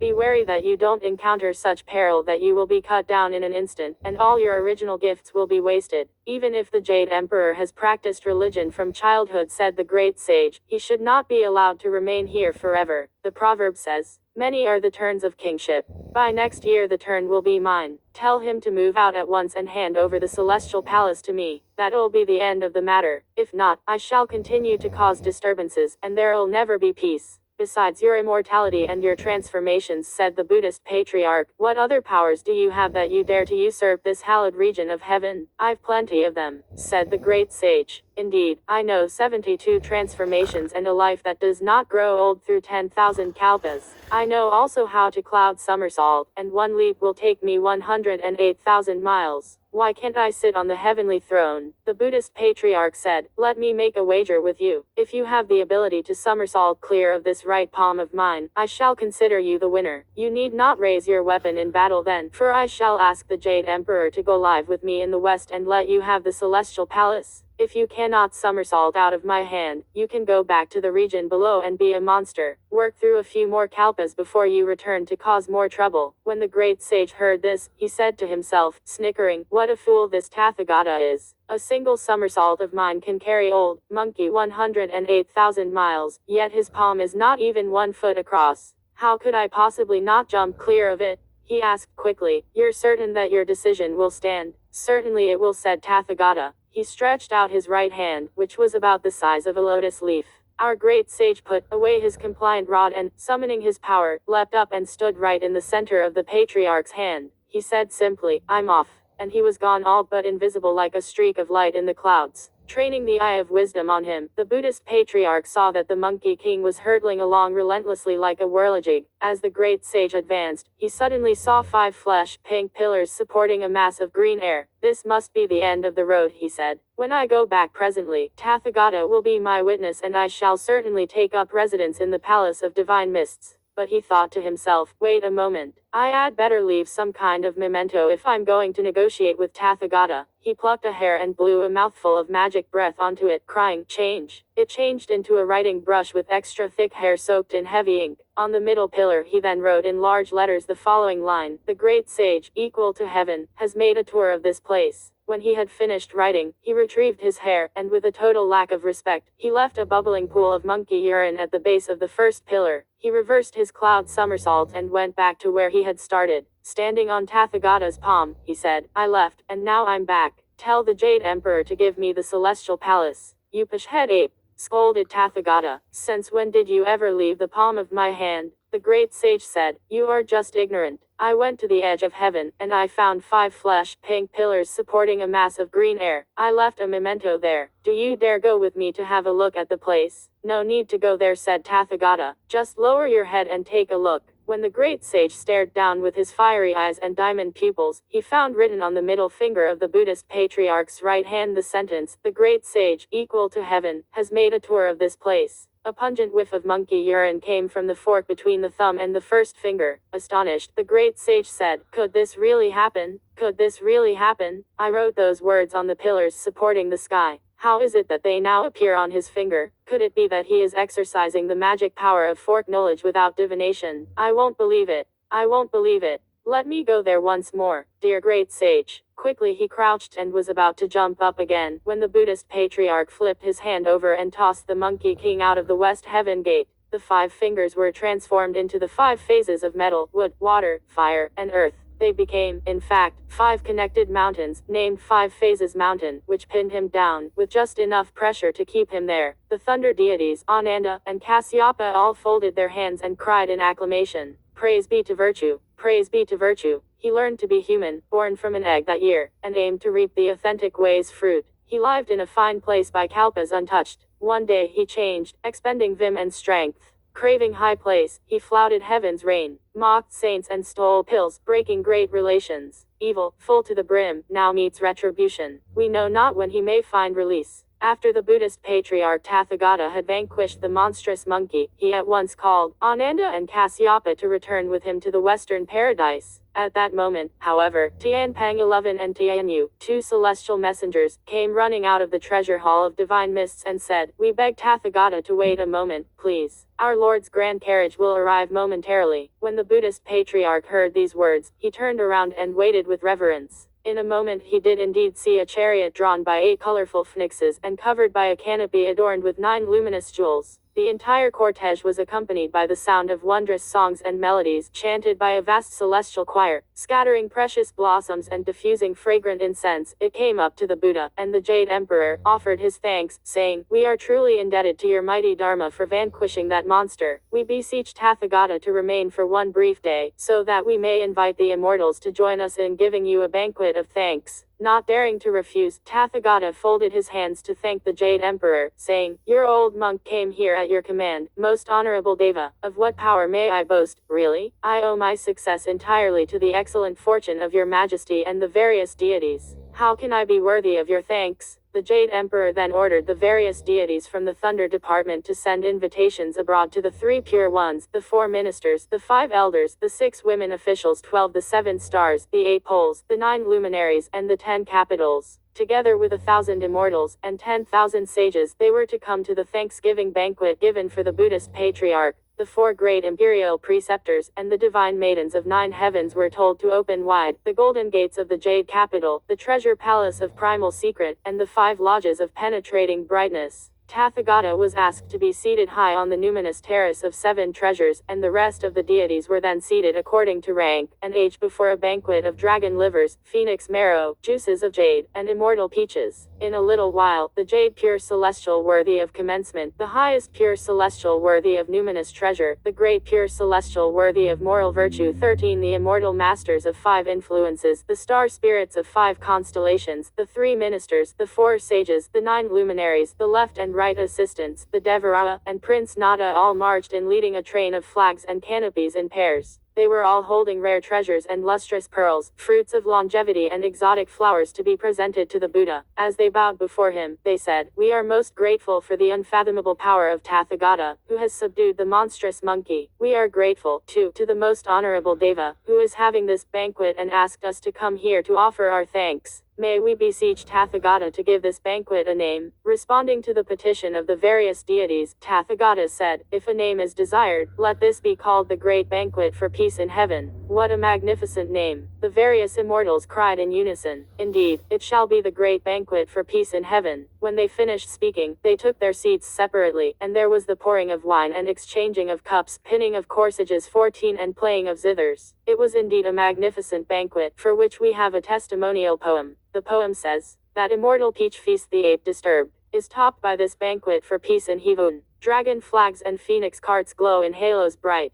blazing signs and banners whirl in hallowed light. The tunes and songs divine are sweet and fair, phoenix pipes and jade flutes both loudly play. Fragrant incense shrouds this assembly of saints, all the world's tranquil to praise the holy court." As all of them were feasting merrily, the Lady Queen Mother also led a host of divine maidens and immortal singing girls to come before the Buddha, dancing with nimble feet. They bowed to him, and she said, "Our festival of immortal peaches was ruined by that monstrous monkey. We are beholden to the mighty power of Tathagata for the increment of this mischievous ape. In the celebration during this great banquet for peace in heaven, we have little to offer as a token of our thanks. Please accept, however, these few immortal peaches plucked from the large trees by our own hands. They were truly half red, half green, and spouting aroma sweet. These luscious divine roots of 10,000 years. Pity those fruits planted at Wuling Spring." 15. How could they match the marvels of heaven's home? Those tender ones of purple veins, so rare in the world, and those peerlessly sweet of pale yellow pits. They lengthen age, prolong life, and change your frame. He who's lucky to eat them will ne'er be the same. After the Buddhist patriarch had pressed together his hands to thank the Queen Mother, she ordered the immortal singing girls and the divine maidens to sing and dance. All the immortals at the banquet applauded enthusiastically. Truly there were whirls of heavenly incense filling the seats, and profuse array of divine petals and stems, jade capital and golden arches in what great splendor! How priceless, too, the strange goods and rare treasures. Every pair had the same age as heaven. Every set increased through 10,000 kalpas. Mulberry fields or vast oceans, let them shift and change. He who lives here has neither grief nor fear. The Queen Mother commanded the immortal maidens to sing and dance, as wine cups and goblets clinked together steadily. After a little while, suddenly, a wondrous fragrance came to meet the nose, rousing stars and planets in that great hall. The gods and the Buddha put down their cups, raising his head, each waited with his eyes. There in the air appeared an aged man, holding a most luxuriant long life plan.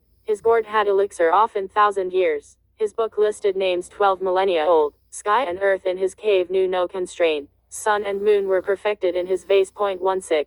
He roamed the 4 seas in joy serene, and made the 10 islets 17 his tranquil home. Getting drunk often at the peaches feast, he woke the moon shone brightly as of old. He had a long head, short frame, and large ears. His name, Star of Long Life from South Pole. After the Star of Long Life arrived, and greeted the Jade Emperor, he also went up to thank Tathagata, saying, "When I first heard that the banful monkey was being led by Lozi to the Toshita palace to be refined by alchemical fire, I thought peace was surely secured. I never suspected that he could still escape, and it was fortunate that Tathagata in his goodness had subdued this monster. When I got word of the Thanksgiving banquet, I came at once. I have no other gifts to present to you, but these purple agaric, jasper plant, jade green lotus root, and golden elixir." The poem says, jade green lotus and golden drug are given to Sakya, like the sands of Ganges is the age of Tathagata. The brocade of the 3 wains is calm, eternal bliss. 18. The 9-grade garland is a wholesome, endless life. 19. The true master of the Madhyamika school 20, dwells in the heaven of both form and emptiness. 21. The great earth and cosmos all call him Lord. His 16-foot diamond frames great in blessing and age. 22. Tathagata accepted the thanks cheerfully, and the Star of Long Life went to his seat. Again there was pouring of wine and exchanging of cups. The great immortal of naked feet also arrived. After prostrating himself before the Jade Emperor, he too went to thank the Buddhist patriarch, saying, "I am profoundly grateful for your dharma, which subdued the banful monkey. I have no other things to convey my respect but 2 magic pears and some lira dates, which I now present to you." The poem says, the naked feet immortal brought fragrant pears and dates, to give to Amitabha, whose count of years is long. Firm as a hill is his lotus platform of 7 treasures. Brokadlik is his flower seat of 1,000 gold adorned. No false speech is this, his age equals heaven and earth. Nor is this a lie, his luck is great as the sea. Blessing and long life reach in him their fullest scope. Dwelling in that western region of calm, eternal bliss. Tathagata again thanked him, and asked Ananda and Kasyapa to put away the gifts one by one before approaching the Jade Emperor to express his gratitude for the banquet. By now, everyone was somewhat tipsy. A spirit minister of inspection then arrived to make the report. The great sage is sticking out his head. "No need to worry," said the Buddhist patriarch. He took from his sleeve a tag on which were written in gold letters the words, "Amani Padm Hum." Handing it over to Ananda, he told him to stick it on the top of the mountain. This Deva received the tag, took it out of the heaven gate, and stuck it tightly on a square piece of rock at the top of the mountain of 5 phases. The mountain immediately struck root, and grew together at the seams, though there was enough space for breathing, and for the prisoner's hands to crawl out and move around a bit.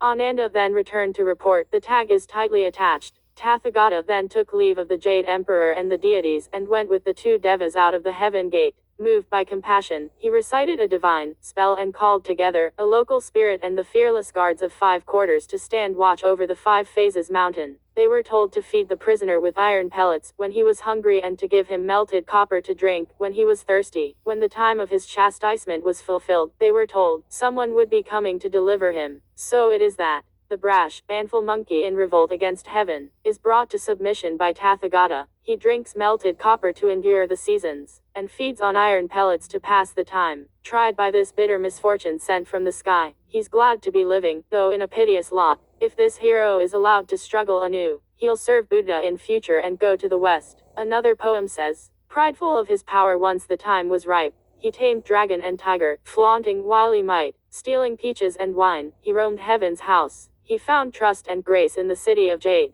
He's now bound, for his evils full to the brim, by good stock 23, and failing his breath will rise again. If he's indeed to flee Tathagata's hands, he must await from Tang Court the holy monk. We do not know in what month or year, hereafter the days of his penance will be fulfilled. Let's listen to the explanation in the next chapter. 8. Our Buddha makes scriptures to impart ultimate bliss. Guanyin receives the decree to go up to Chang'an. 1. Ask at meditation pass. Why even countless queries would lead just to empty old age. Shine bricks to make mirrors. Hoard snow for foodstuff.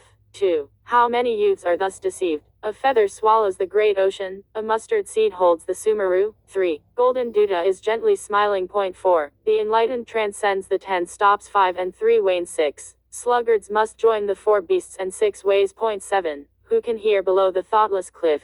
Beneath the shadowless tree, the cuckoo's one call for the dawn of spring. Roads at Coxie, perilous. 8. Clouds on Vulture's Peak, dense. 9. Here an old friend's voice turns mute, at a 10,000-foot waterfall, where a 5-petal lotus unfolds. Incense wraps an old temple's drapes. In that hour, once you break through to the source, the Dragon King's 3 jewels you'll see. Point 10.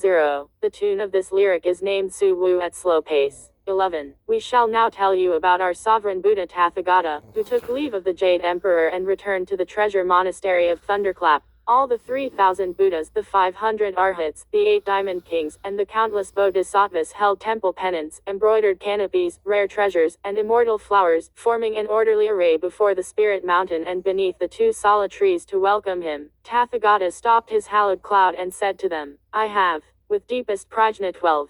Look through the 3 realms. Point 13. All fundamental nature will end in extinction, like empty phenomena, existing as nothing. The wily apes exter passion. This, none can comprehend. Name, birth, death, and origin of all forms appear thus. When he had finished speaking, he beamed forth the sorry light 14 which filled the air with 42 white rainbows, connected end to end from north to south. Seeing this, the crowd bowed down and worshipped. In a little while, Tathagata gathered together the holy clouds and blessed fog, ascended the lotus platform of the highest rank, and sat down solemnly. Those 3,000 Buddhas, 500 Arhats, 8 Diamond Kings, and 4 Bodhisattvas folded their hands and drew near. After bowing down, they asked, the one who caused disturbance in heaven and ruined the Peach Festival, who was he? That fellow, said Tathagata, was a banful monkey born in the Flower Fruit Mountain. His wickedness was beyond all bounds and defied description. The divine warriors of the entire heaven could not bring him to submission. Though Erlang caught him and Lozi tried to refine him with fire, they could not hurt him at all. When I arrived, he was just making an exhibition of his might and prowess in the midst of the thunder deities. When I stopped the fighting and asked about his antecedents, he said that he had magic powers, knowing how to transform himself, and how to cloud somersault, which would carry him 108,000 miles at a time. I made a wager with him to see whether he could leap clear of my hand. I then grabbed hold of him while my fingers changed into the mountain of 5 phases, which had him firmly pinned down. The Jade Emperor opened wide the golden doors of the Jade Palace, invited me to sit at the head table, and gave a banquet for peace in heaven to thank me. It was only a short while ago that I took leave of the throne to come back here. All were delighted by these words. After they had expressed their highest praise for the Buddha, they withdrew according to their ranks. They went back to their several duties and enjoyed the Buddha Tathata. 15. Truly it is the scene of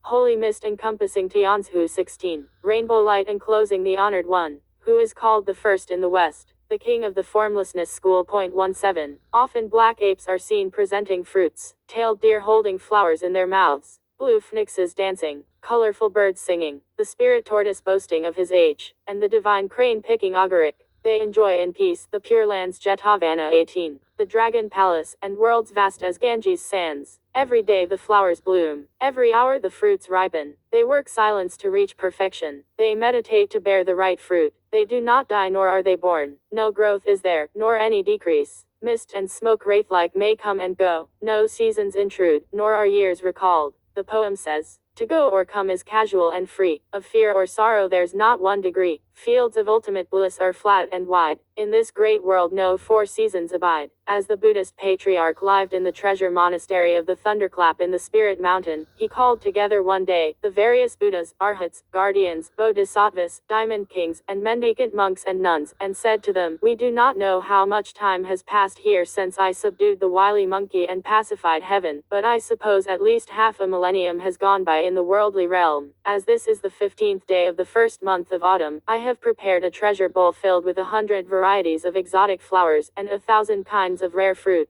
I would like to share them with all of you in celebration of the feast of the Alamana Bowl. 19. How about it? Every one of them folded his hands and paid obeisance to the Buddha 3 times to receive the festival. Tathagata then ordered Ananda to take the flowers and fruits from the treasure bowl, and Kasyapa was asked to distribute them. All were thankful, and they presented poems to express their gratitude. The poem of blessing says, the star of blessing shines before Lokavyesta 20, who enjoys blessing lasting and immense. His blessing's boundless virtue endures as earth.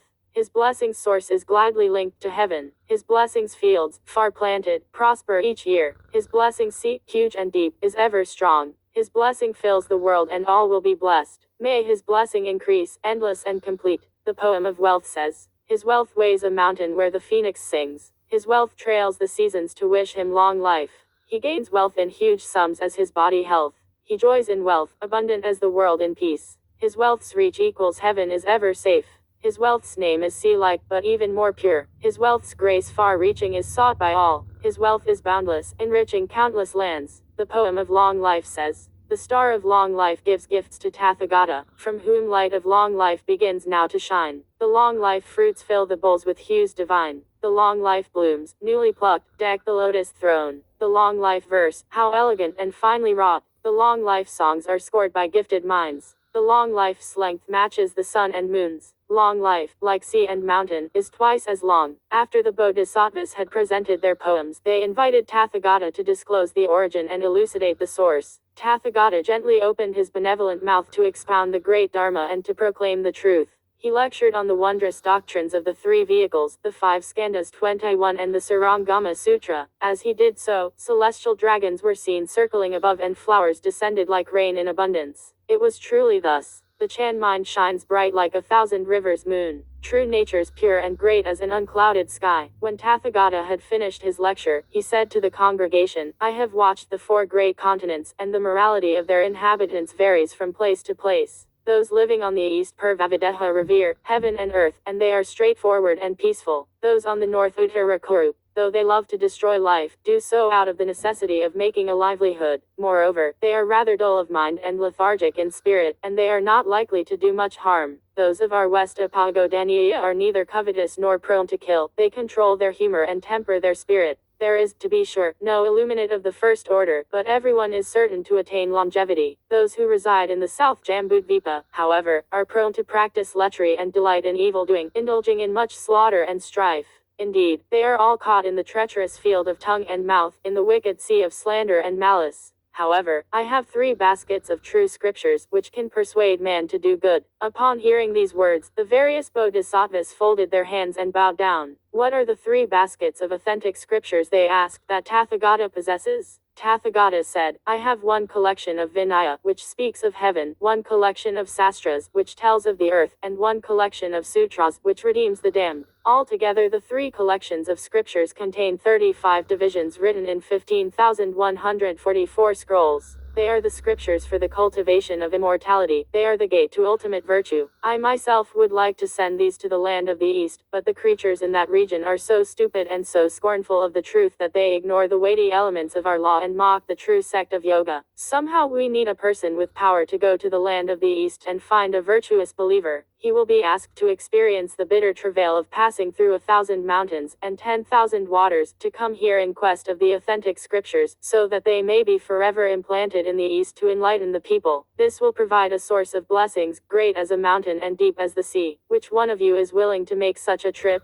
At that moment, the Bodhisattva Guanyin came near the lotus platform and paid obeisance 3 times to the Buddha, saying, though your disciple is untalented, she is willing to go to the land of the East to find a scripture pilgrim. Lifting their heads to look, the various Buddhas saw that the Bodhisattva had a mind perfected in the 4 virtues 22, a golden body filled with wisdom, fringes of dangling pearls and jade, scented bracelets set with lustrous treasures, dark hair piled smartly in a coiled dragon bun, and brocade sashes fluttering as phoenix quills, her green jade buttons, and white silk robe, bathed in holy light, her velvet skirt, and golden cords, wrapped by hallowed air, with brows of new moon shape, and eyes like 2 bright stars. Her jawed-like face beams natural joy, and her ruddy lips seem a flash of red. Her immaculate vase overflows with nectar from year to year, holding sprigs of weeping willow green from age to age. She disperses the 8 woes. She redeems the multitude. She has great compassion. Thus she rules the Tai mountain, and lives at the South Sea. She saves the poor, searching for their voices. Ever heedful and solicitous, ever wise and efficacious.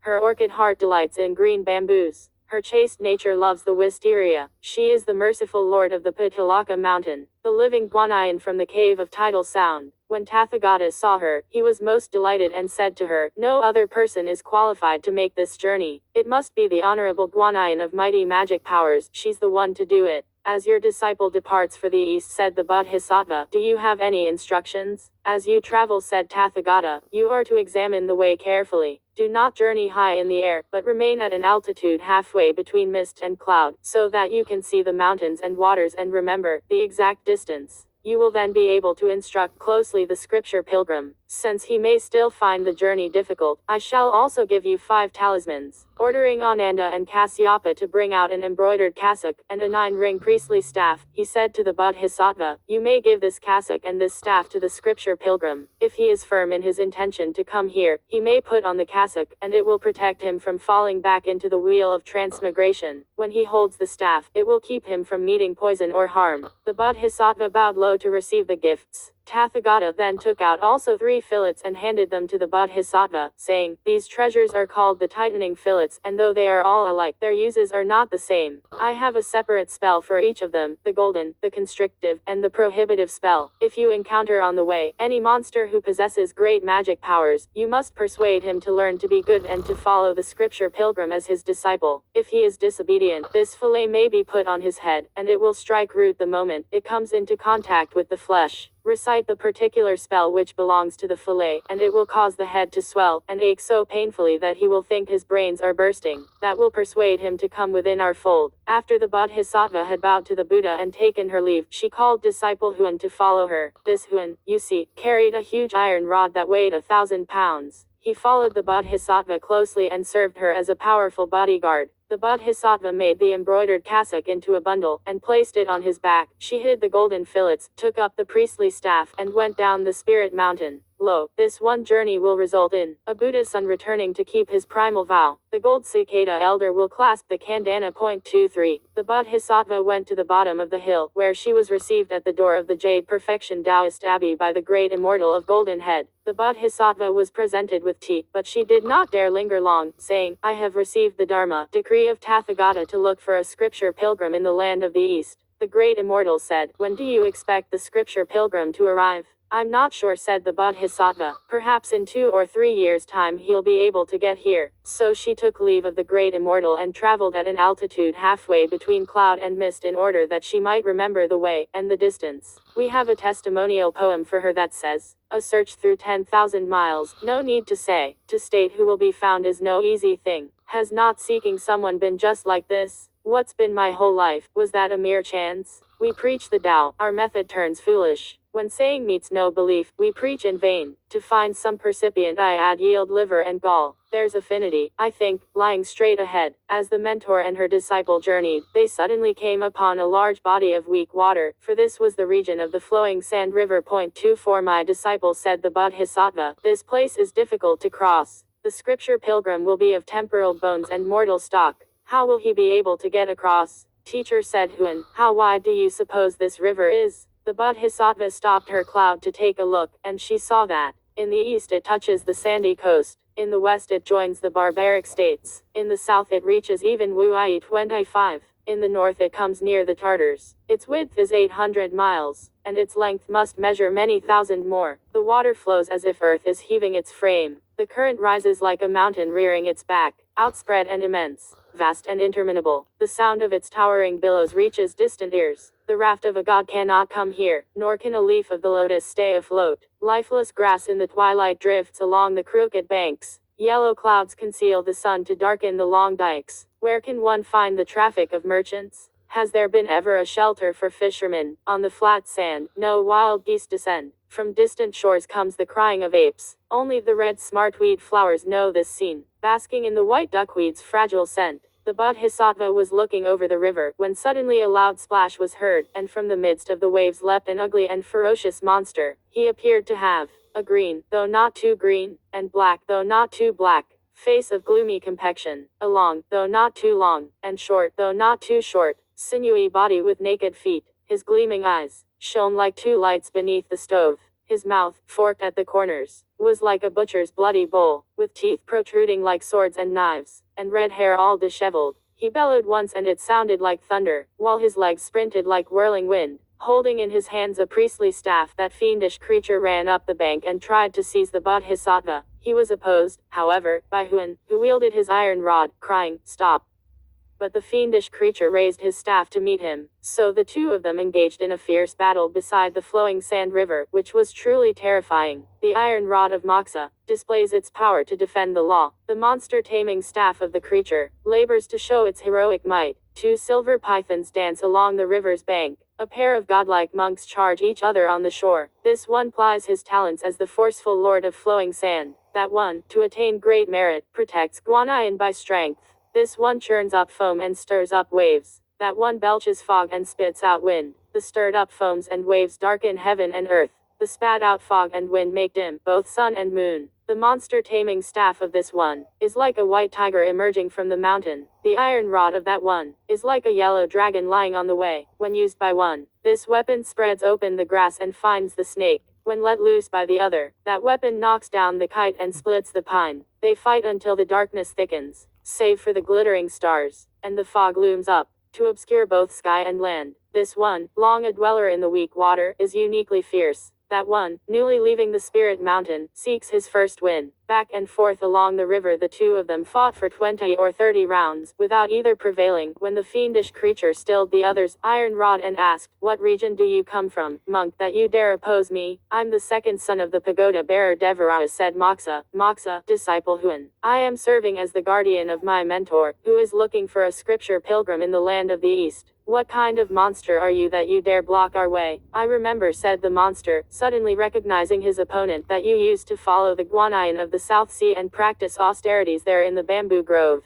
How did you get to this place?" "Don't you realize," said Moxa, "that she is my mentor, the one over there on the shore?" When the monster heard these words, he apologized repeatedly. Putting away his staff, he allowed Moxa to grasp him by the collar and lead him away. He lowered his head and bowed low to Guanyin, saying, "Bodhisattva, please forgive me and let me submit my explanation. I am no monster, rather, I am the curtain-raising general who waits upon the phoenix chariot of the Jade Emperor at the Divine Mists Hall. Because I carelessly broke a crystal cup at one of the festivals of immortal peaches, the Jade Emperor gave me 800 lashes, banished me to the region below, and changed me into my present shape. Every 7th day he sends a flying sword to stab my breast and side more than 100 times before it leaves me. Hence my present wretchedness. Moreover, the hunger and cold are unbearable, and I am driven every few days to come out of the waves and find a traveler for food. I certainly did not expect that my ignorance would today lead me to offend the great, merciful Bodhisattva. Because of your sin in heaven," said the Bodhisattva, "you were banished. Yet the taking of life in your present manner surely is adding sin to sin. By the decree of Buddha, I am on my way to the land of the East to find a scripture pilgrim. Why don't you come into my fold, take refuge in good works, and follow the scripture pilgrim as his disciple when he goes to the western heaven to ask Buddha for the scriptures? I'll order the flying sword to stop piercing you. At the time when you achieve merit, your sin will be expiated and you will be restored to your former position. How do you feel about that?" "I'm willing," said the monster, "to seek refuge in right action." He said also, "Bodhisattva, I have devoured countless human beings at this place. There have even been a number of scripture pilgrims here, and I ate all of them. The heads of those I devoured I threw into the flowing sand, and they sank to the bottom, for such is the nature of this water, that not even goose down can float on it.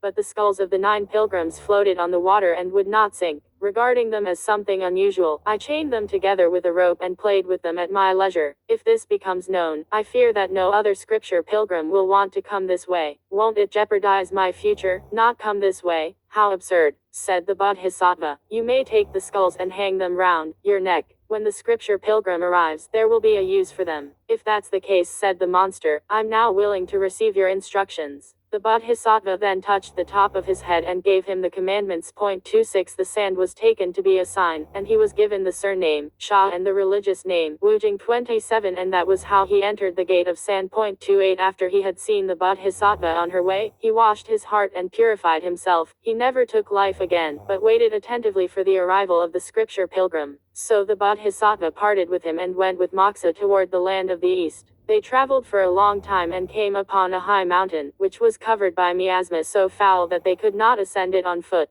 They were just about to mount the clouds and pass over it when a sudden blast of violent wind brought into view another monster of most ferocious appearance. Look at his lips curled and twisted like dried lotus leaves, ears like rush leaf fans and hard, gleaming eyes, gaping teeth as sharp as a fine steel files, a long mouth wide open like a fire pot. A gold cap is fastened with bands by the cheek. Straps on his armor seem like scaleless snakes. He holds a rake, a dragon's outstretched claws. From his waist hangs a bow of half-moon shape. His awesome presence and his prideful mien defy the deities and daunt the gods. He rushed up toward the two travelers and, without regard for good or ill, lifted the rake and brought it down hard on the bodhisattva. But he was met by disciple Huan, who cried with a loud voice, "Reckless monster, desist from this insolence. Look out for my rod." This monk said, "The monster doesn't know any better. Look out for my rake." The two of them clashed together at the foot of the mountain to discover who was to be the victor. It was a magnificent battle. The monster is fierce. Huan is powerful. The iron rod jabs at the heart.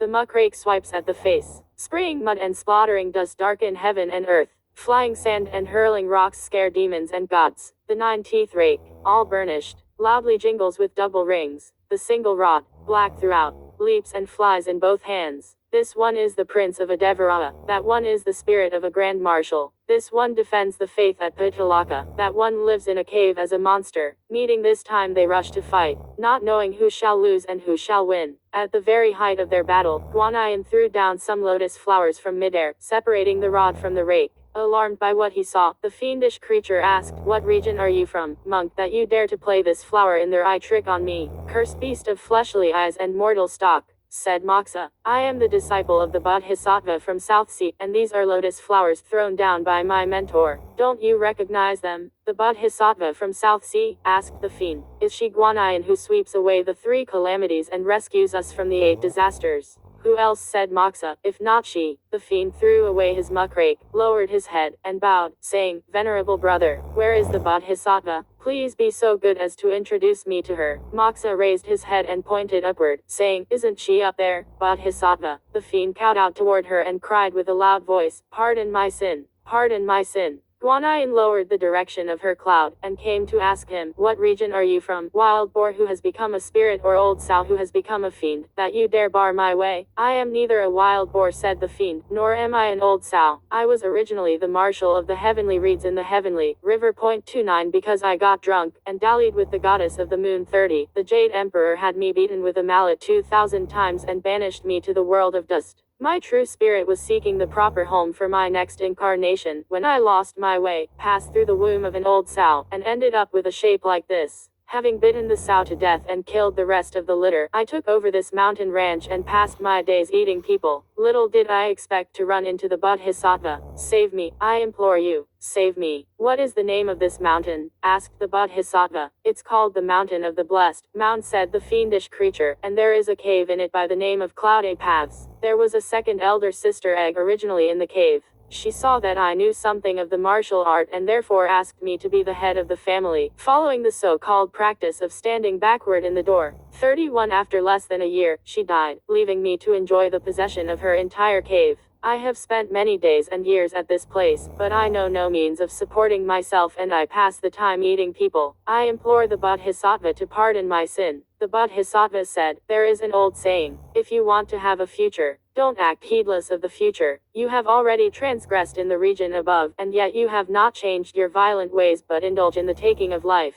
Don't you know that both crimes will be punished?" The future, said the fiend. "If I listen to you, I might as well feed on the wind. The proverb says, if you follow the law of the court, you will be beaten to death. If you follow the law of Buddha, you will be starved to death. Let me go, let me go. I would much prefer catching a few travelers and munching on the plump and juicy lady of the family. Why should I care about 2 crimes, 3 crimes, 1,000 crimes, or 10,000 crimes? There is a saying," said the Bodhisattva, "a man with good intent will win heaven's ascent. If you are willing to return to the fruits of truth, there will be means to sustain your body. There are 5 kinds of grain in this world and they all can relieve hunger. Why do you need to pass the time by devouring humans?" When the fiend heard these words, he was like one who woke from a dream, and he said to the Bodhisattva, "I would very much like to follow the truth.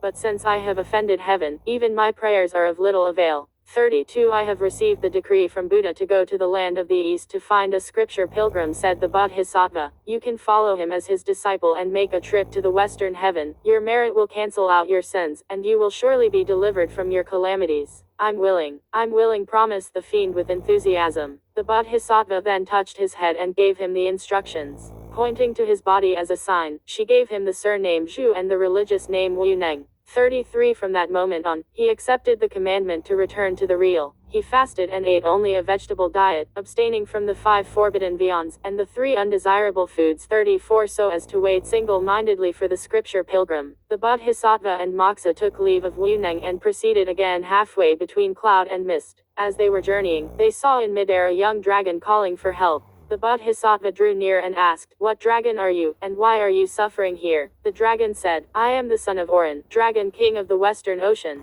Because I inadvertently set fire to the palace and burned some of the pearls therein, my father the king memorialized to the court of heaven and charged me with grave disobedience. The Jade Emperor hung me in the sky and gave me 300 lashes, and I shall be executed in a few days. I beg the Bodhisattva to save me." When Guanyin heard these words, she rushed with Moksha up to the south heaven gate. She was received by Qiu and Zheng, the 2 celestial masters, who asked her, "Where are you going?" "This humble cleric needs to have an audience with the Jade Emperor," said the Bodhisattva. The 2 celestial masters promptly made the report, and the Jade Emperor left the hall to receive her. After presenting her greetings, the Bodhisattva said, "By the decree of Buddha, this humble cleric is journeying to the land of the east to find a scripture pilgrim. On the way I met a mischievous dragon hanging in the sky. I have come specially to beg you to spare his life and grant him to me. He can be a good means of transportation for the scripture pilgrim." When the Jade Emperor heard these words, he at once gave the decree of pardon, ordering the heavenly sentinels to release the dragon to the Bodhisattva. The Bodhisattva thanked the emperor, while the young dragon also cowed out to the Bodhisattva to thank her for saving his life and pledged obedience to her command. The Bodhisattva then sent him to live in a deep mountain stream with the instruction that when the scripture pilgrim should arrive, he was to change into a white horse and go to the western heaven. The young dragon obeyed the order and hid himself, and we shall speak no more of him for the moment. The Bodhisattva then led Moksha past the mountain, and they headed again toward the land of the east. They had not traveled long before they suddenly came upon 10,000 shafts of golden light and 1,000 layers of radiant vapor. Teacher said Moksha, "That luminous place must be the mountain of 5 phases. I can see the tag of Tathagata imprinted on it. So, beneath this place," said the Bodhisattva, "is where the great sage, equal to heaven, who disturbed heaven and the festival of immortal peaches, is being imprisoned." "Yes, indeed," said Moksha. The mentor and her disciple ascended the mountain, and looked at the tag, on which was inscribed the divine words Mani Padme Hum. When the Bodhisattva saw this, she could not help sighing, and composed the following poem. Iru the impish ape, not heeding the law, who let loose wild heroics in bygone years. His mind puffed up, he wrecked the peach banquet, and boldly stole in Toshita palace. He found no worthy match in 10,000 troops. Through ninfold heaven he displayed his power, imprisoned now by sovereign Tathagata. When will he be free to show once more his might? As mentor and disciple were speaking, they disturbed the great sage, who shouted from the base of the mountain, "Who is up there on the mountain composing verses, to expose my faults?" When the Bodhisattva heard those words, she came down the mountain to take a look.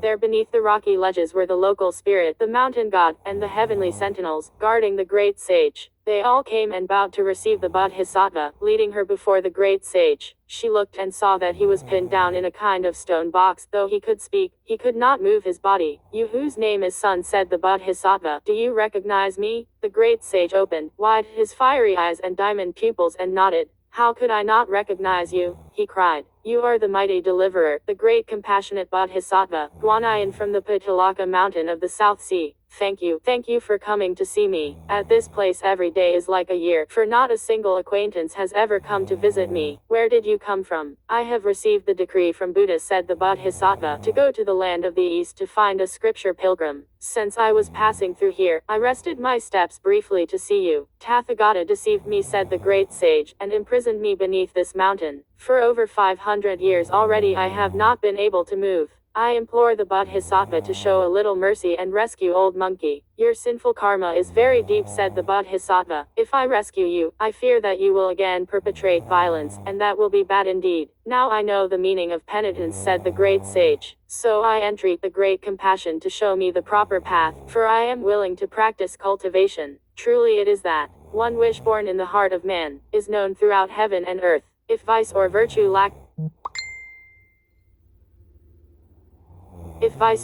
lacks reward, unjust must be the universe." When the Bodhisattva heard those words from the prisoner, she was filled with pleasure, and said to the great sage, "The scripture says, When a good word is spoken, an answer will come from beyond 1,000 miles. When an evil word is spoken, opposition will hail from beyond 1,000 miles. If you have such a purpose, wait until I reach the great Tang nation in the land of the east and find the scripture pilgrim. He will be told to come and rescue you, and you can follow him as a disciple. You shall keep the teachings and hold the rosary to enter our gate of Buddha, so that you may again cultivate the fruits of righteousness. Will you do that? I'm willing, said the great sage repeatedly. If you are indeed seeking the fruits of virtue, said the Bodhisattva, let me give you a religious name. I have one already, said the great sage, and I'm called Sun Wukong. There were 2 persons before you who came into our faith, said the delighted Bodhisattva, and their names, too, are built on the word Wu. Your name will agree with theirs perfectly, and that is splendid indeed. I need not give you any more instruction, for I must be going. So our great sage, with manifest nature and enlightened mind, returned to the Buddhist faith, while our Bodhisattva, with attention and diligence, sought the divine monk. She left the place with Moxa and proceeded straight to the east. In a few days they reached Chang'an of the great Tang nation. Forsaking the mist and abandoning the cloud, mentor and disciple changed themselves into 2 wandering monks covered with scabby sores 35 and went into the city. It was already dusk. As they walked through one of the main streets, they saw a temple of the local spirit. They both went straight in, alarming the spirit and the demon guards, who recognized the Bodhisattva. They cowed out to receive her, and the local spirit then ran quickly to report to the city's guardian deity, the god of the soil, and the spirits of various temples of Chang'an. When they learned that it was the Bodhisattva, they all came to pay homage, saying, Bodhisattva, please pardon us for being tardy in our reception. None of you, said the Bodhisattva, should let a word of this leak out. I came here by the special decree of Buddha to look for a scripture pilgrim. I would like to stay just for a few days in one of your temples, and I shall depart when the true monk is found. The various deities went back to their own places, but they sent the local spirit off to the residence of the city's guardian deity so that the teacher and the disciple could remain incognito in the spirit's temple. We do not know what sort of scripture pilgrim was found. Let's listen to the explanation in the next chapter. 9. Chen Guangrui, going to his post, meets disaster. Monk river float, avenging his parents, repays his roots. We now tell you about the city of Chang'an in the great nation's Shaanxi province, which was the place that kings and emperors from generation to generation had made their capital. Since the periods of Zhou, Qin, and Han, 3 counties of flowers bloomed like brocade, and 8 rivers one flowed encircling the city. It was truly a land of great scenic beauty. At this time the Emperor Zong II of the great Tang dynasty was on the throne, and the name of his reign was Zhengan. He had been ruling now for 13 years, and the cyclical name of the year was GC.3. The whole land was at peace. People came bearing tributes from 8 directions, and the inhabitants of the whole world called themselves his subjects. One day Zong ascended his throne and assembled his civil and military officials. After they had paid him homage, the Prime Minister Wei Zhangfor left the ranks and came forward to memorialize to the throne, saying, since the world now is at peace and tranquility reigns everywhere, we should follow the ancient custom and establish sites for civil After they had paid him homage, the Prime Minister Wei Zhangfor left the ranks and came forward to memorialize to the throne, saying, since the world now is at peace and tranquility reigns everywhere, we should follow the ancient custom and establish sites for civil examinations, so that we may invite worthy scholars to come here, and select those talents who will best serve the work of administration and government. Our worthy subject has voiced a sound principle in his memorial, said Zong. He therefore issued a summons to be proclaimed throughout the empire, in every prefecture, county, and town, those who were learned in the Confucian classics, who could write with ease and lucidity, and who had passed the 3 sessions of examination 5 regardless of whether they were soldiers or peasants, would be invited to go to Chang'an to take the imperial examination. This summons reached the place Heizhou, where it was seen by a certain man named Chen Yi with the courtesy name of Guangrui, who then went straight home to talk to his mother, whose maiden name was Zhang. The court, he said, has sent a yellow summons, declaring in these southern provinces that there will be examinations for the selection of the worthy and the talented. Your child wishes to try out at such an examination, for if I manage to acquire an appointment, or even half a post, I would become more of a credit to my parents, magnify our name, give my wife a title, benefit my son, and bring glory to this house of ours. Such is the aspiration of your son. I wish to tell my mother plainly before I leave. My son, said she of the Zhang family, an educated person learns when he is young, but leaves when he is grown. You should indeed follow this maxim. But as you go to the examination, you must be careful on the way, and, when you have secured a post, come home quickly. So Guang Rui gave instructions for his family page to pack his bags, took leave of his mother, and began his journey. When he reached Chang'an, the examination site had just been opened, and he went straight in. He took the preliminary tests, passed them, and went to the court examination, where in 3 sessions on administrative policy, he took first place, receiving the title Zhuang Yuan, the certificate of which was signed by the Tang Emperor's own hand. As was the custom, he was led through the streets on horseback for 3 days. The procession at one point passed by the house of the chief minister, Yingxin, who had a daughter named Wen Jiao, nicknamed Mantanjiao, a hall of loveliness. She was not yet married, and at this time, she was just about to throw down an embroidered ball from high up on a festooned tower in order to select her spouse. It happened that Chen Guangrui was passing below the tower, when the young maiden saw Guangrui's outstanding appearance and knew that he was the recent Zhuang Yuan of the examinations. She was very pleased. She threw down the embroidered ball, which just happened to hit the black gauze hat of Guangrui. Immediately, lively music of pipes and flutes could be heard throughout the area as scores of maids and serving girls ran down from the tower, took hold of the bridle of Guangrui's horse, and led him into the residence of the chief minister for the wedding. The chief minister and his wife at once came out of their chambers, called together the guests and the master of ceremonies, and gave the girl to Guangrui as his bride. Together, they bowed to heaven and earth, then husband and wife bowed to each other, before bowing to the father minus and mother-in-law. The chief minister then gave a big banquet and everyone feasted merrily, for a whole evening, after which the two of them walked hand in hand into the bridal chamber. At the 5th watch early next morning, Zong took his seat in the treasure hall of golden chimes as civil and military officials attended the court. Zong asked, what appointment should the new Zhuang Yuan receive? The Prime Minister Wei Zhang said, your subject has discovered that within our territory there is a vacancy at Jiangsu. I beg my lord to grant him this post. Zong at once made him governor of Jiangsu and ordered him to leave without delay. After thanking the emperor and leaving the court, Guangrui went back to the house of the chief minister to inform his wife.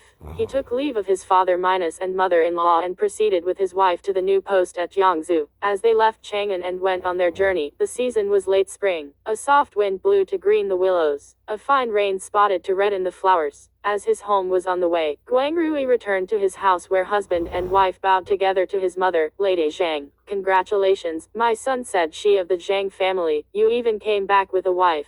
Your child, said Guangrui, relied on the power of your blessing and was able to attain the undeserved honor of Zhuang Yuan. By imperial command I was making a tour of the streets when, as I passed by the mansion of Chief Minister Yin, I was hit by an embroidered ball. The Chief Minister kindly gave his daughter to your child to be his wife, and His Majesty appointed him governor of Jiangsu. I have returned to take you with me to the post. She of the Zhang family was delighted, and packed at once for the journey. They had been on the road for a few days when they came to stay at the Inn of 10,000 Flowers, kept by a certain Liu Ziaoer. She of the Zhang family suddenly became ill and said to Guangrui, I don't feel well at all. Let's rest here for a day or two before we journey again. Guangrui obeyed. Next morning there was a man outside the inn holding a golden carp for sale, which Guangrui bought for a string of coins. He was about to have it cooked for his mother when he saw that the carp was blinking its eyes vigorously. In astonishment, Guangrui said, I have heard that when a fish or a snake blinks its eyes in this manner, that's the sure sign that it's not an ordinary creature. He therefore asked the fisherman, where did you catch this fish? I caught it, said the fisherman, from the river Hong, some 15 miles from this district.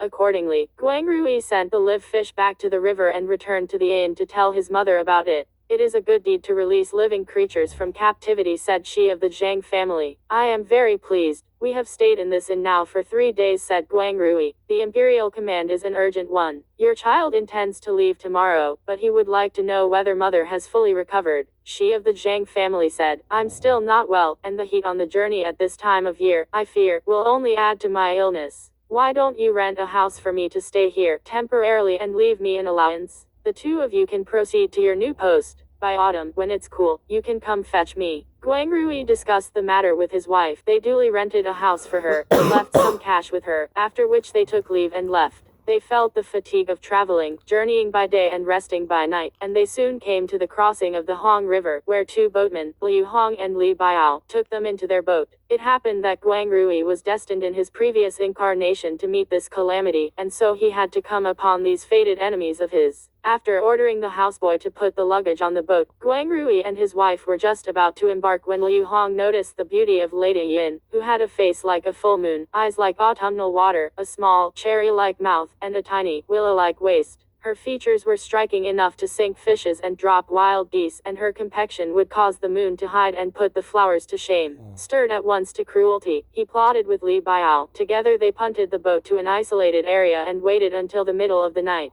They killed the houseboy first, and then they beat Guang Rui to death, pushing both bodies into the water. When the lady saw that they had killed her husband, she made a dive for the water, but Liu Hong threw his arms around her and caught her. "If you consent to my demand," he said, "everything will be all right. If you do not, this knife will cut you in two." Unable to think of any better plan, the lady had to give her consent for the time being and yielded herself to Liu Hong. The thief took the boat to the south bank, where he turned the boat over to the care of Li Biao. He himself put on Guang Rui's cap and robe, took his credentials, and proceeded with the lady to the post at Jiangsu. We should now tell you that the body of the houseboy killed by Liu Hong drifted away with the current. The body of Chen Guang Rui, however, sank to the bottom of the water, and stayed there. A Yaksa on patrol at the mouth of the Hong River saw it and rushed into the Dragon Palace. The Dragon King was just holding court when the Yaksa entered to report, saying, "A scholar has been beaten to death at the mouth of the Hong River by some unknown person, and his body is now lying at the bottom of the water." The Dragon King had the corpse brought in and laid before him. He took a careful look at it and said, "But this man was my benefactor. How could he have been murdered? As the common saying goes, kindness should be paid by kindness. I must save his life today, so that I may repay the kindness of yesterday." He at once issued an official dispatch, sending a Yaksa to deliver it to the municipal deity and local spirit of Hangzhou, and asked for the soul of the scholar, so that his life might be saved.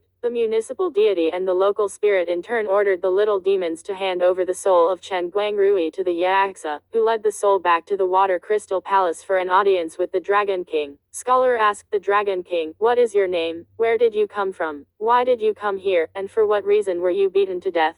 Guang Rui saluted him and said, "This lowly student is named Chen Yi, and my courtesy name is Guang Rui. I am from the Hongnong district of Heizhou. As the unworthy Zhuang Yuan of the recent session of examination, I was appointed by the court to be governor of Jiangsu, and I was going to my post with my wife. When I took a boat at the river, I did not expect the boatman, Liu Hong, to covet my wife and plot against me. He beat me to death and tossed out my body. I beg the great king to save me." Hearing these words, the Dragon King said, "So, that's it. Good sir, the golden carp that you released earlier was myself. You are my benefactor. You may be in dire difficulty at the moment, but is there any reason why I should not come to your assistance?" He therefore laid the body of Guang Rui to one side, and put a preservative pearl in his mouth, so that his body would not deteriorate but be reunited with his soul to avenge himself in the future. He also said, "Your true soul may remain temporarily in my water bureau as an officer." Guang Rui cowed out to thank him, and the Dragon King prepared a banquet to entertain him, but we shall say no more about that.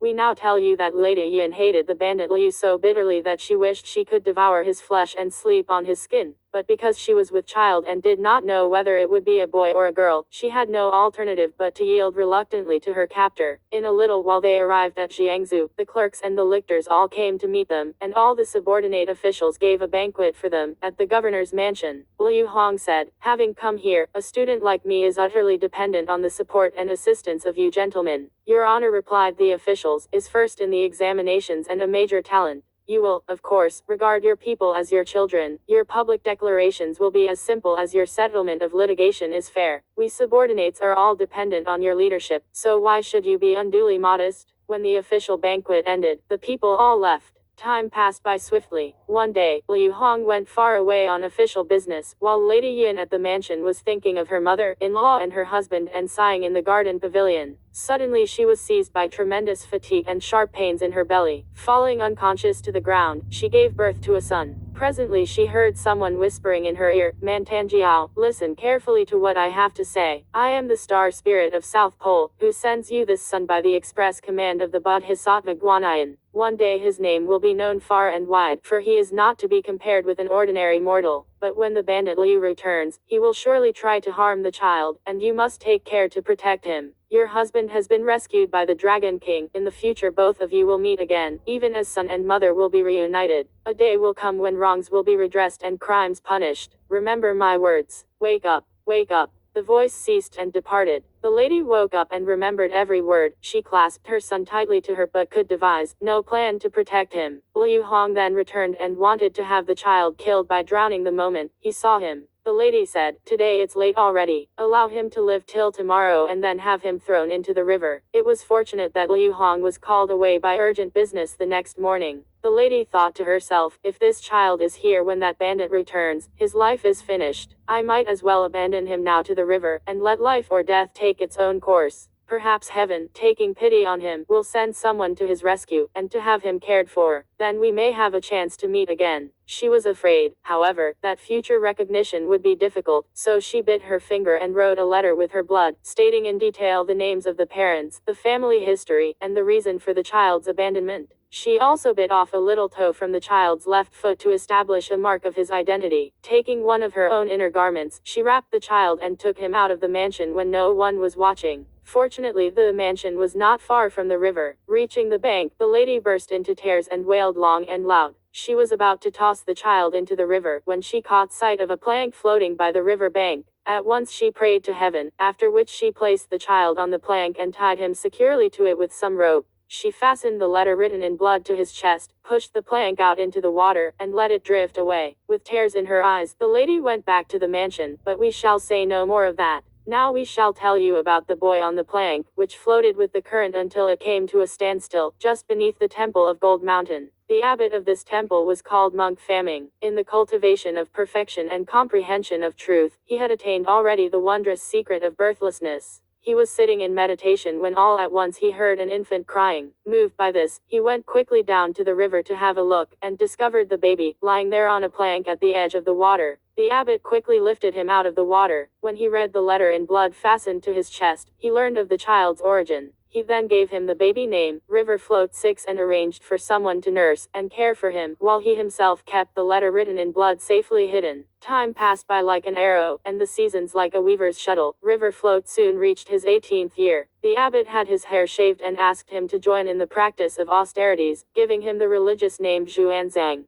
Having had his head touched and having received the commandments, Zhuanzang pursued the way with great determination. One day in late spring, the various monks gathered in the shade of pine trees were discussing the canons of Chen and debating the fine points of the mysteries. One feckless monk, who happened to have been completely outwitted by Zhuanzang's questions, shouted angrily, "You damnable beast! You don't even know your own name, and you are ignorant of your own parents. Why are you still hanging around here playing tricks on people?" When Zhuanzang heard such language of rebuke, he went into the temple, and knelt before the master, saying with tears flowing from his eyes, "Though a human being born into this world receives his natural endowments from the forces of yin and yang and from the 5 phases, he is always nurtured by his parents. How can there be a person in this world who has no father or mother?" Repeatedly and piteously he begged for the names of his parents. The abbot said, "If you truly wish to seek your parents, you may follow me to my cell." Zhuanzang duly followed him to his cell, where, from the top of a heavy crossbeam, the abbot took down a small box. Opening the box, he took out a letter written in blood and an inner garment and gave them to Zhuanzang. Only after he had unfolded the letter and read it did Zhuanzang learn the names of his parents and understand in detail the wrongs that had been done them. When Zhuanzang finished reading, he fell weeping to the floor, saying, "How can anyone be worthy to bear the name of man if he cannot avenge the wrongs done to his parents? For 18 years, I have been ignorant of my true parents, and only this day have I learned that I have a mother. And yet, would I have even reached this day if my master had not saved me and cared for me? Permit your disciple to go seek my mother. Thereafter, I will rebuild this temple with an incense bowl on my head, and repay the profound kindness of my teacher." "If you desire to seek your mother," said the master, "you may take this letter in blood and the inner garment with you. Go as a mendicant monk to the private quarters at the governor's mansion of Jiangsu. You will then be able to meet your mother." Zhuanzang followed the words of his master and went to Jiangsu as a mendicant monk. It happened that Liu Hong was out on business, for heaven had planned that mother and child should meet.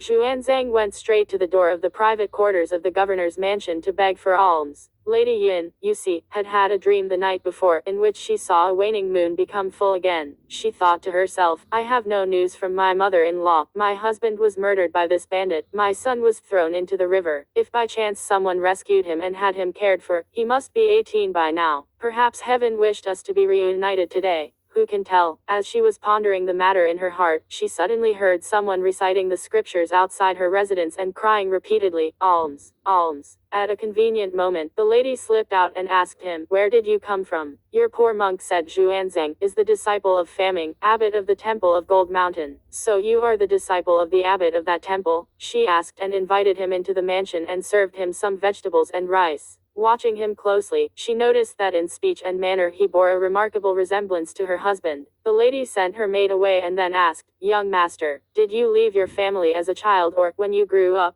What are your given name and your surname? Do you have any parents? I did not leave my family when I was young, replied Xuanzang, nor did I do so when I grew up. To tell you the truth, I have a wrong to avenge great as the sky, and enmity deep as the sea. My father was a murder victim, and my mother was taken by force. My master the abbot Faming told me to seek my mother in the governor's mansion of Jiangsu. What is your mother's surname? Asked the lady. My mother's surname is Yin, said Xuanzang, and her given name is Wen Jiao. My father's surname is Chen and his given name is Guangrui. My nickname is River Float, but my religious name is Xuanzang. I am Wen Jiao, said the lady, but what proof have you of your identity? When Xuanzang heard that she was his mother, he fell to his knees and wept most grievously. If my own mother doesn't believe me, he said, you may see the proof in this letter written in blood and this inner garment. Wen Jiao took them in her hands, and one look told her that they were the real things. Mother and child embraced each other and wept. Lady Yin then cried, my son, leave at once. For 18 years I have not known my true parents, said Xuanzang, and I've seen my mother for the first time only this morning. How could your son bear so swift a separation? My son, said the lady, leave at once, as if you were on fire. If that bandit Liu returns, he will surely take your life.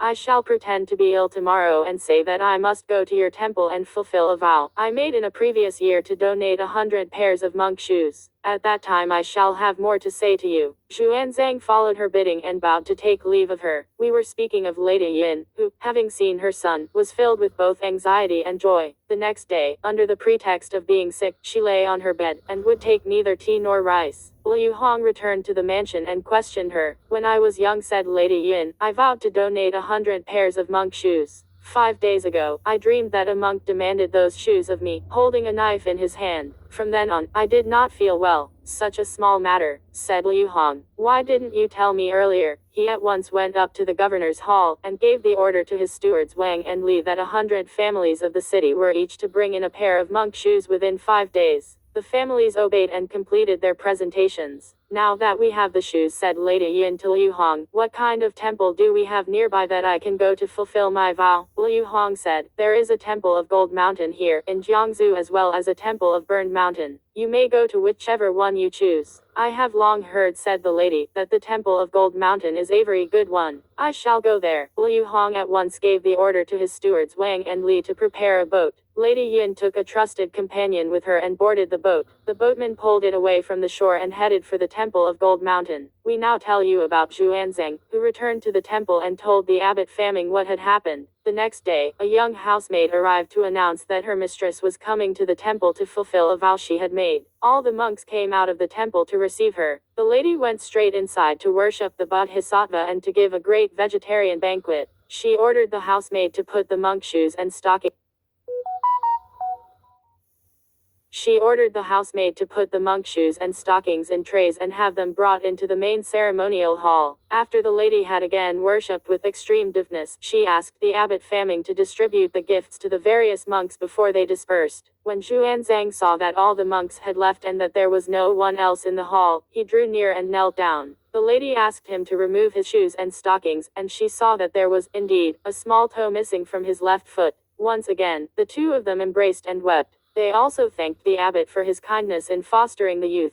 Faming said, I fear that the present meeting of mother and child may become known to that wily bandit. You must leave speedily so that you may avoid any harm. My son, the lady said, let me give you an incense ring. Go to Hangzhou, about 1500 miles northwest of here, where you will find the 10,000 flowers inn. Earlier we left an aged woman there whose maiden name is Zheng and who is the true mother of your father. I have also written a letter for you to take to the capital of the Tang Emperor. To the left of the Golden Palace is the house of Chief Minister Yin, who is the true father of your mother. Give my letter to your maternal grandfather, and ask him to request the Tang Emperor to dispatch men and horses to have this bandit arrested and executed, so that your father may be avenged. Only then will you be able to rescue your old mother. I dare not linger now, for I fear that knave may be offended by my returning late. She went out of the temple, boarded the boat, and left. Xuanzang returned weeping to the temple. He told his master everything and vowed to take leave of him immediately. Going straight to Hongzhou, he came to the 10,000 Flowers Inn and addressed the innkeeper, Liu Zioer, saying, in a previous year, there was an honored guest, here by the name of Chen whose mother remained at your inn. How is she now? Originally, said Liu Zioer, she stayed in my inn. Afterwards she went blind, and for 3 or 4 years did not pay me any rent. She now lives in a dilapidated potter's kiln near the southern gate, and every day she goes begging on the streets. Once that honored guest had left, he was gone for a long time, and even now there is no news of him whatever. I can't understand it. When Xuanzang heard this, he went at once to the dilapidated potter's kiln at the southern gate and found his grandmother. The grandmother said, your voice sounds very much like that of my son Chen Guangrui. I'm not Chen Guangrui, said Xuanzang, but only his son. Lady Wenjiao is my mother. Why didn't your father and mother come back? Asked the grandmother. My father was beaten to death by bandits, said Xuanzang, and one of them forced my mother to be his wife. How did you know where to find me? Asked the grandmother. It was my mother, answered Xuanzang, who told me to seek my grandmother. There's a letter from mother here, and there's also an incense ring. The grandmother took the letter and the incense ring and wept without restraint. For merit and reputation, she said, my son came to this. I thought that he had turned his back on righteousness, and had forgotten parental kindness. How should I know that he was murdered? Fortunately, heaven remembered me at least in pity, and this day a grandson has come to seek me out. Grandmother asked Xuanzang, how did you go blind? Because I thought so often about your father, said the grandmother. I waited for him daily, but he did not return. I wept until I was blind in both eyes. Xuanzang knelt down and prayed to heaven, saying, have regard of Xuanzang who, at the age of 18, has not yet avenged the wrong done to his parents. By the command of my mother, I came this day to find my grandmother. If heaven would take pity on my sincerity, grant that the eyes of my grandmother regain their sight. When he finished his petition, he licked the eyes of his grandmother with the tip of his tongue. In a moment, both eyes were licked open and they were as of old. When the grandmother saw the youthful monk, she said, you're indeed my grandson. Why, you are just like my son Guangrui. She felt both happy and sad. Xuanzang led his grandmother out of the kiln and went back to Liu Zioer's inn, where he rented a room for her to stay. He also gave her some money, saying, in a little more than a month's time, I'll be back.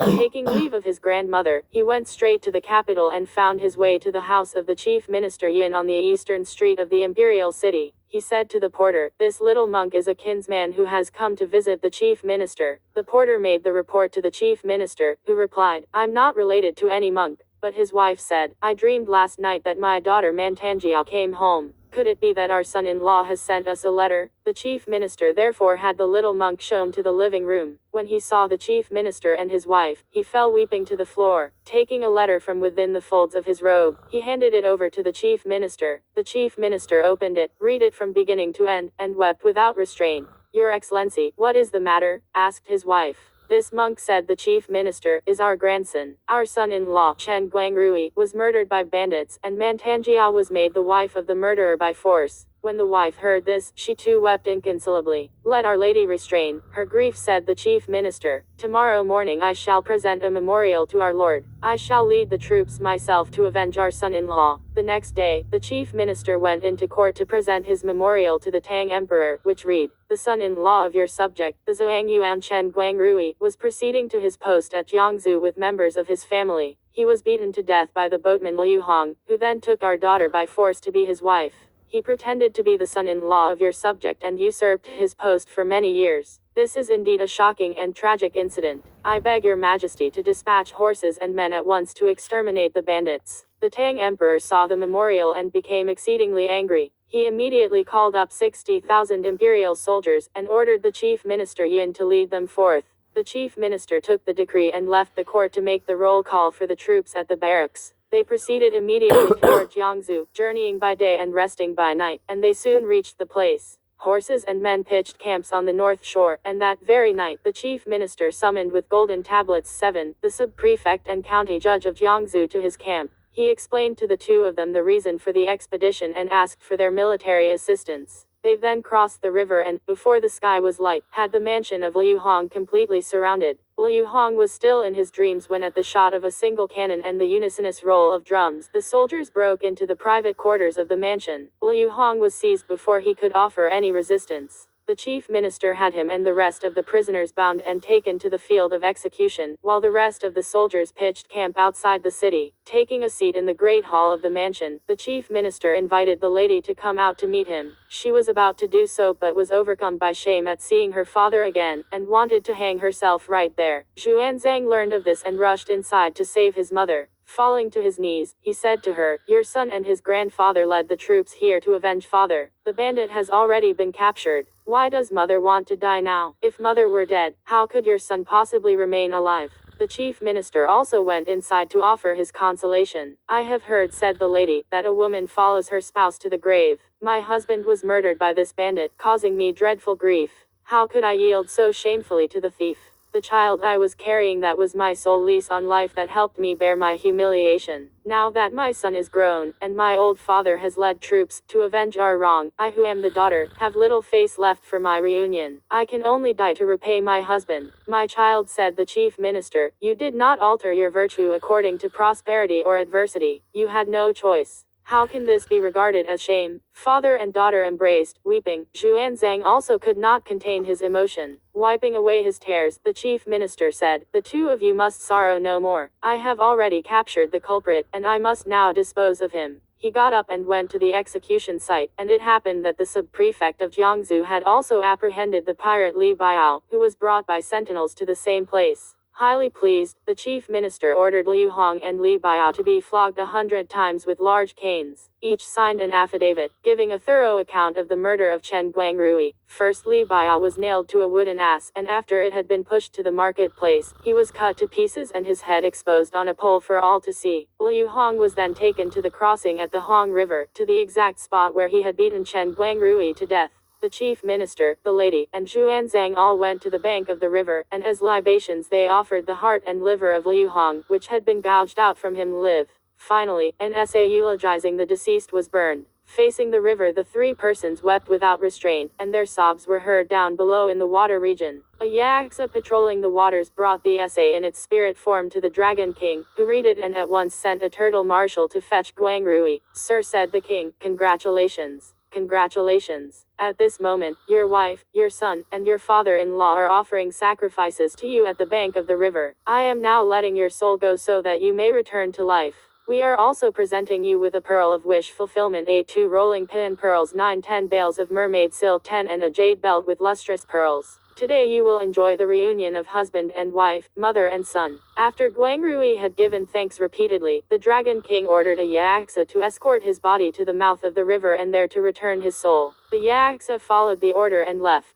We tell you now about Lady Yin, who, having wept for some time for her husband, would have killed herself again by plunging into the water, if Xuanzang had not desperately held on to her. They were struggling pitifully when they saw a dead body floating toward the river bank. The lady hurriedly went forward to look at it. Recognizing it as her husband's body, she burst into even louder wailing. As the other people gathered around to look, they suddenly saw Guangrui unclasping his fists and stretching his legs. The entire body began to stir, and in a moment he clambered up to the bank and sat down, to the infinite amazement of everyone. Guangrui opened his eyes and saw Lady Yin, the chief minister Yin, his father-in-law, and a youthful monk, all weeping around him. "Why are you all here?" said Guangrui. "It all began," said Lady Yin, "when you were beaten to death by bandits. Afterwards your unworthy wife gave birth to this son, who is fortunate enough to have been brought up by the abbot of the Gold Mountain Temple. The abbot sent him to meet me, and I told him to go seek his maternal grandfather. When father heard this, he made it known to the court and led troops here to arrest the bandits. Just now we took out the culprit's liver and heart live to offer to you as libations, but I would like to know how my husband's soul is able to return to give him life."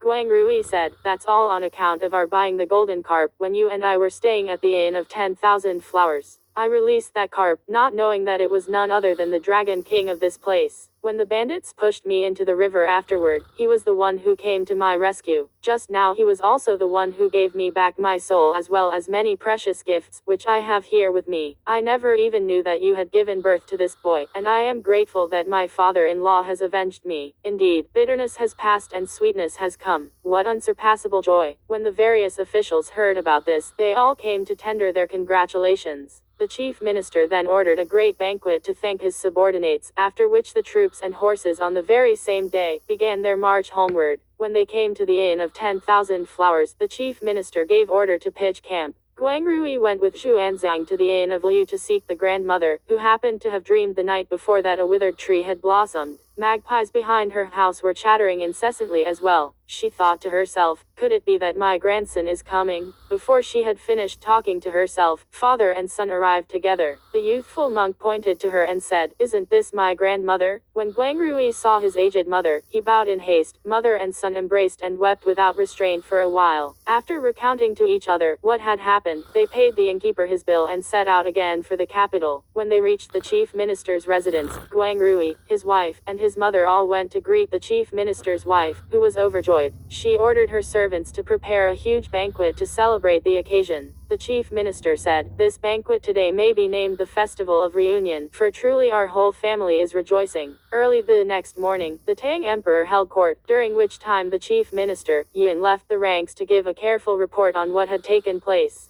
He also recommended that a talent like Guang Rui's be used in some important capacity. The Tang Emperor approved the memorial, and ordered that Chen Yi be promoted to sub-chancellor of the Grand Secretariat so that he could accompany the court and carry out its policies. Xuanzang, determined to follow the way of Zen, was sent to practice austerities at the Temple of Infinite Blessing. Some time after this, Lady Yin calmly committed suicide after all, and Xuanzang went back to the Gold Mountain Temple to repay the kindness of Abbot Faming. We do not know how things went thereafter. Let's listen to the explanation in the next chapter. 10. The old Dragon King's foolish schemes transgress heaven's decrees. Prime Minister Wei's letter seeks help from an official of the dead. For the time being, we shall make no mention of Guang Rui serving in his post and Xuanzang practicing austerities. We tell you now about two worthies who lived on the banks of the river Jing outside the city of Chang'an, a fisherman by the name of Zhang Shao, and a woodman by the name of Li Ding. 1. The two of them were scholars who had passed no official examination, mountain folks who knew how to read. One day in the city of Chang'an, after they had sold the wood on the one's back and the carp in the other's basket, they went into a small inn, and drank until they were slightly tipsy, each carrying a bottle. They followed the bank of the Jing River and walked slowly back.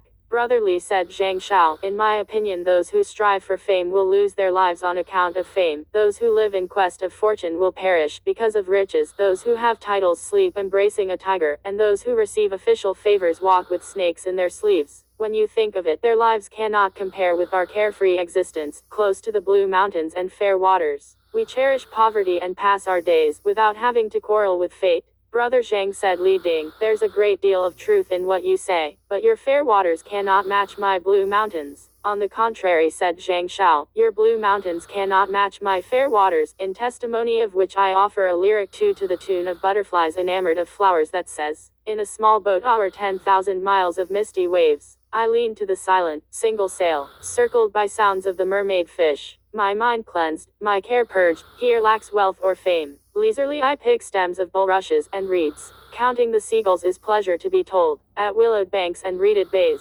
my wife and son join my joyous laugh. I sleep most soundly as wind and wave recede. No shame, no glory, nor any misery. Li Ding said, your fair waters are not as good as my blue mountains. I also have as testimony a lyric poem to the tune of Butterflies Enamored of Flowers that says, at a dense forest's pine-seated corner, I hear, wordless, the oriole, its deft tongue's a tuneful pipe. Pale reds and bright greens announce the warmth of spring. Summer comes abruptly, so passes time. Then autumn arrives for its uneasy change, with fragrant golden flowers, most worthy of our joy, and cold winter descends, swift as a finger snaps. Ruled by no one, I'm free in all four climes. The fisherman said, your blue mountains are not as good as my fair waters, which offer me some fine things to enjoy. As testimony I have here a lyric to the tune of the partridge sky. The fairyland cloud and water do suffice. Boat adrift, oars accumbent, this is my home. I split fishes live, and cook green turtles. I steam purple crabs and boil red shrimps. Green reed shoots, water plant sprouts. Better still the chicken heads 3 the Walter caltrops. Lotus roots, old or young, the tender celery leaves. Arrowheads, white caltrops, and nyawing flowers. The woodman said, your fair waters are not as good as my blue mountains, which offer me some fine things to enjoy. As testimony I too have a lyric to the tune of the partridge sky. On tall, craggy peaks that touch heaven's edge, a grass house, a straw hut would make up my home. Cured fowls, smoked geese surpassed tulls or crabs, hares, antelopes, and deer best fishes or shrimps.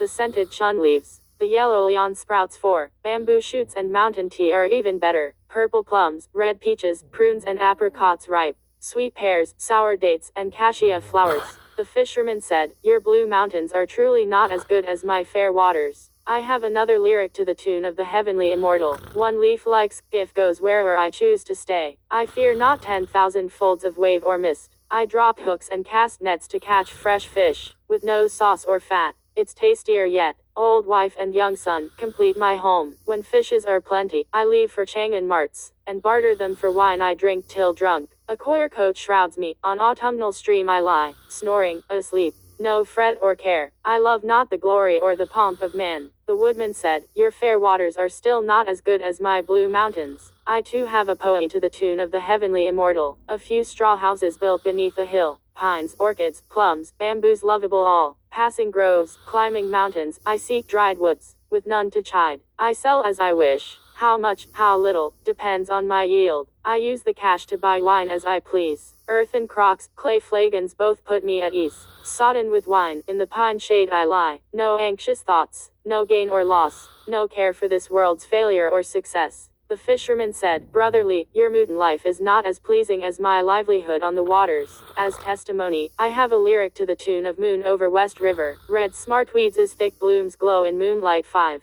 Yellow rush leaves tousled, wind shaken. The blue sky, clean and distant, in empty Chu River. Drawing my lines, I stir a deep pool of stars. In rank and file big fishes enter the net. Teams of tiny perches swallow the hooks. Their taste is special when they're caught and cooked. My laughter presides over rivers and lakes. The woodman says, brother Sheng, your life on the waters is not as pleasing as my livelihood in the mountains. As testimony, I also have a lyric to the tune of Moon over West River. Dead leaves, parched creepers choking the road. Snap poles, aged bamboos crowding the hill. Dry tendrils and sedges in disheveled growth. I break and take, my ropes truss the load. Willow trunks hollowed by insects. Pine branches clipped off by wind. I gather and stockpile, ready for winter's cold. Change them for wine or cash as I wish. The fisherman said, though your life in the mountains is not bad, it is still not as charming and graceful as mine is on the fair waters. As testimony, I have a lyric to the tune of Immortal by the river. Falling tide moves my one boat away. I rest my oars, my song comes with the night.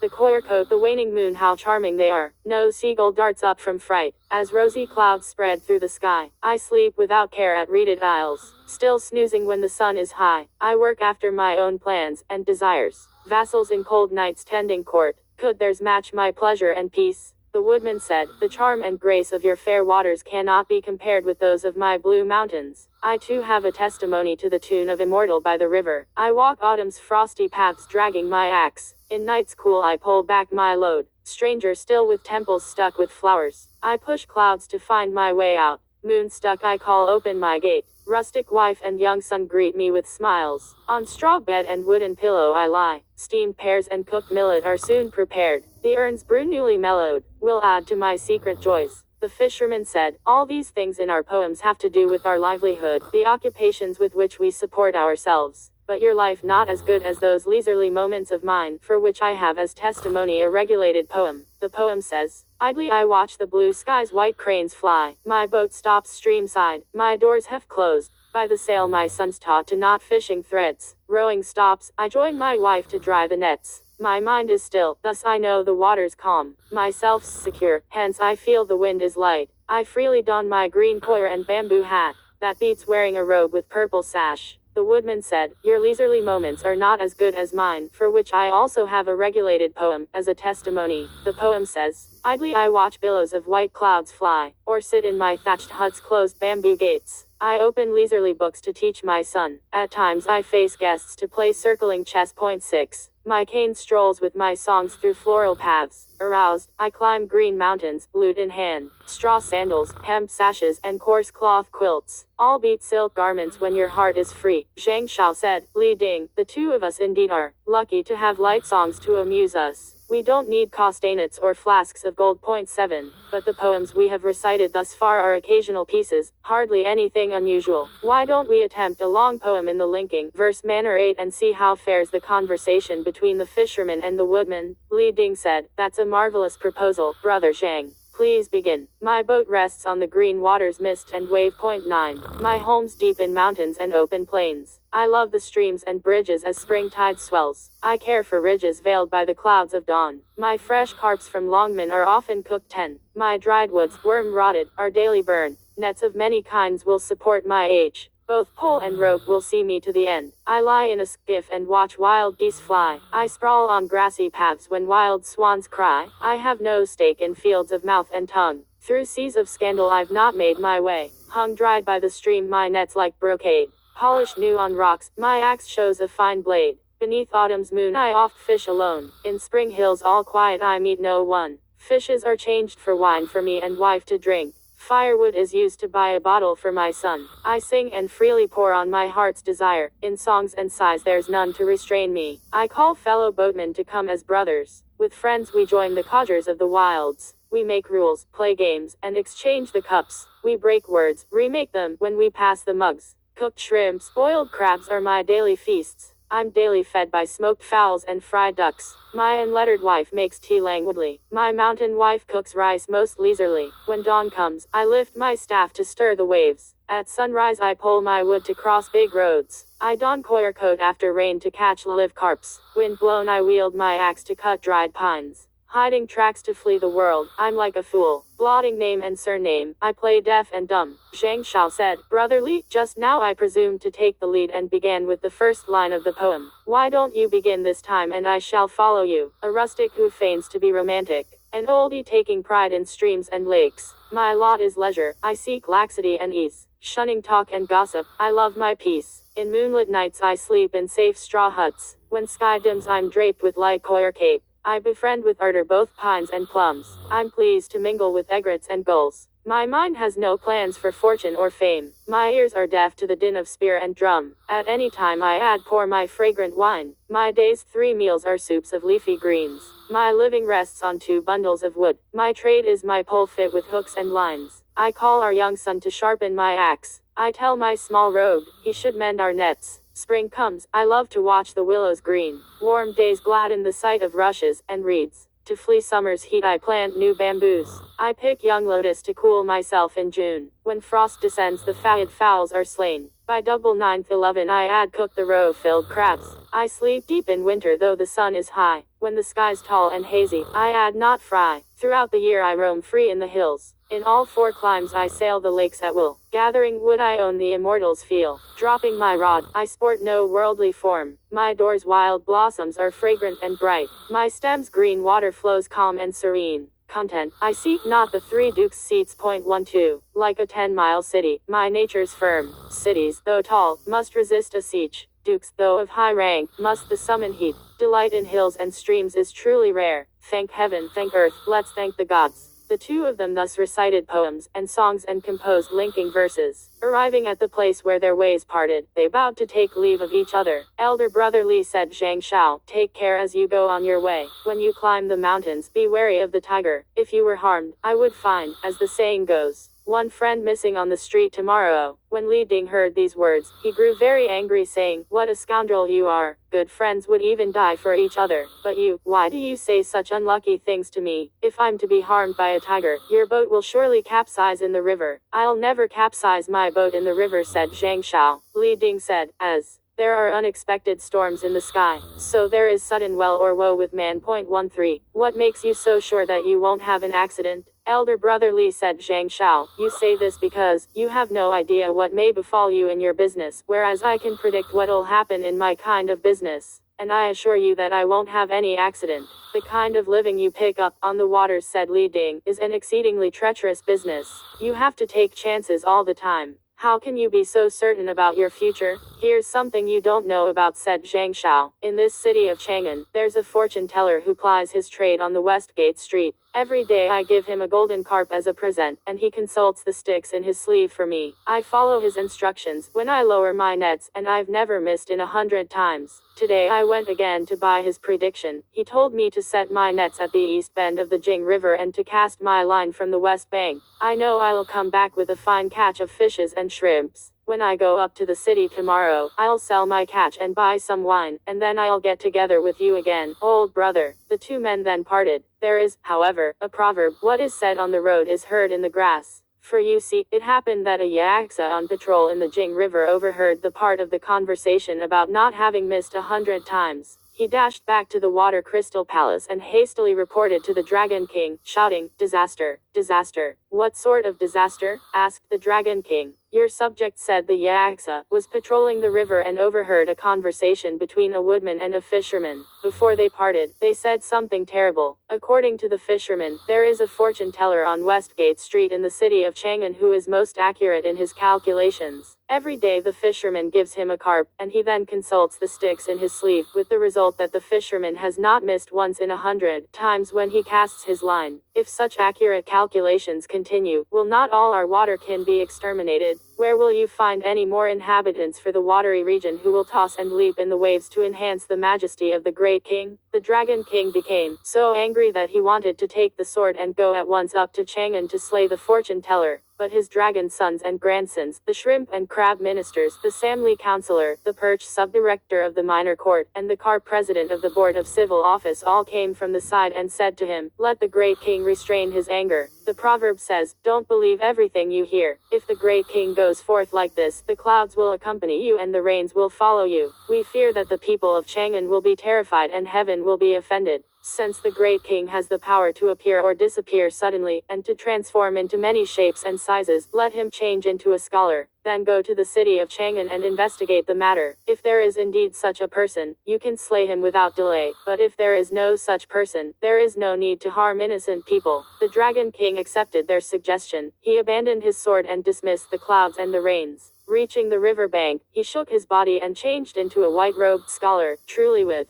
features most virile, a stature towering, a stride most stately, so orderly and firm. His speech exalts Kong and Meng. His manner embodies Zhu and Wen. 14. He wears a silk robe of the color of jade. His casual head wraps shaped like the letter 1.15. Coming out of the water, the Dragon King strode to the Westgate Street in the city of Chang'an. There he found a noisy crowd surrounding someone who was saying in a lofty and self-assured manner, "Those born under the dragon will follow their fate. Those under the tiger will collide with their physiognomies." 16. The branches Yin, Chen, Si, and Hai may be said to fit into the grand scheme, but I fear your birthday may clash with the planet Jupiter. When the Dragon King heard this, he knew that he had come upon the fortune teller's place. Walking up to it and pushing the people apart, he peered inside to see 4 walls of exquisite writings, a room full of brocaded paintings, smoke unending from the treasure duct. 17, and such pure water in a porcelain vase. On both sides are mounted Wang Wei's paintings. High above his seat hangs the Giga form. 18, the ink slab from Duongxi. 19, the golden smoke ink. Both match the great brush of frostiest hair, the crystal balls. Go Pu's numbers 20, neatly face new classics of soothsaying. He knows the hexagrams well. He's mastered the 8 trigrams. He perceives the laws of heaven and earth. He discerns the ways of demons and gods. One tray before him fixes the cosmic hours.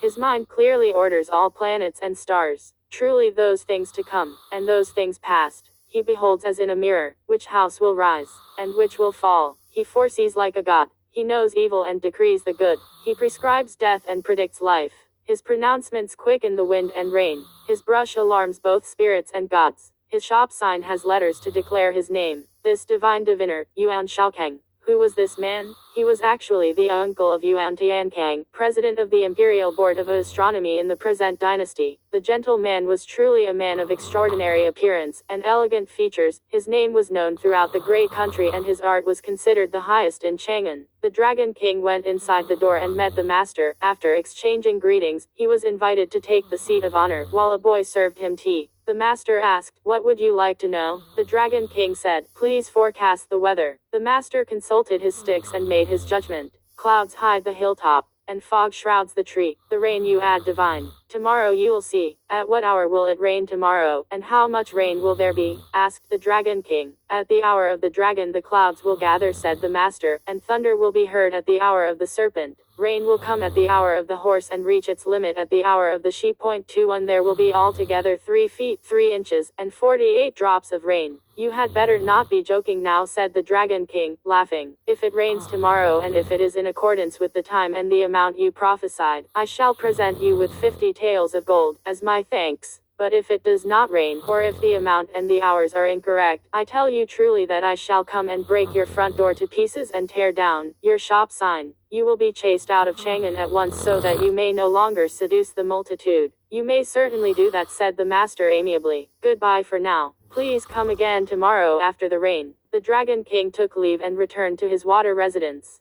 He was received by various aquatic deities, who asked, how was the great king's visit to the soothsayer? Yes, said the Dragon King. There is indeed such a person, but he's a garrulous fortune teller. I asked him when it would rain, and he said tomorrow. I asked him again about the time and the amount, and he told me that clouds would gather at the hour of the dragon, thunder would be heard at the hour of the serpent, and that rain would come at the hour of the horse and would reach its limit at the hour of the sheep. Altogether there would be 3 feet 3 inches, and 48 drops of water. I made a wager with him. If it is as he said, I'll reward him with 50 taels of gold. If there is the slightest error, I'll break down his shop and chase him away, so that he will not be permitted to seduce the multitude at Chang'an. The great king is the supreme commander of the 8 rivers, said the Waterkin, laughing, the great dragon deity in charge of rain. Whether there is going to be rain or not, only the great king knows that. How dare he speak so foolishly? That soothsayer is sure to lose. While the dragon's sons and grandsons were laughing at the matter with the fish and crab officials, a voice was heard suddenly in midair announcing, Dragon King of the Jing River, receive the imperial command.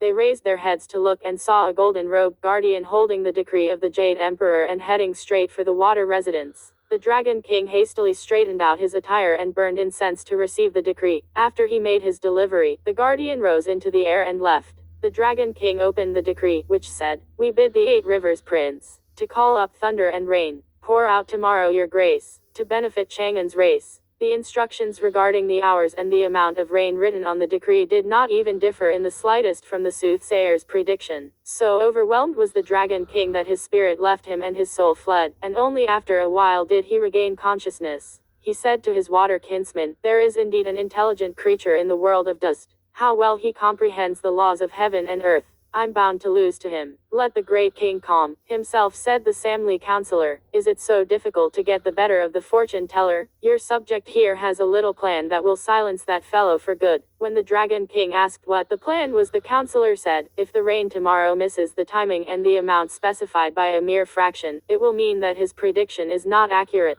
Won't you have won? What's there to stop you then from tearing up his shop sign and putting him on the road? The Dragon King took his counsel and stopped worrying. The next day he ordered the Duke of Wind, the Lord of Thunder, the Boy of Clouds, and the Mother of Lightning to go with him to the sky above Chang'an. He waited until the hour of the serpent before spreading the clouds, the hour of the horse before letting loose the thunder, the hour of the sheep before releasing the rain, and only by the hour of the monkey did the rain stop. 22 There were only 3 feet and 40 drops of water, since the times were altered by an hour and the amount was changed by 3 inches and 8 drops. After the rain, the Dragon King dismissed his followers and came down from the clouds, transformed once again into a scholar dressed in white. He went to the Westgate Street and barged into Yuan Shaokang's shop. Without a word of explanation, he began to smash the shop sign, the brushes, and the ink slab to pieces. The master, however, sat on his chair and remained unmoved, so the Dragon King unhinged the door and threatened to hit him with it, crying, You're nothing but a bogus prophet of good and evil, an impostor who deludes the minds of the people. Your predictions are incorrect, your words are patently false. What you told me about the time and quantity of today's rain was utterly inaccurate, and yet you dare sit so smugly and so high on your seat.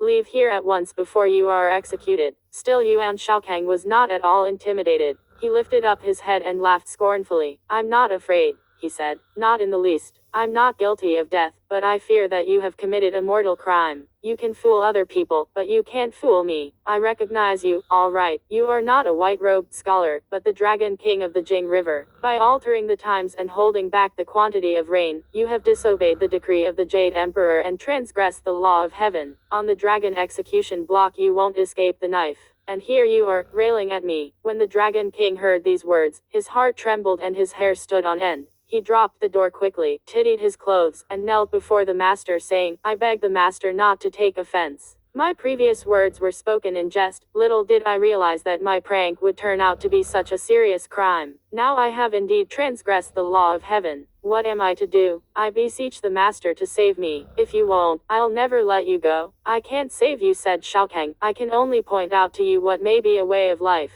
"I'm willing to be instructed," said the dragon. The master said, "You are to be executed tomorrow by the human judge, Wei Zheng, at the 3rd quarter past the hour of noon. If you want to preserve your life, you must go quickly to plead your case before the present Emperor Tangzong, for Wei Zheng is the prime minister before his throne. If you can win the emperor's favor, you will be spared." Hearing this, the dragon took leave with tears in his eyes. Soon the red sun sank down and the moon arose. You see, smoke thickens on purple mountains as homing crows tire. Travelers on distant journeys head for inns. Young wild geese at fords rest on field and sand. The silver stream appears 23. To hasten the time float .24. Lights fair in a lone village from dying fames. Wind sweeps the burner to clear Taoist yard of smoke. As man fades away in the butterfly dream .25. The moon moves floral shadows up the garden's rails. The stars are rife. As water clocks strike, so swiftly the gloom deepens that it's midnight. Our Dragon King of the Jing River did not even return to his water home. He waited in the air until it was about the hour of the rat 26, when he descended from the clouds and mists and came to the gate of the palace. At this time the Tang Emperor was just having a dream about taking a walk outside the palace in the moonlight beneath the shades of flowers. The dragon suddenly assumed the form of a human being and went up to him. Kneeling, he cried out, "Your Majesty, save me, save me." "Who are you?" asked Zong. "We would be glad to save you." "Your Majesty is the true dragon," said the Dragon King, "but I am an accursed one. Because I have disobeyed the decree of heaven, I am to be executed by a worthy subject of your Majesty, the human judge Wei Zheng. I have therefore come here to plead with you to save me." "If Wei Zheng is to be the executioner," said Zong, "we can certainly save you. You may leave and not worry." The Dragon King was delighted and left after expressing his gratitude. We tell you now about Zong, who, having awakened, was still turning over in his mind what he had dreamed. Soon it was 3/5 past the hour of the 5th watch, and Zong held court for his ministers, both civil and martial. You see, smoke shrouding the phoenix arches, incense clouding the dragon domes, light shimmering as the silk screens move, clouds brushing the feather-trimmed flags 27, rulers and lords harmonious as Yao and Shun 28, rituals and music solemn as Hans and Shus. The attendant lamps, the court maiden fans, show their colors in pairs, from peacock screens and unicorn halls. Light radiates everywhere. 3 cheers for long life. A wish for rain everlasting. When a whip cracks 3 times, the caps and robes will bow to the crown. Brilliant palatial blooms, endued by heaven's scent. Pliant bank willows, sung and praised by court music. The screens of pearl, the screens of jade, are drawn high by golden hooks. The dragon phoenix fan, the mountain river fan 29, rest on top of the royal carriage. The civil lords are noble and refined. The martial lords, strong and valiant. The imperial path divides the ranks. The vermilion court aligns the grades. The golden seal and purple sashes bearing the 3 signs 30 will last for millions of years as heaven and earth.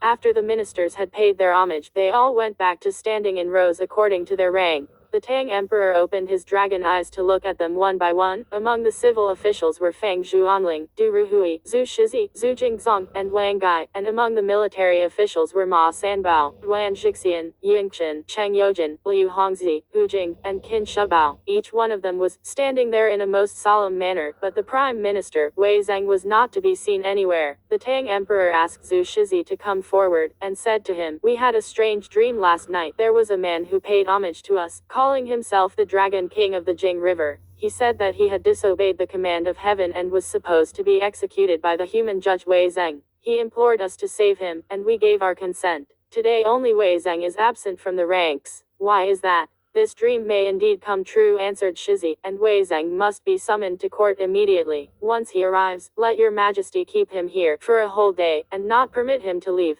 After this day, the dragon in the dream will be saved." The Tang Emperor was most delighted. He gave the order at once to have Wei Zheng summoned to court. We speak now of Prime Minister Wei Zheng, who studied the movement of the stars and burned incense at his home that evening. he heard the cries of cranes in the air, and saw there a heavenly messenger, holding the golden decree of the Jade Emperor, which ordered him to execute in his dream the old dragon of the Jing River at precisely the 3rd quarter past the noon hour. Having thanked the heavenly grace, our Prime Minister prepared himself in his residence by bathing himself and abstaining from food. He was also sharpening his magic sword and exercising his spirit, and therefore he did not attend court. He was terribly flustered when he saw the royal officer on duty arriving with the summons. Not daring, however, to disobey the emperor's command, he had to dress quickly and follow the summons into court, kowtowing and asking for pardon before the throne. The Tang emperor said, "We pardoned indeed our worthy subject." At that time the various ministers had not yet retired from the court, and only after Wei Zhang's arrival was the curtain drawn up for the court's dismissal. Wei Zhang alone was asked to remain. He rode the golden carriage with the emperor to enter the chamber for relaxation, where he discussed with the emperor tactics for making the empire secure and other affairs of state. When it was just about midway between the hour of the serpent and the hour of the horse, the emperor asked the royal attendants to bring out a large chess set, saying, "We shall have a game with our worthy subject." The various concubines took out the chessboard, and set it on the imperial table. After expressing his gratitude, Wei Zhang set out to play chess with the Tang emperor, both of them moving the pieces step by step into positions. It was completely in accordance with the instruction of the classic of chess. The way of chess exalts discipline and caution. The most powerful pieces should remain in the center, the weakest ones at the flanks, and the less powerful ones at the corners. This is a familiar law of the chess player. The law says, you should rather lose a piece than an advantage. When you strike on the left, you must guard your right. When you attack in the rear, you must watch your front. Only when you have a secure front will you also have a rear, and only if you have a secure rear will you maintain your front. The two ends cannot be separated, and yet both must remain flexible and not be encumbered. A broad formation should not be too loose, while a tight position should not be constricted. Rather than clinging on to save a single piece, it is better to sacrifice it in order to win. Rather than moving without purpose, it is better to remain stationary in order to be self-supportive. When your adversary outnumbers you, your first concern is to survive. When you outnumber your adversary, you must strive to exploit your force. He who knows how to win will not prolong his fight. He who is a master of positions will not engage in direct combat. He who knows how to fight will not suffer defeat, and he who knows how to lose will not panic. For chess begins with proper engagement, but ends in unexpected victory. If your enemy, even without being threatened, is bringing up his reinforcement, it is a sign of his intention to attack. If he deserts a small piece, without trying to save it, he may be stalking a bigger piece. If he moves in a casual manner, he is a man without thoughts. Response without thought is the way to defeat. The classic of poetry says, approach with extreme caution, as if facing a deep canyon. Such is the meaning thereof. The poem says, the chessboard's the earth, the pieces are the sky, the colors are light and dark as the whole universe. When playing reaches that skillful, subtle stage, boast and laugh with the old immortal of chess. 31. The two of them, emperor and subject, played chess until 3/4 past the noon hour, but the game was not yet finished. Suddenly Wei Zhang put his head on the table and fell fast asleep. Zhang laughed and said, our worthy subject truly has worn himself out for the state and exhausted his strength on behalf of the empire. He has therefore fallen asleep in spite of himself. Zhang allowed him to sleep on, and did not arouse him. In a little while, Wei Zhang awoke and prostrated himself on the ground, saying, your subject deserves 10,000 deaths. Your subject deserves 10,000 deaths. Just now I lost consciousness for no reason at all. I beg your majesty's pardon for such insult against the emperor. What insult is there? Said Zhang. Arise. Let us forget the old game and start a new one instead. Wei Zhang expressed his gratitude. As he put his hand on a piece, a loud clamor was heard outside the gate. It was occasioned by the ministers Qin Shubao and Zhu Maogong, who arrived with a dragon head dripping with blood. Throwing it in front of the emperor, they said, your majesty, we have seen seas turn shallow and rivers run dry, but a thing as strange as this we have never even heard of. Zhang arose with Wei Zhang and said, where did this thing come from? South of the 1,000-step corridor, replied Shubao and Maogong. At the crossroads, this dragon head fell from the clouds. Your lowly subjects dare not withhold it from you. In alarm, the Tang emperor asked Wei Zhang, what's the meaning of this? Turning to kowtow to him, Wei Zhang said, this dragon was executed just now by your subject in his dream. When the Tang emperor heard this, he was seized with fear and said, when our worthy minister was sleeping, I did not see any movement of body or limb, nor did I perceive any scimitar or sword. How could you have executed this dragon? Wei Zhang replied, my lord, although my body was before my master, I left your majesty in my dream. My body before my master faced the unfinished game. With dim eyes fully closed, I left your majesty in my dream to ride the blessed cloud, with spirit most eager and alert. That dragon on the dragon execution block was bound up there by celestial hosts. Your subject said, for breaking heaven's law, you are worthy of death. Now by heaven's command, I end your wretched life. The dragon listened in grief. Your subject bestired his spirit. The dragon listened in grief, retrieving claws and scales to await his death. Your subject bestired his spirit, lifting robe and taking step to hold high his blade. With one loud crack the knife descended, and thus the head of the dragon fell from the sky. When Zong heard these words, he was filled with both sadness and delight. The delight was caused by his pride in having a minister as good as Wei Zhang. If he had worthies of this kind in his court, he thought, need he worry about the security of his empire? He was saddened, however, by the fact that he had promised in his dream to save the dragon, and he had not anticipated that the creature would be killed in this manner. He had to force himself to give the order to Shubao that the dragon head be hung on display at the market, so that the populace of Chang'an might be informed. Meanwhile, he rewarded Wei Zhang, after which the various ministers dispersed. That night he returned to his palace in deep depression, for he kept remembering the dragon in the dream crying and begging for his life. Little did he expect that the turn of events would be such that the dragon still could not escape calamity. Having thought about the matter for a long time, he became physically and mentally drained. At about the hour of the second watch, the sound of weeping was heard outside the door of the palace, and Zong became even more fearful. He was sleeping fitfully when he saw our dragon king of the Jing River holding his head dripping with blood in his hand, and crying in a loud voice, Tang Zong, give me back my life. Give me back my life. Last night you were full of promises to save me. Why did you order a human judge in the daytime to have me executed? Come out, come out. I am going to argue this case with you before the king of the underworld. He seized Zong and would neither let go nor desist from his protestation. Zong could not say a word. He could only struggle until perspiration covered his entire body. Just at the moment when it seemed that nothing could separate them, fragrant clouds and colorful mists appeared from the south. A Taoist priestess came forward and waved a willow twig. That headless dragon, still mourning and weeping, left at once toward the northwest. For you see, this was none other than the Bodhisattva Guanyin, who by the decree of Buddha was seeking a scripture pilgrim in the land of the east. She was staying in the temple of the local spirit at the city of Chang'an, when she heard in the night the weeping of demons and the crying of spirits. So she came specially to drive the accursed dragon away, and to rescue the emperor. That dragon went directly to the court of the underworld to file suit, of which we shall say no more. We now tell you about Zong, who, when he awoke, could only yell aloud, ghost,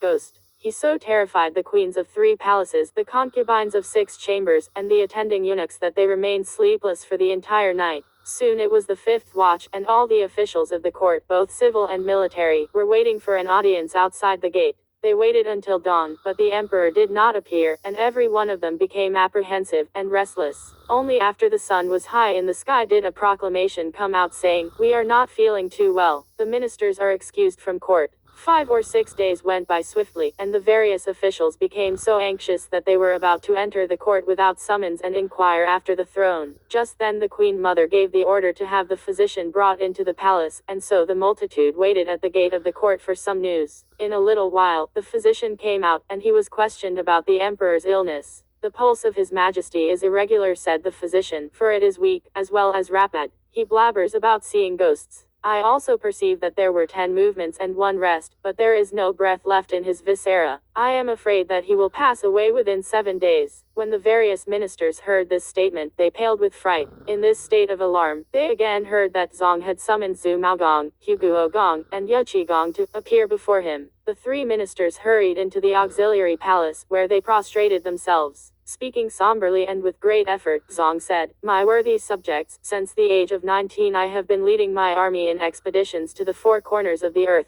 I have experienced much hardship throughout the years, but I have never encountered any kind of strange or weird thing. This day, however, I have seen ghosts. When you established your empire, said Ye Gong, you had to kill countless people. Why should you fear ghosts? You may not believe it, said Zong, but outside this bedroom of mine at night there are bricks thrown and spirits screaming to a degree that is truly unmanageable. In the daytime it's not too bad, but it's intolerable at night. Let your majesty be relieved, said Shubao, for this evening your subject and Jing 32 will stand guard at the palace gate. We shall see what sort of ghostly business there is. Zong agreed to the proposal, and Maogong and the other ministers retired after expressing their gratitude. That evening the two ministers, in full battle dress and holding golden bludgeon and battle axe, stood guard outside the palace gate. Dear generals, look how they are attired. They wore on their heads bright glimmering golden helmets, and on their bodies cuirasses of dragon scales. Their jeweled breastplates glow like hallowed clouds, with lion knots tightly drawn, and silk sashes newly spun.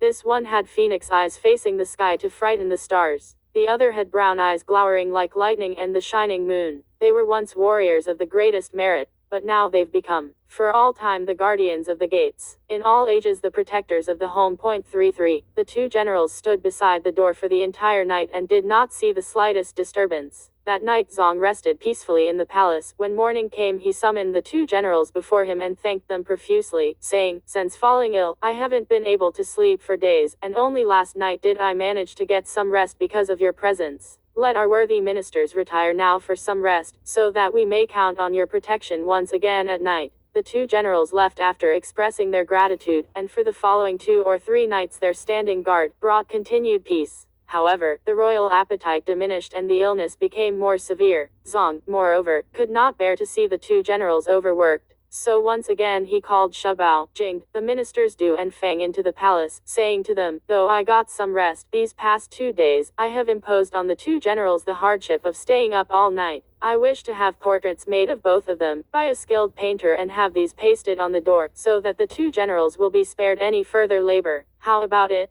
The various ministers obeyed. They selected 2 portrait painters, who made pictures of the two generals in their proper battle attire. The portraits were then mounted near the gate, and no incident occurred during the night. So it was for 2 or 3 days, until the loud rattling of bricks and tiles was again heard at the rear gate of the palace. At dawn the emperor called together the various ministers, saying to them, "For the past few days there have been, happily, no incidents at the front of the palace, but last night the noises at the back door were such that they nearly frightened me to death." Maogong stepped forward and said, "The disturbances at the front door were driven off by Jing and Shubao. If there is disturbance at the rear gate, then Wei Zhang ought to stand guard." Zong approved the suggestion and ordered Wei Zhang to guard the rear door that night. Accepting the charge, Wei donned his full court regalia that evening, holding the sword with which he had slain the dragon. He stood at attention before the rear gate of the palace. What splendid heroic stature! Look how he is attired. Green satin turban swathes his brow. The silk robe's jade belt is waist hung. Wind-blown, craned down sleeves fly like drifting snow. He bests Lu and shoes divine looks. 34. His feet wear black boots most supple. His hands hold a blade sharp and fierce. With glaring eyes he stared at all 4 sides. Which deviant god dares approach? 35.